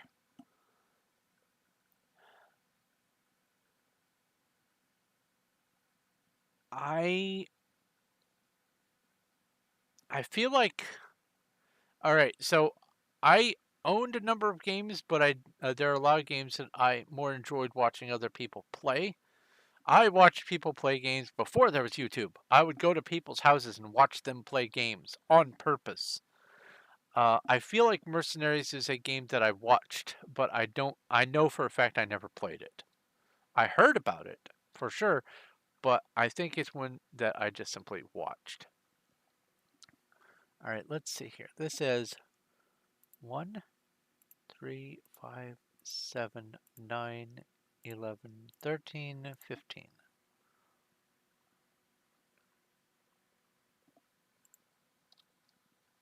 Let's do this.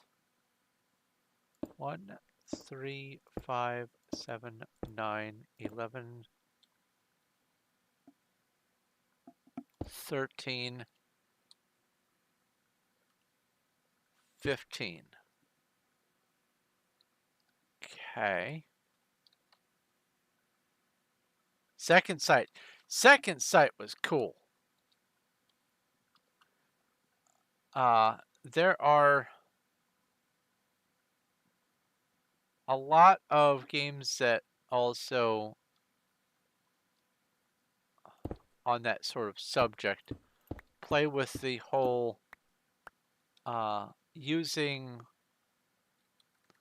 extra senses as perks. If it's the game that I think that it is, it's like you can send out pulses to detect sort of psychically what's going on elsewhere.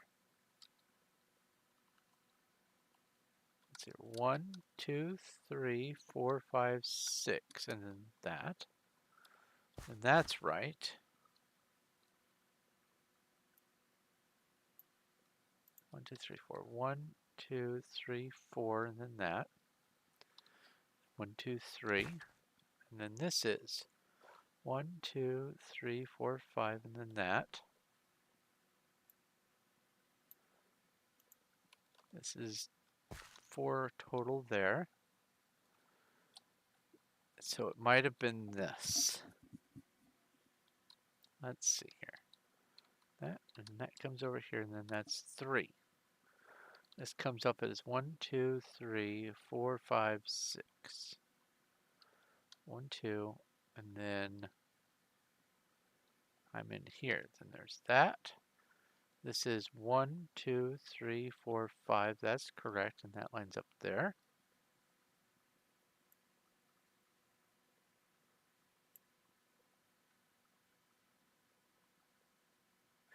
Yes, you can change the pass. That's right. Yeah.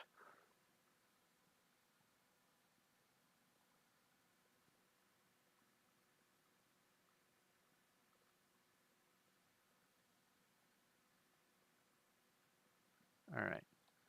So this is 3 and then 4, and that's 2 there. That's that. This is 1, 2, 3, and then 1. Okay. 1 and then 1, 2, 3, 4, 5. Then this. Then we have 1, 2, 3, 4. 1, 2, 3, 4, 5, 6, and then it loops up. And there's this. There's that. 1, 2, 3, 4, 5. 1, and then that loops over there. And then there's this. 4 in the middle. Okay. And 1 there. That's 2. But 1, 2, 3, 4, 5, 6. Ah. So this is actually correct. That should be there. That means that, oh no, it is. It's so much worse than I thought. I added an extra width to something up here. Ugh.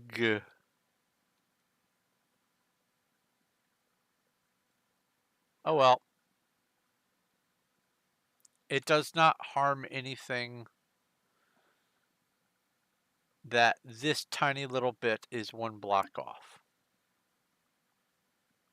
No harm, no foul. It's all good.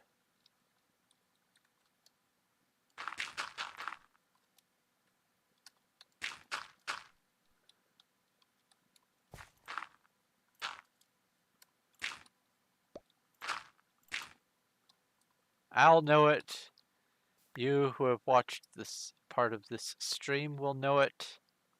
No one else will even care that that is 1 meter wider than it needs to be. It's good. It's all good. All right. So now I can finally put things back where they belong. Boop, boop, boop, boop, boop. That's been bothering me this whole time. Project Eden was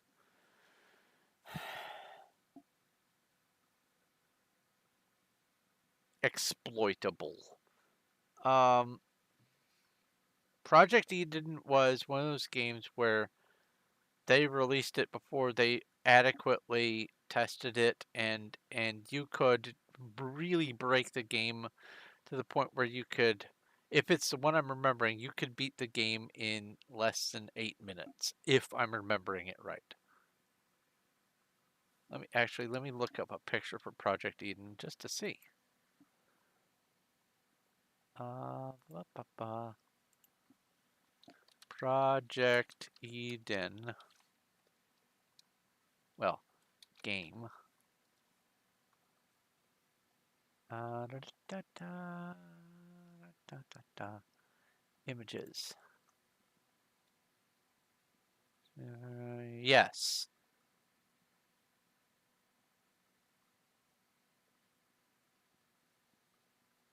And it always had that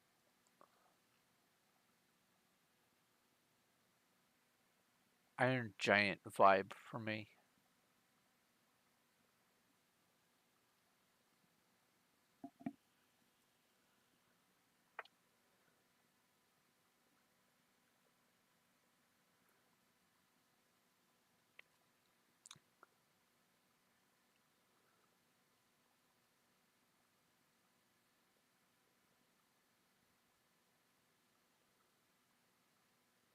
I watched a friend play Project Eden. They played it the right way most of the time through, and then they said, You want to see something really cool? If I do this, then I can do this, and it was like, okay, this is hard to follow. What are you doing? And then they said, all right, I beat the game. Okay, fine, thanks. That was colorful, sure, broken as heck, but you did a thing. Congratulations.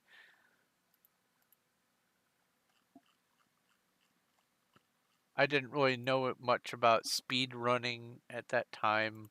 Sure, I made challenges. Hey, it's customers. Hello. Let's get you off of there. Bye. I killed him before he hit the ground. Yay! He burned to death before he landed. Ah. Herbs Sims in the city. I am not familiar with that. Alright, so let's go get a map.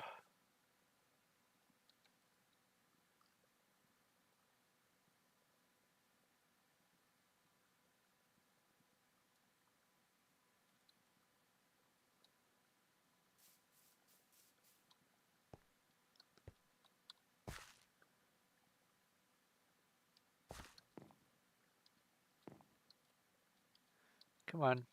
Fall down.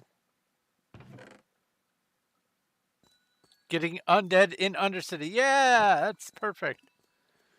Alright, so let's do this, and let's go back up here. Let's do the map thing.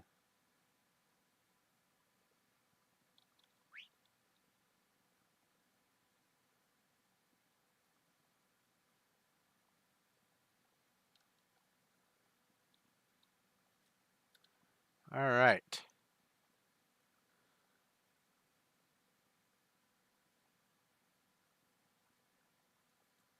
Uh, um, why is not do thing?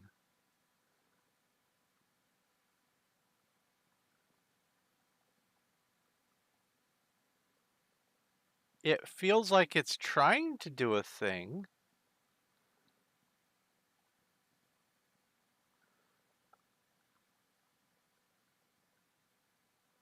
Like, I'm getting some outline vibes from it. It is actually registering that there's a phantom of a build here. Oh, because at the scale things need to be 2 blocks wide in order to register as a whole pixel on the map. That's right, that's right.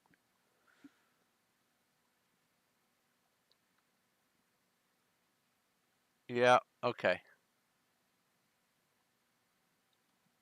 Yeah, that's what's going on. But there it is. You can see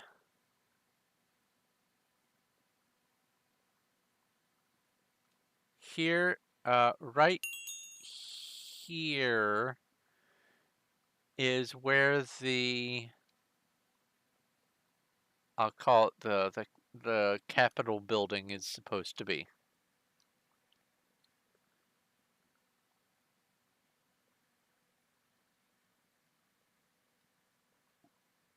Have zombies and skeletons as NPCs.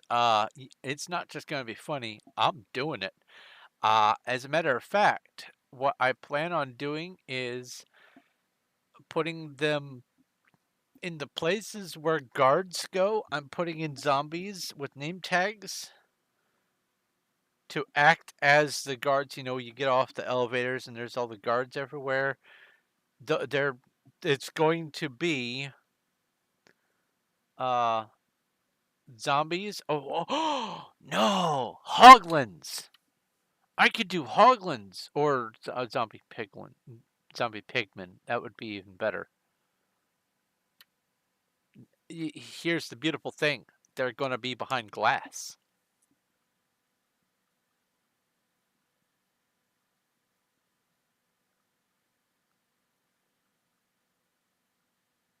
They're going to be name tagged and behind glass. Probably in mine carts.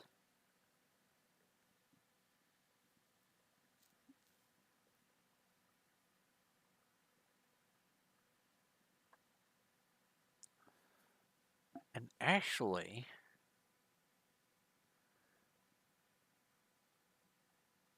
there are some NPCs that do a patrol. I could put heads on armor stands in minecarts. Wait a minute. That's something I need to test. Do armor stands stay in minecarts on this server? Something to test later.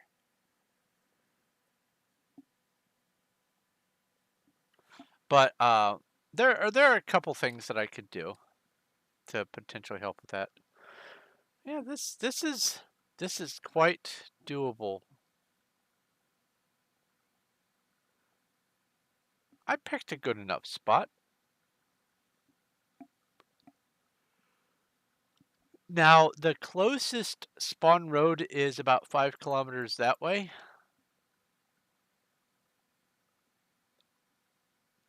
So I'm way out away from the middle. So it's not like I'm going to have anyone stumble upon this area. And it's a large claim. Claim goes to, let's see here. Here. And goes literally all the way to the east end of this map. And it goes south. This map that I'm holding specifically. It goes south to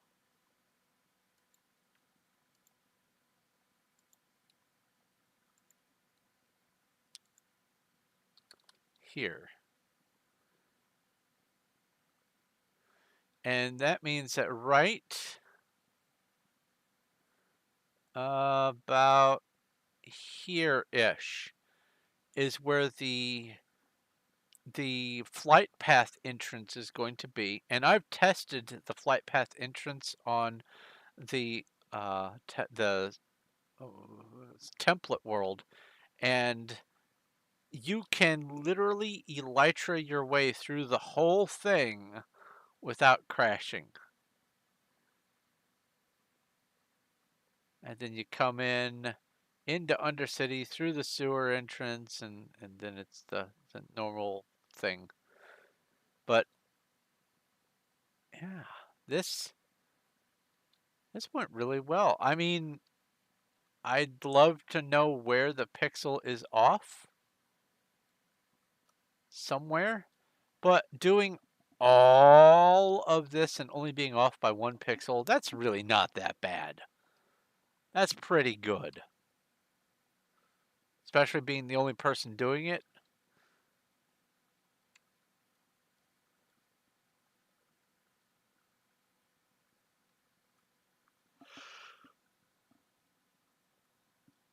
I'm happy. I'm satisfied. This is good. It's good. It's good. It's good.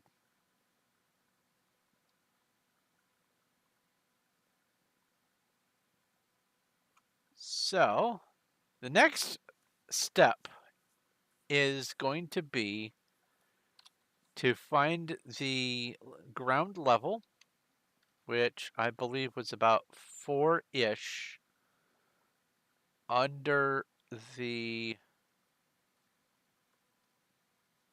gold block here. I believe it was 1, 2, 3, 4. Something like right around in here was the, let's say, the courtyard ground level. And so all of this is going to have to be brought up to that level or brought down to that level inside here all the way to the border. Actually, all the way to the front end of all of this.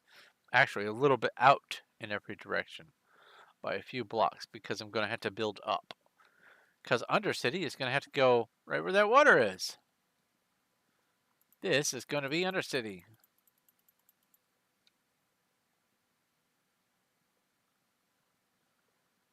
So what I'm going to do is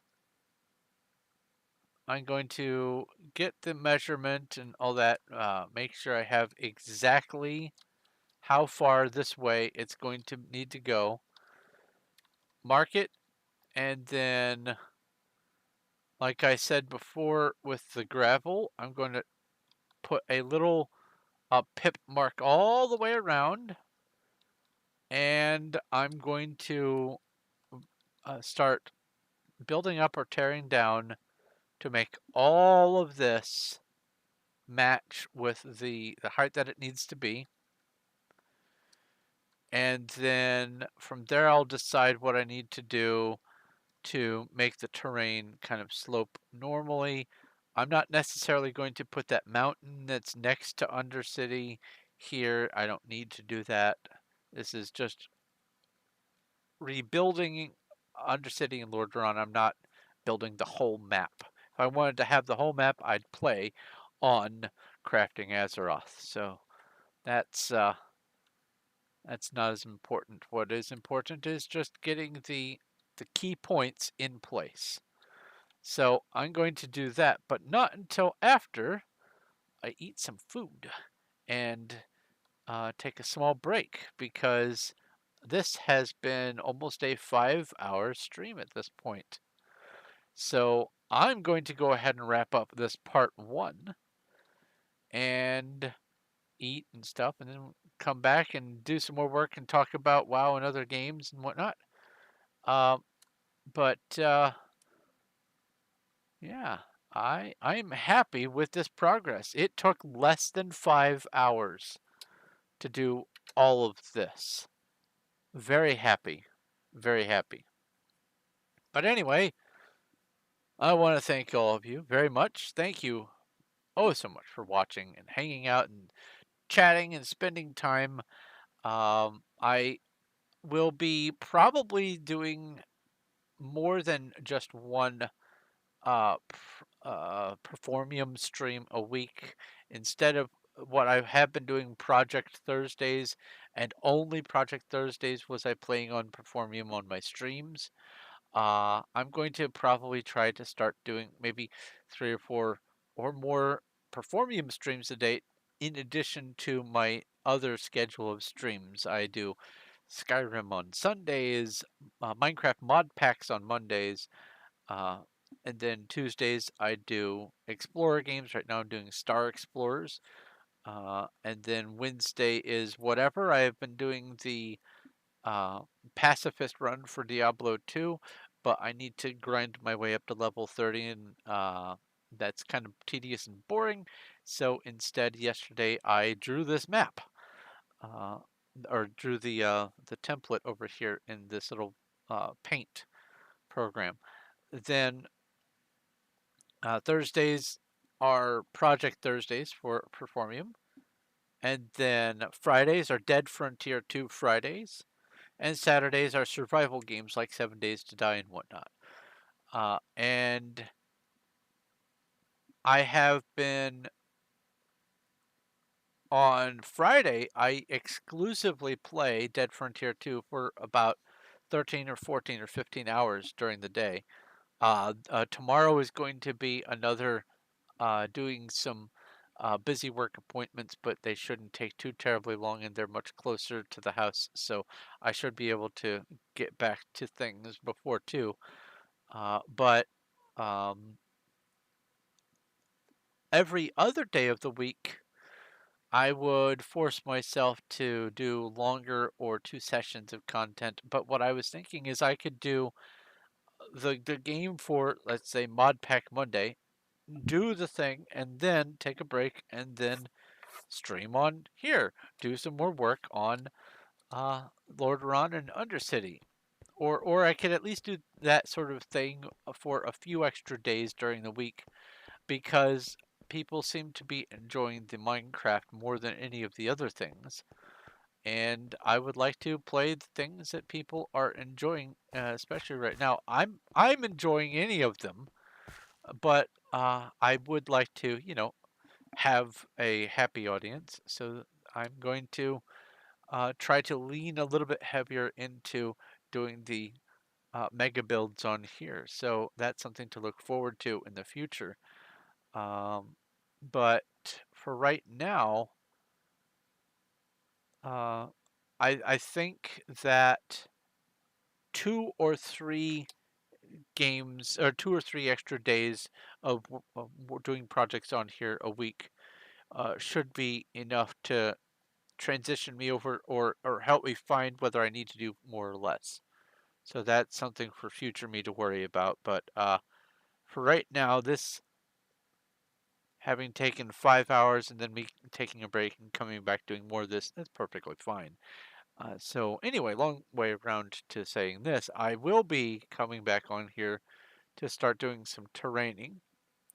I, in the past, would have done the terraining as a stream on just my Discord, but that makes no sense to do that there. I'm going to be doing the streaming on here on YouTube, and maybe while I'm eating, I'll find some royalty-free music where I can just put the attribution in the description and not get a copyright strike, I hope.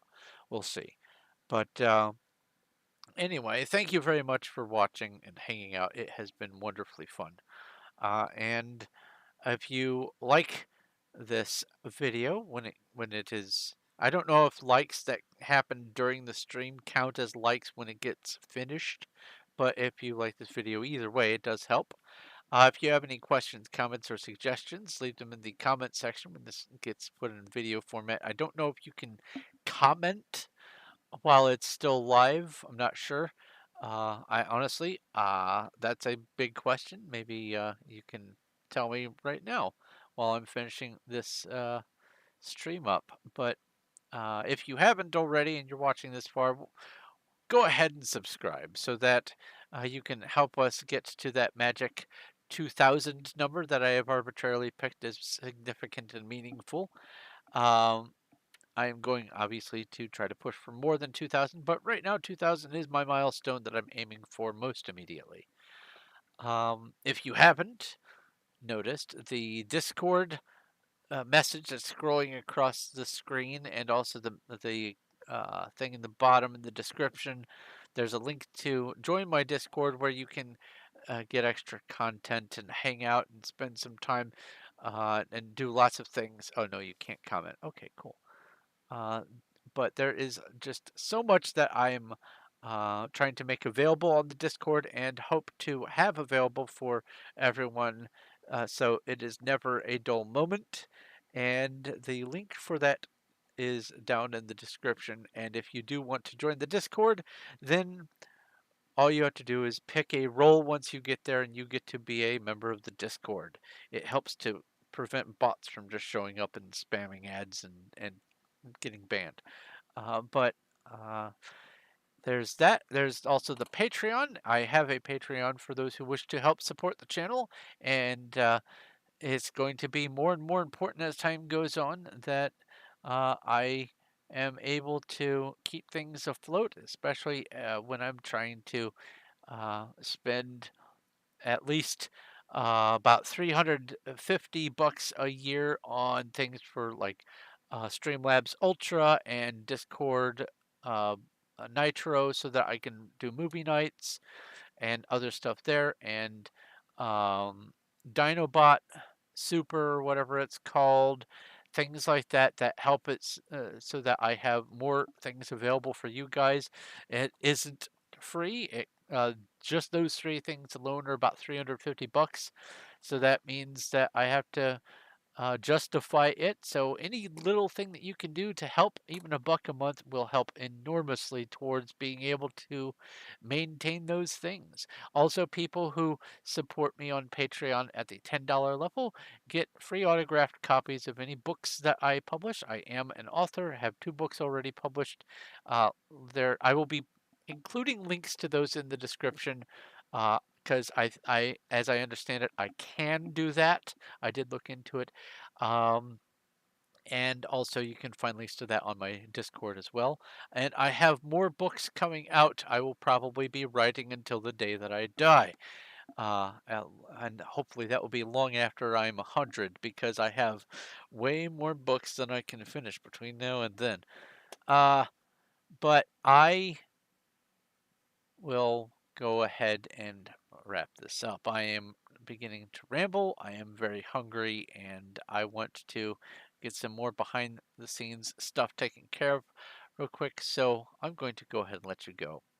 Thank you very much once again for watching. This is Thorn of Night, and I will talk to you